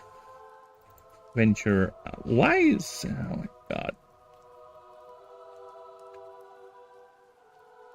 Now I'm getting confused. How do you spell out? Is that actually how you spell out? Oh, never mind then.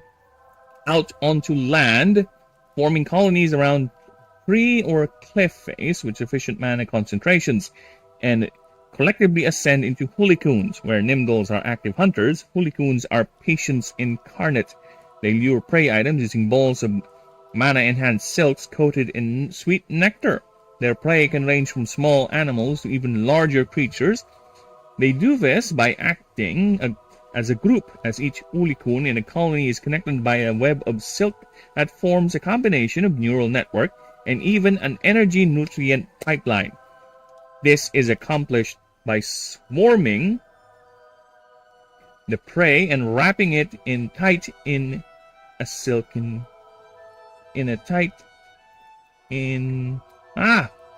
and wrapping it in a tight silken cage.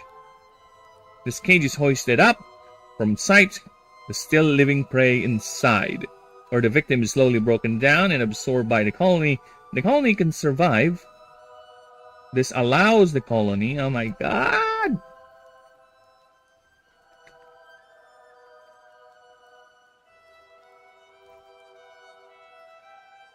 The colony to survive for months on end if the prey is large enough.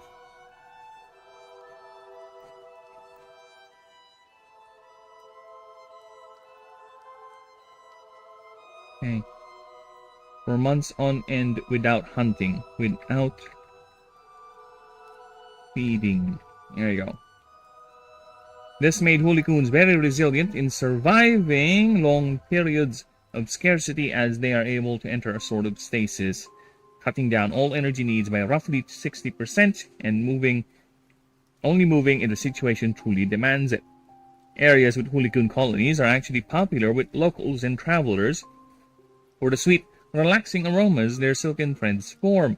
Also, their silken networks incidentally create a festive and highly decorative environment. This has even inspired many folk and local traditions, forming festivals and celebrations under colonies.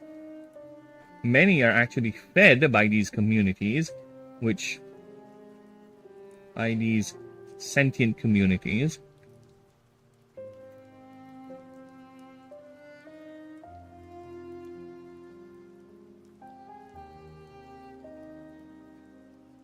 Which also doubles as a protective perimeter for their tiny settlements.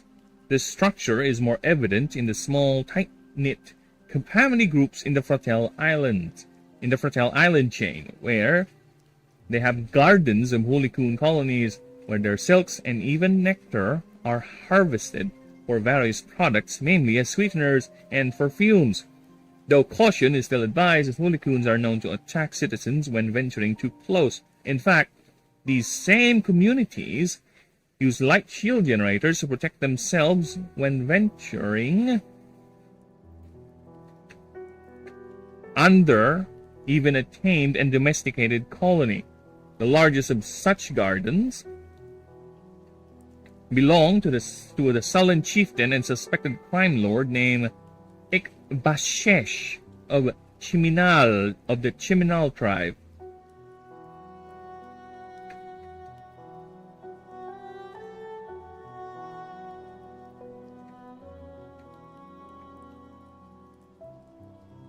Covering at least 20% of his family's private island, which is roughly 50 square kilometers wide.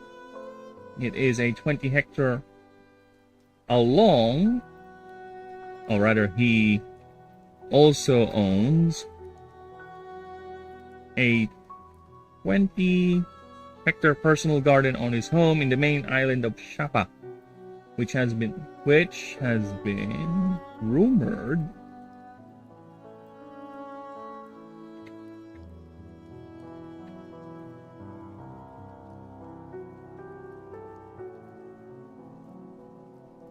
that he uses his vast gardens of hulikuns as a means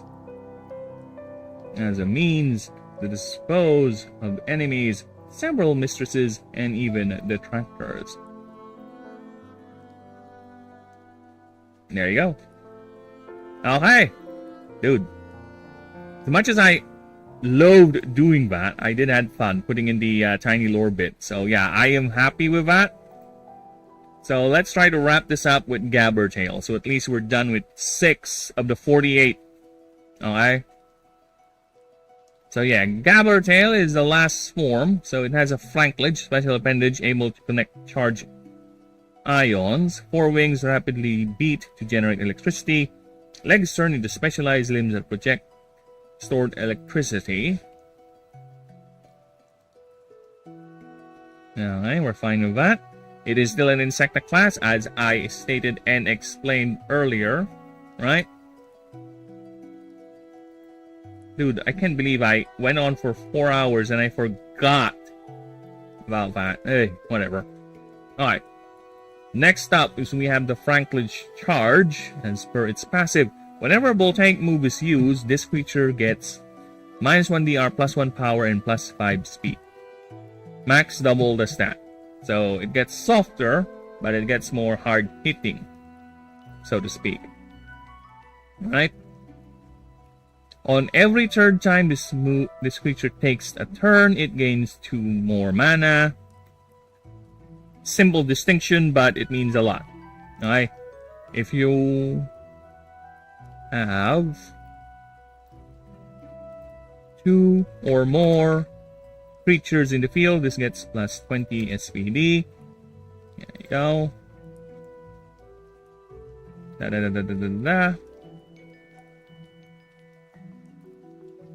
Penta power. Tank moves prior to this move. X is determined by the number of tank moves.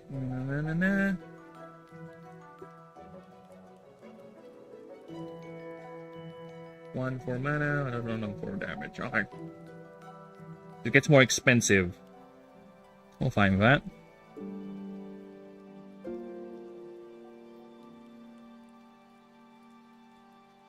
Okay. Resist stable. Yep.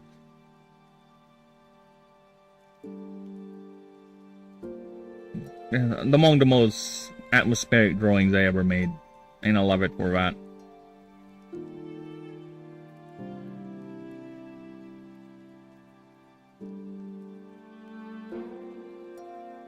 Yeah, very atmospheric, and I love it.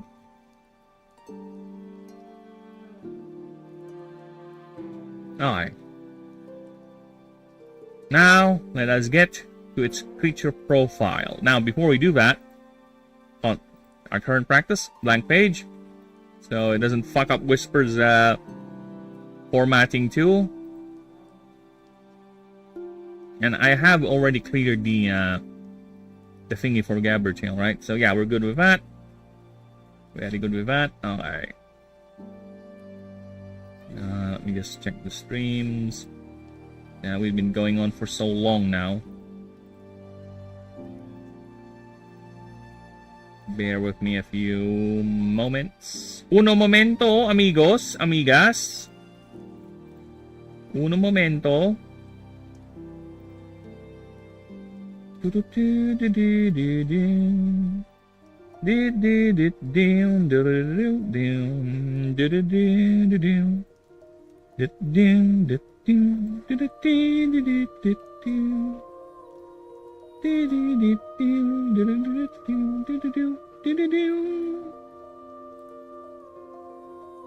Dude, I cannot believe I forgot about that. Oh well. Alright. Now, let's see about Gabbertails. Gabbertails are among the most extreme examples of aggressive Arcano adaptation, for Hoolicooons ascend at times of extreme weather phenomena, primarily lightning storms. Some Hoolicooons, and sometimes entire colonies, as biologists describe, have a yearning. As the creature leaves the colony to chase down the storm,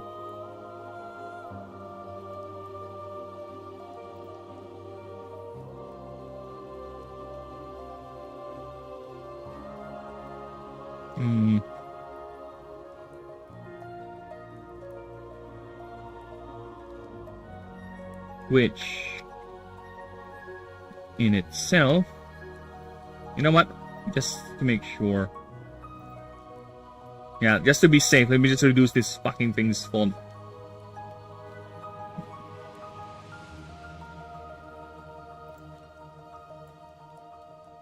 Which the scene which can be identified as a lone hoolikun. Wait, I'll be right back. Actually, never mind. Nibbles later. Finishes first. As a lone hoolikun,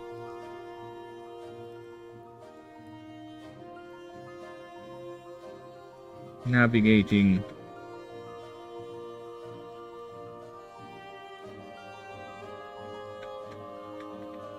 the ground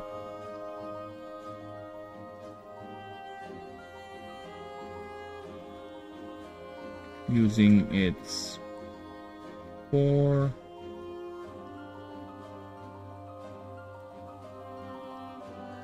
elongated legs.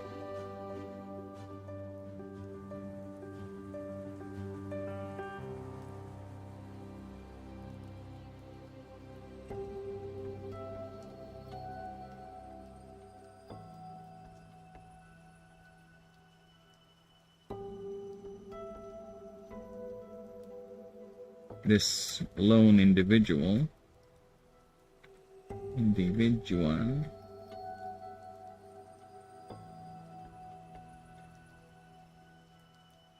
this lone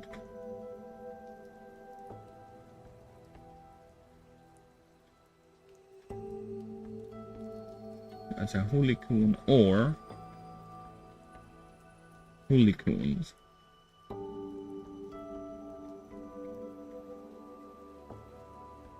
as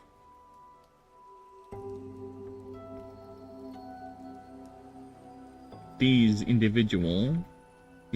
specimens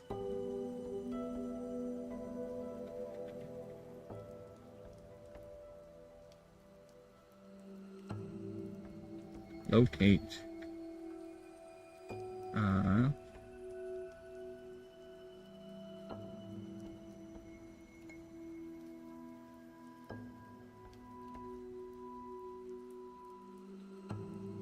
vantage point or any surface that can attract or most likely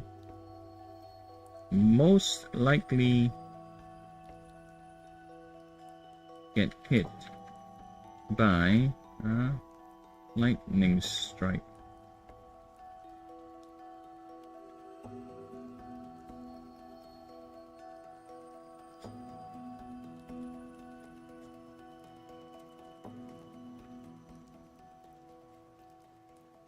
Which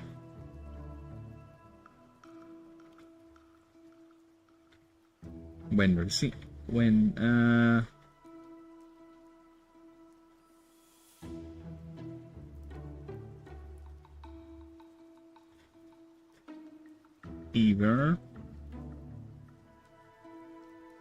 they wait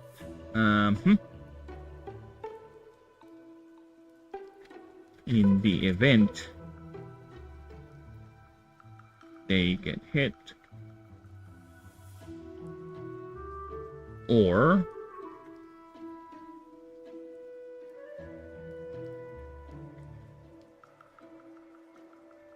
by absorbing the charged ions in the area, in this storm area,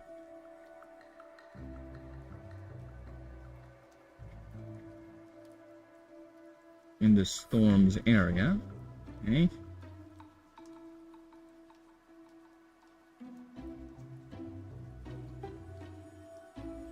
Hanging around using its 4 elongating legs, which itself is highly dangerous as they are extremely vulnerable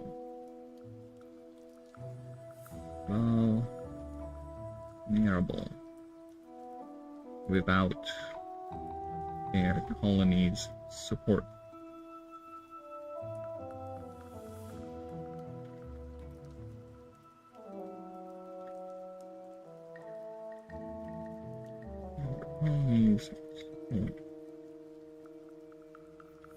Okay. Use venture to locate vantage point or any surface that can attract or most likely get hit by a lightning strike.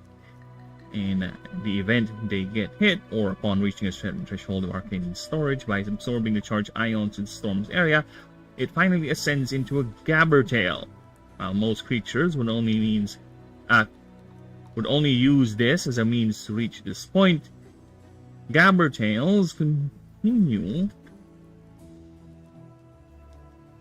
the chase. For they live high-octane lives, always chasing the storm, and preferring the more violent and devastating phenomena.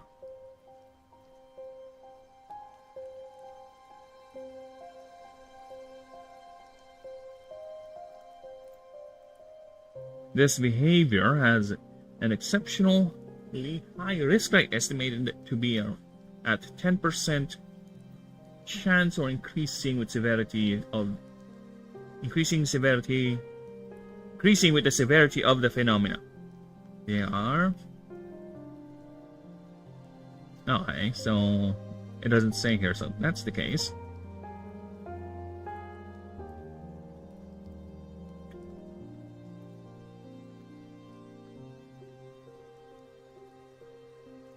There are even documented cases of an entire colony ascending by just getting hit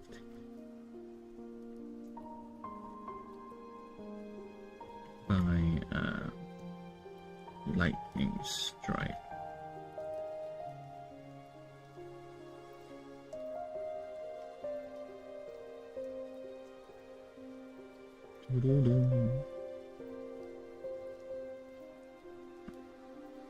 Alright. Getting hit by a lightning strike while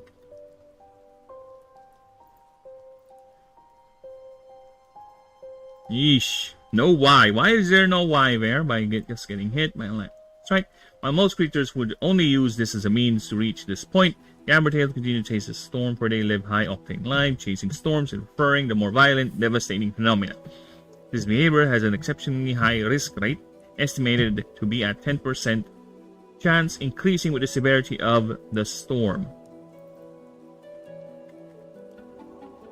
They are seen going for miles offshore just to chase the most powerful and violent.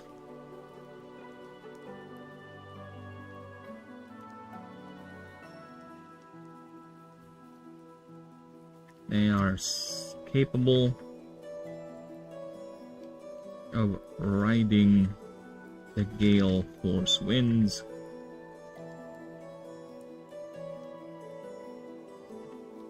rather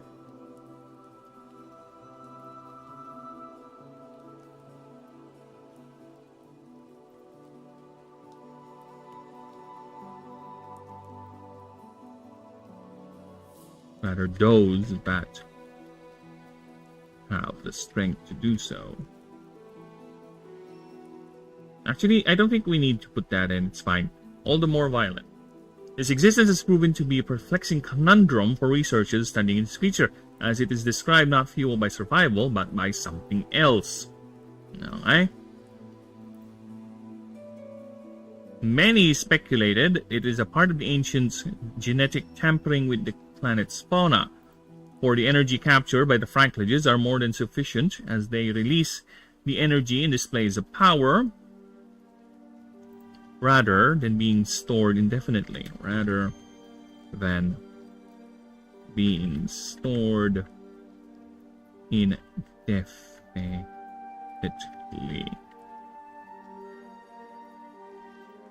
These displays are used to attract mates and to show dominance over other males. Their limbs are the main outlet of these outbursts, for these creatures are never seen to be on the ground and always hovering and zipping through the skies.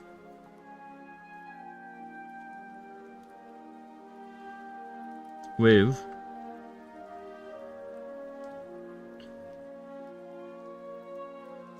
many of the world's power corporations use fleets of gabbertails for the purpose of power collection. With the largest fleets belonging to Nova Power Corporation reporting to be 70,000 fleets, each with at least 100 individuals flying in close formation, returning to collection facilities, unloading their excess, and being rewarded with a spike of chemicals inducing a sort of euphoric feeling the creatures gain during these displays.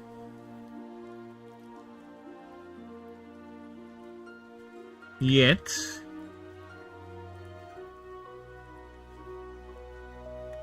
the rain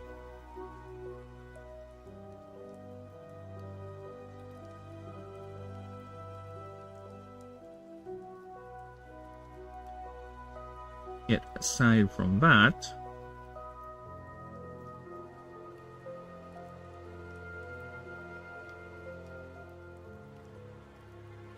filling the air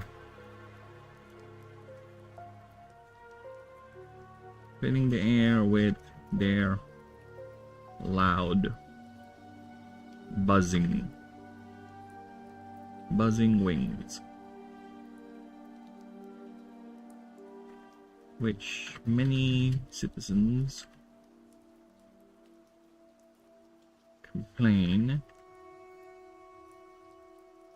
as many of the world's power corporations fleets of gabbertails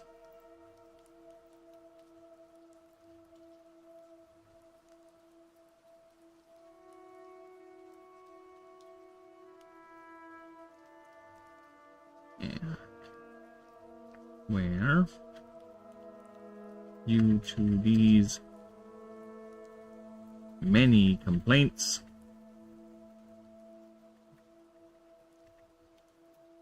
these collections, reduce the font, 9 it up, many complaints, these collection facilities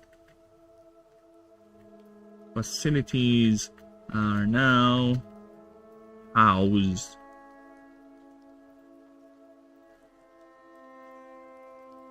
and stationed outside the densely populated city centers.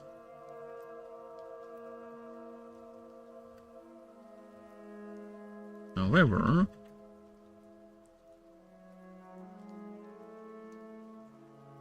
a gabbertail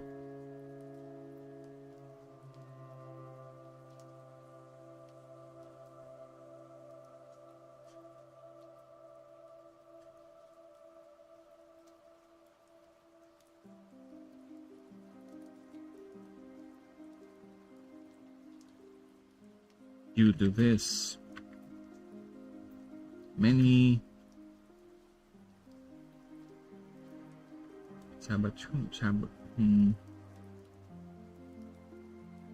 attempt to steal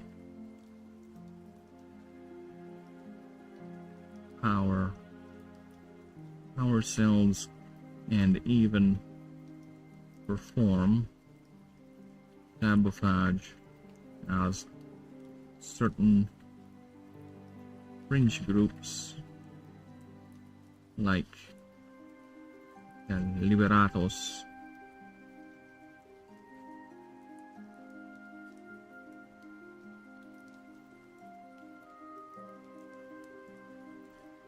see this as a means of exploitation. But the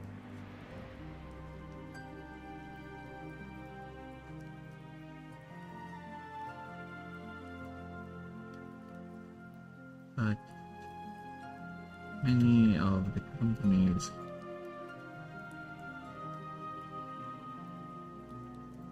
especially Nova Power claim this is always this was always the creature's purpose as made by the ancients, by the god of industry, Horadses, which ancient documents and excavations support. Regardless,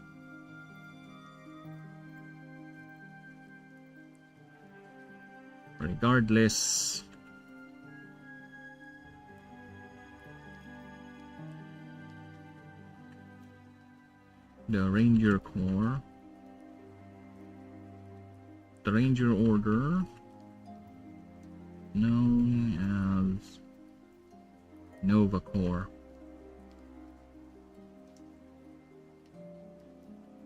gay! No, I'm not. How am I gay? How am I gay? I don't even like touching my own dinkish. I could never play this game. Way too much reading. Well, here's the thing, Ninja. This is just flavor. Nova Corps is Marvel. Hey, mine is different spelling, by the way. This is just flavor. Alright? You can play the game without reading the lore. Alright? You want to brute force it? Sure. It's up to you. This is just flavor for those who want flavor. Like me and Snakes. Snakes likes flavor. Snakes is a person of great flabbery. Alright? He's a man of taste. As far as I can tell. Could be wrong though. Because he does sometimes send dick pics to people, which I find kind of weird. Because I myself, I don't like touching my own peen. Okay, I said this before, and I'll say it again. I don't like touching my own peen. I prefer if other people touch my peen. Namely, other women. Namely, the wife. Okay? Dude, I got lucky when I got circumcised. The doctor that did my circumcision was a woman. It aided her a lot. Because my dick was hard, baby. You're going to get sued by Pokemon, Nintendo, and Marvel. I am legally distinct from all of that. Fuck off. It's not weird, it's flavor. Is it? What flavor? Dick flavor? Dickish? Dickwa? Is that what it's called? That's the flavor? Is that the taste? It has a certain... What do you call that? Je ne sais quoi? It has a certain exotic feel to it, if you will. Right? The Ranger Order of Babylon.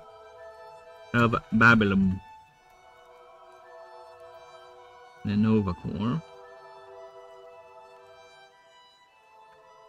uses specially bonded gabber tails. Oh my fucking god, why word? Here we go again. Here we go again. Dude, I love Word, especially when it does all these weird things. Hi, Ninja. Good evening. Good evening to you. Hey, it's good morning to me. I thought you people are all about diversity and being inclusive. Why aren't you including me in that greeting? Because that's not applicable to me. I am in the morning lands now. It's 8:53 a.m. here. Right? So, how about me? Where's my good morning? Huh, snakes? Give me my good morning. Come on. Come on, say it. Say it. Say it! I wasn't talking to you, Burb. I want to... I want to be part of the group. Let me in. Let me in. Let me in. I hope you guys aren't hearing the rain. It's actually very, very rainy here. There's a storm just literally outside. No one wants you to have a good morning. Well, I want to have a good morning. Do I not count? I'm not no one. I'm someone. Get out. Get out. No. I will be here. I am like a shadow. I will be like a shadow. Hiding in the corners. You'll only see the whites of my eyes. And you'll be like, what the fuck is that?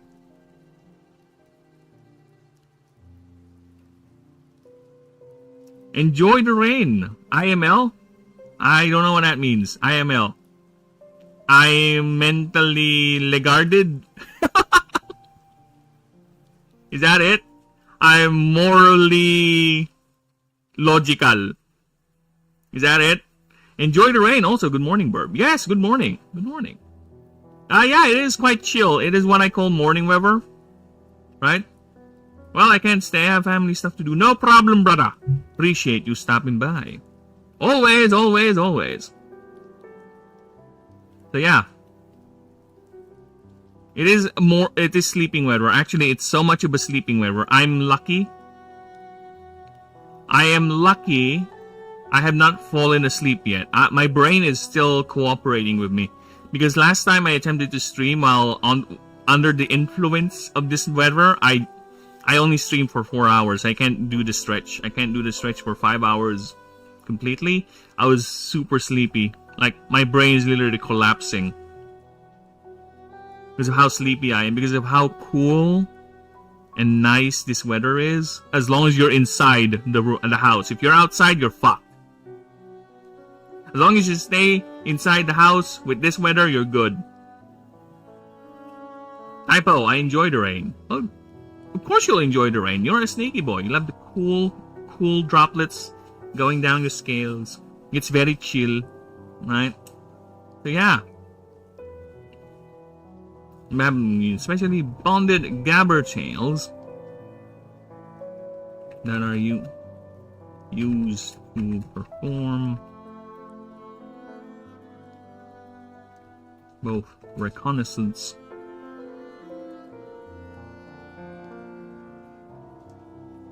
and deterrence.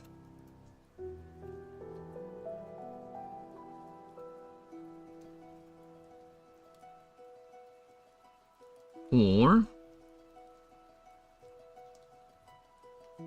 these are trained to magically hide this loud buzzing noise. There.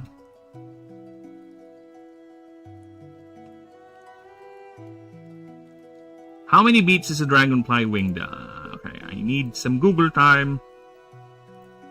How many beats does a dragonfly wing do? 42. Okay. Roughly 1,000. Okay then. There. 8,000. 4,000 a minute. Beating wings produce. There you go. Oh my fucking god.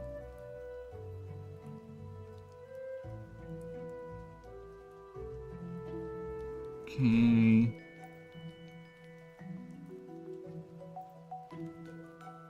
About reconnaissance and deterrence.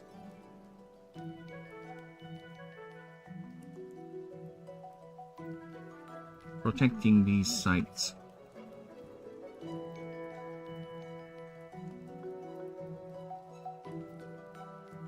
For they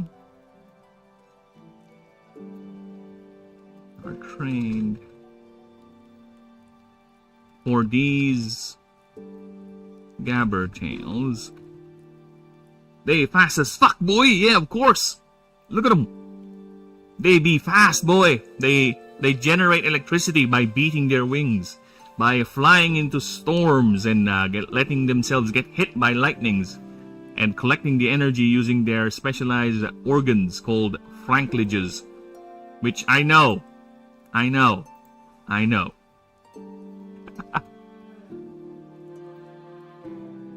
Who invented the lightning rod? Yeah, that's why it's called franklage. Buzz off.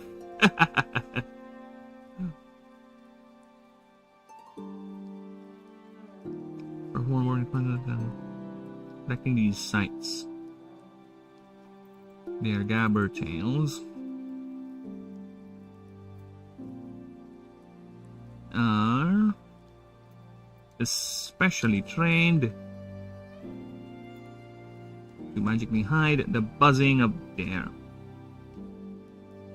loud buzzing of their 4,000 a minute beating wings produce. There you go. Alright, so let's go ahead and do the actual proofreading now. This is the expansion bit, so we're gonna do proofreading. Alright. Gabber tails are among the most extreme examples of aggressive arcano adaptation. For Hoolycoons ascend at times of extreme. For Hoolycoons.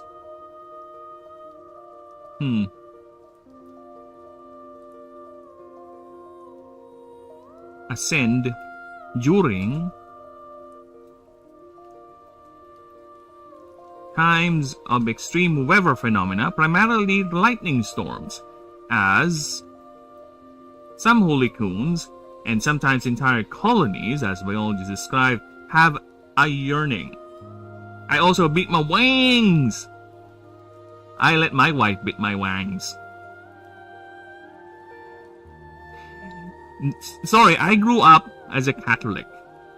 I find beating up my wangs as a sin. So I let other people beat my wang for me. That's how you get around with it, people. You can be smart. You can be smart.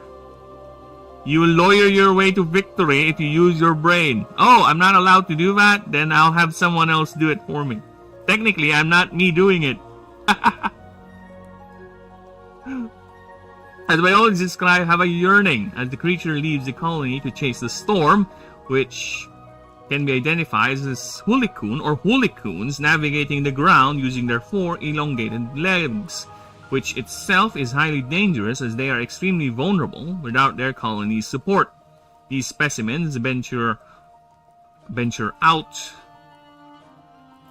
to locate a vantage point or a surface that or any surface that can attract or most likely get hit by a lightning strike. In the event they get hit or upon reaching a threshold of arcane storage by absorbing the charged ions in the storm's area, it finally ascends into a gabber tail. Nice loophole. Yeah, I know, right? Why do you think I wanted to become a lawyer when I was young? Because that's my job. My job is to look for loopholes. Why do you think I am having so much fun designing rules for the game? Because I love finding loopholes. I was like, okay, how can I break this? Okay, I want to make this into a mechanic. With a wrench. In case of an entire colony ascending, oh, sorry. I moved on a bit far there. Finally ascends into a gabber tail. There are even documented cases of an entire colony ascending just by getting hit with a lightning strike. Just by getting hit of a lightning strike. I think it's a bit weird because there's two buys, but I think it's fine. There are even documented cases of an entire colony ascending just by getting hit by a lightning strike. Just by getting hit by a lightning strike hitting their colony. I think I prefer that. By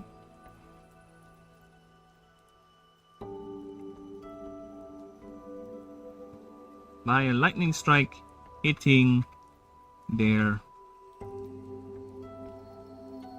colony. Side by side, step the middle to wow.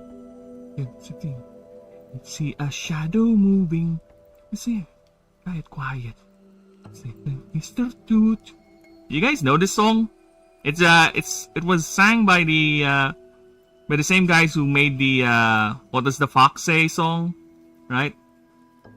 This one is a fun one. I wish I can play it, but I think I'm gonna get hit by copyright.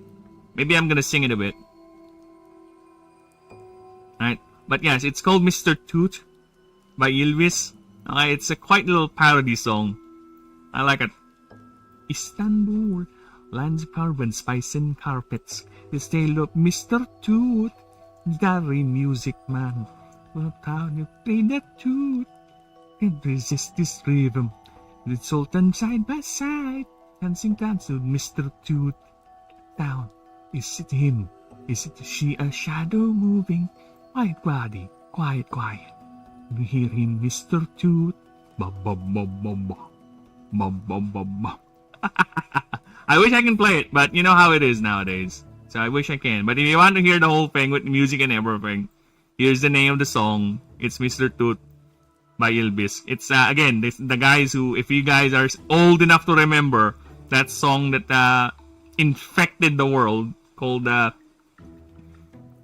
something like the What Does the Fox Say sort of thing. Alright, where were we? Entire colony ascending by a lightning strike hitting their colony.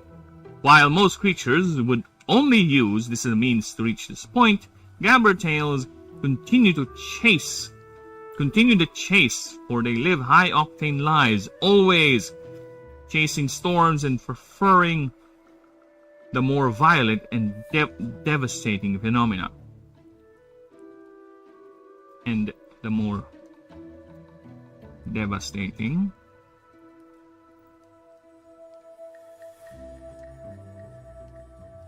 continue the urge. Okay. This behavior has an exceptionally high risk rate, estimated to be a 10% chance, increasing with the severity of the storm. They are even seen going for miles offshore just to taste the most powerful and violent. Stop. Why? You don't like the song? You don't like me singing it? This existence is proven. I stopped singing it because it's kinda hard to sing it when there's no music, okay? It's kinda hard to share it. And it's quite a fast one, so my brain is like having trouble catching up with it. This existence has been proven to be a perplexing conundrum for researchers studying this creature, as it is described as not fueled by survival, but something else entirely.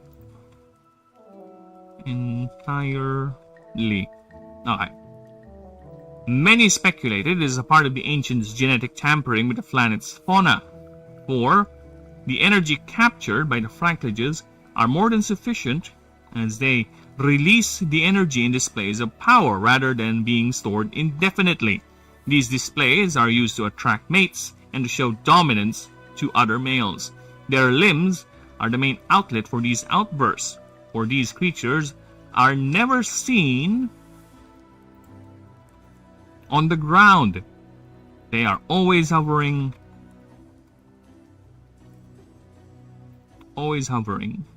Never seen on the ground.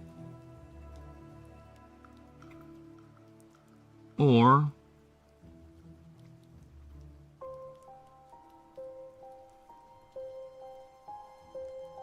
always hovering, zipping across the skies, filling the air with their loud, buzzing wings, which many citizens complain, as many of the world's power corporations use fleets of gabbertails for the purposes of power collection, with the largest fleets belonging to Nova Power Corporation reporting to be 70,000 fleets, each with at least 100 individuals flying in close formation, returning to collection facilities, unloading their excess, and being rewarded with a spike of chemicals inducing a sort of euphoric feeling the creature gains during their displays. Should I put in dominance? Dominance displays. They're wild. What do you mean wild? Wild. Dominance displays. Where, due to these many complaints, these collection facilities... you don't need to put in... Due to these many complaints, many of these collection facilities are now housed and stationed outside the densely populated city centers. However, which has increased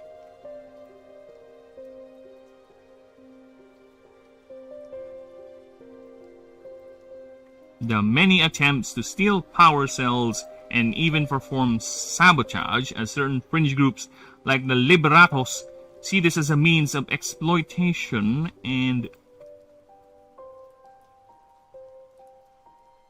outright abuse of the creature.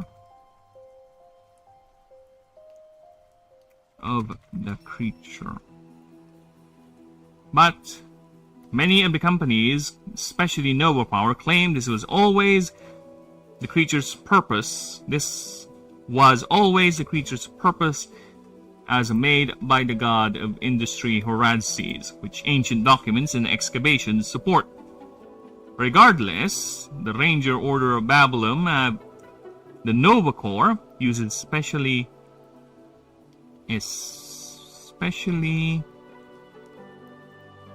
their yes, they are macohistic.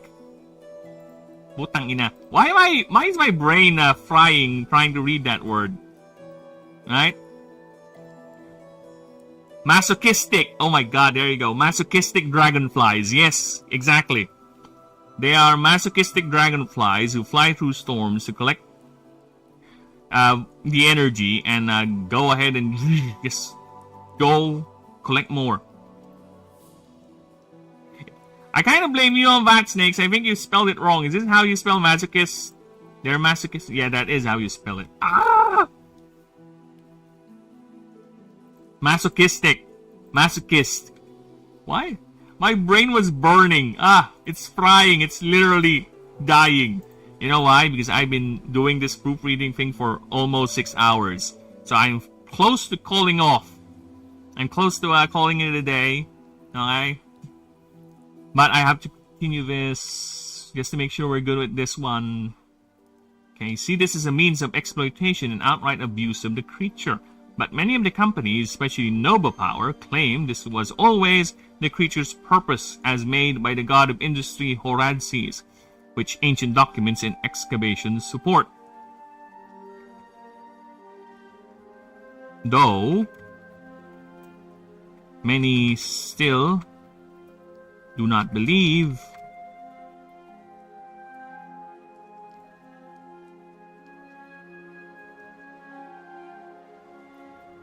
these claims as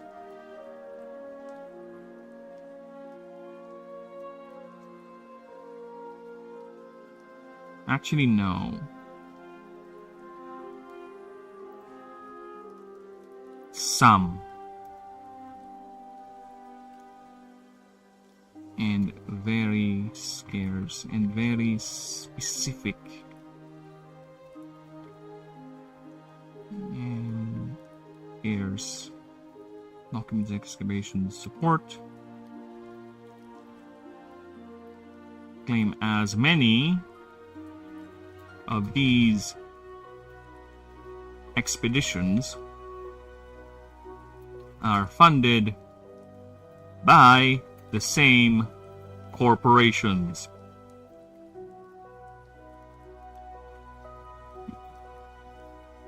Regardless, the Ranger Order Battalion, the Nova Corps, uses specially bonded Gabbertails to perform both reconnaissance and deterrence, protecting these sites.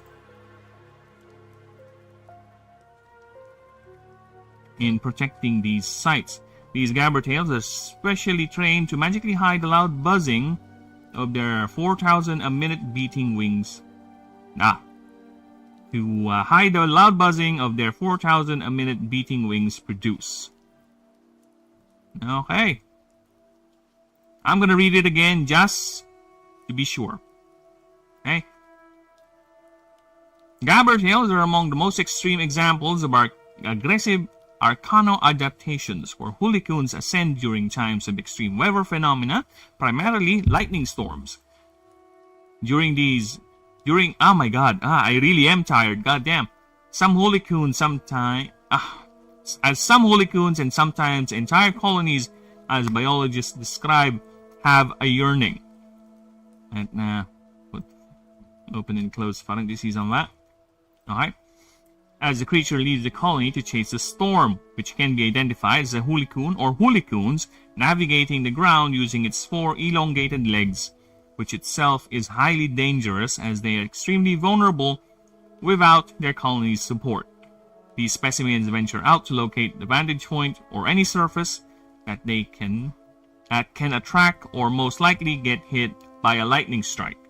In the event they get hit or upon reaching a threshold of arcane storage by absorbing the charged ions in the storm area, it finally ascends into a Gabbertail. There are even documented cases of an entire colony ascending by a lightning strike, hitting their colony. While most creatures would only use this as a means to reach this point, Gabbertails continue the urge, for they live high-octane lives, always chasing storms and preferring the more violent and more devastating phenomena. This behavior has an exceptionally high risk rate, estimated to be 10% chance, increasing with the severity of the storm. They are even seen going for miles offshore just to chase the most powerful and violent. This existence has proven to be a perplexing conundrum for researchers studying this creature, as they describe as not fueled by survival, but something else entirely. A Hoolycoon? Like Yakub? Blessed be Yakub! Blessed be upon him. Sorry, brother, but this is different. This is not the works of the great Yakub, peace be upon him. No, apologies. This is a different thing. This is very, very simple compared to the works of Yakub, peace be upon him. Yeah, this is nothing more than just little insects being genetically engineered to create energy or chase power to gather electricity. Yeah, it's not like the vast, great genetic projects of Yakub, peace be upon him. So yeah, unfortunate, brother, but it's not the case. Many speculated it is a part of the ancient genetic tampering of the planet's fauna, for the energy captured by the franklages are more than sufficient for survival.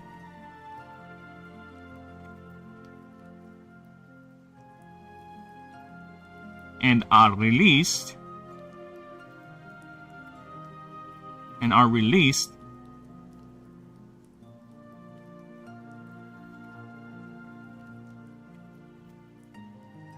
in displays of power rather than being stored indefinitely. These displays are used to attract mates and show dominance to other males. Aha, indeed! Their limbs are the main outlet for these outbursts, for these creatures are never seen on the ground, and they are always hovering, always zipping across the skies, filling the air with their loud buzzing wings. which many citizens complain, as many of the world's power corporations use fleets of Gabbertails for the purposes of power collection, with the largest fleets belonging to Nova Power Corporation, reporting to be 70,000 fleets each, with at least 100 individuals flying in close formation, returning to collection facilities, unloading their excess, and being rewarded with a spike of chemicals, inducing the sort of euphoric feeling the creatures gain during their wild dominance displays. Due to these many complaints, the collection facilities are now housed and stationed outside the densely populated city centers, which has increased the many attempts to steal power cells and even perform sabotage, and certain fringe groups like the Liberatos see this as a means of exploitation and outright abuse of the creature. But many of the companies, especially Nova Power, claim this is always the creature's purpose, as made by the god of industry Horadses, which ain't with some ancient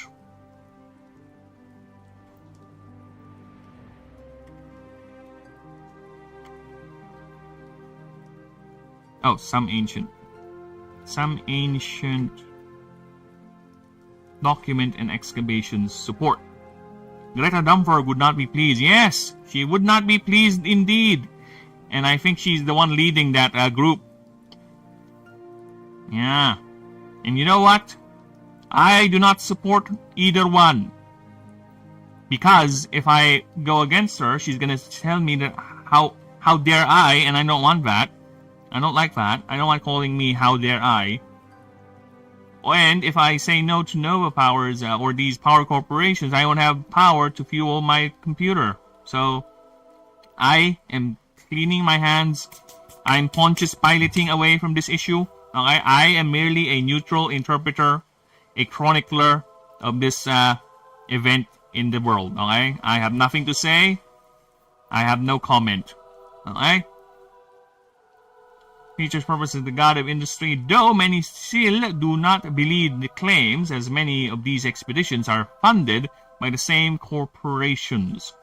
By the very same corporations. Regardless, the Ranger Order of Babylon, the Nova Corps, uses specially bonded Gabbertails to perform both reconnaissance and deterrence.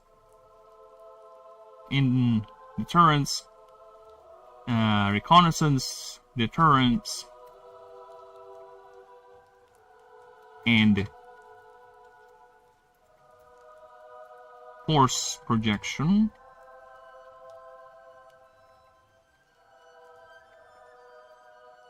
If need be. In the name. In protecting these sites. Oh my god.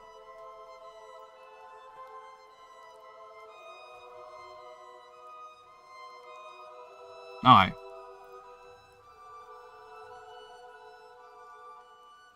In protecting these sites, their Gabbertails are especially trained to magically hide the loud buzzing of their 4,000 a minute beating wings produce. The loud buzzing of their...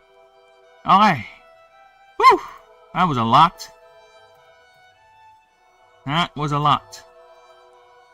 I'm gonna fucking call it there.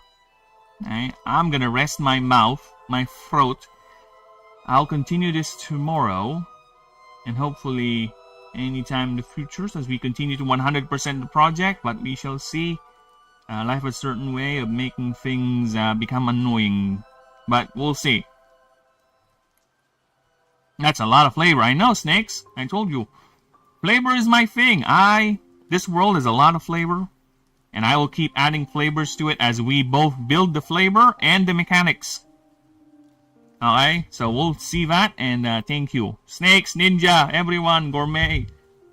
Thank you for stopping, Gargantuan. Thank you, Denisium, everyone. You lurkers out there, loves you all. You have a good one, okay? Hey, Kerunis. Bye-bye.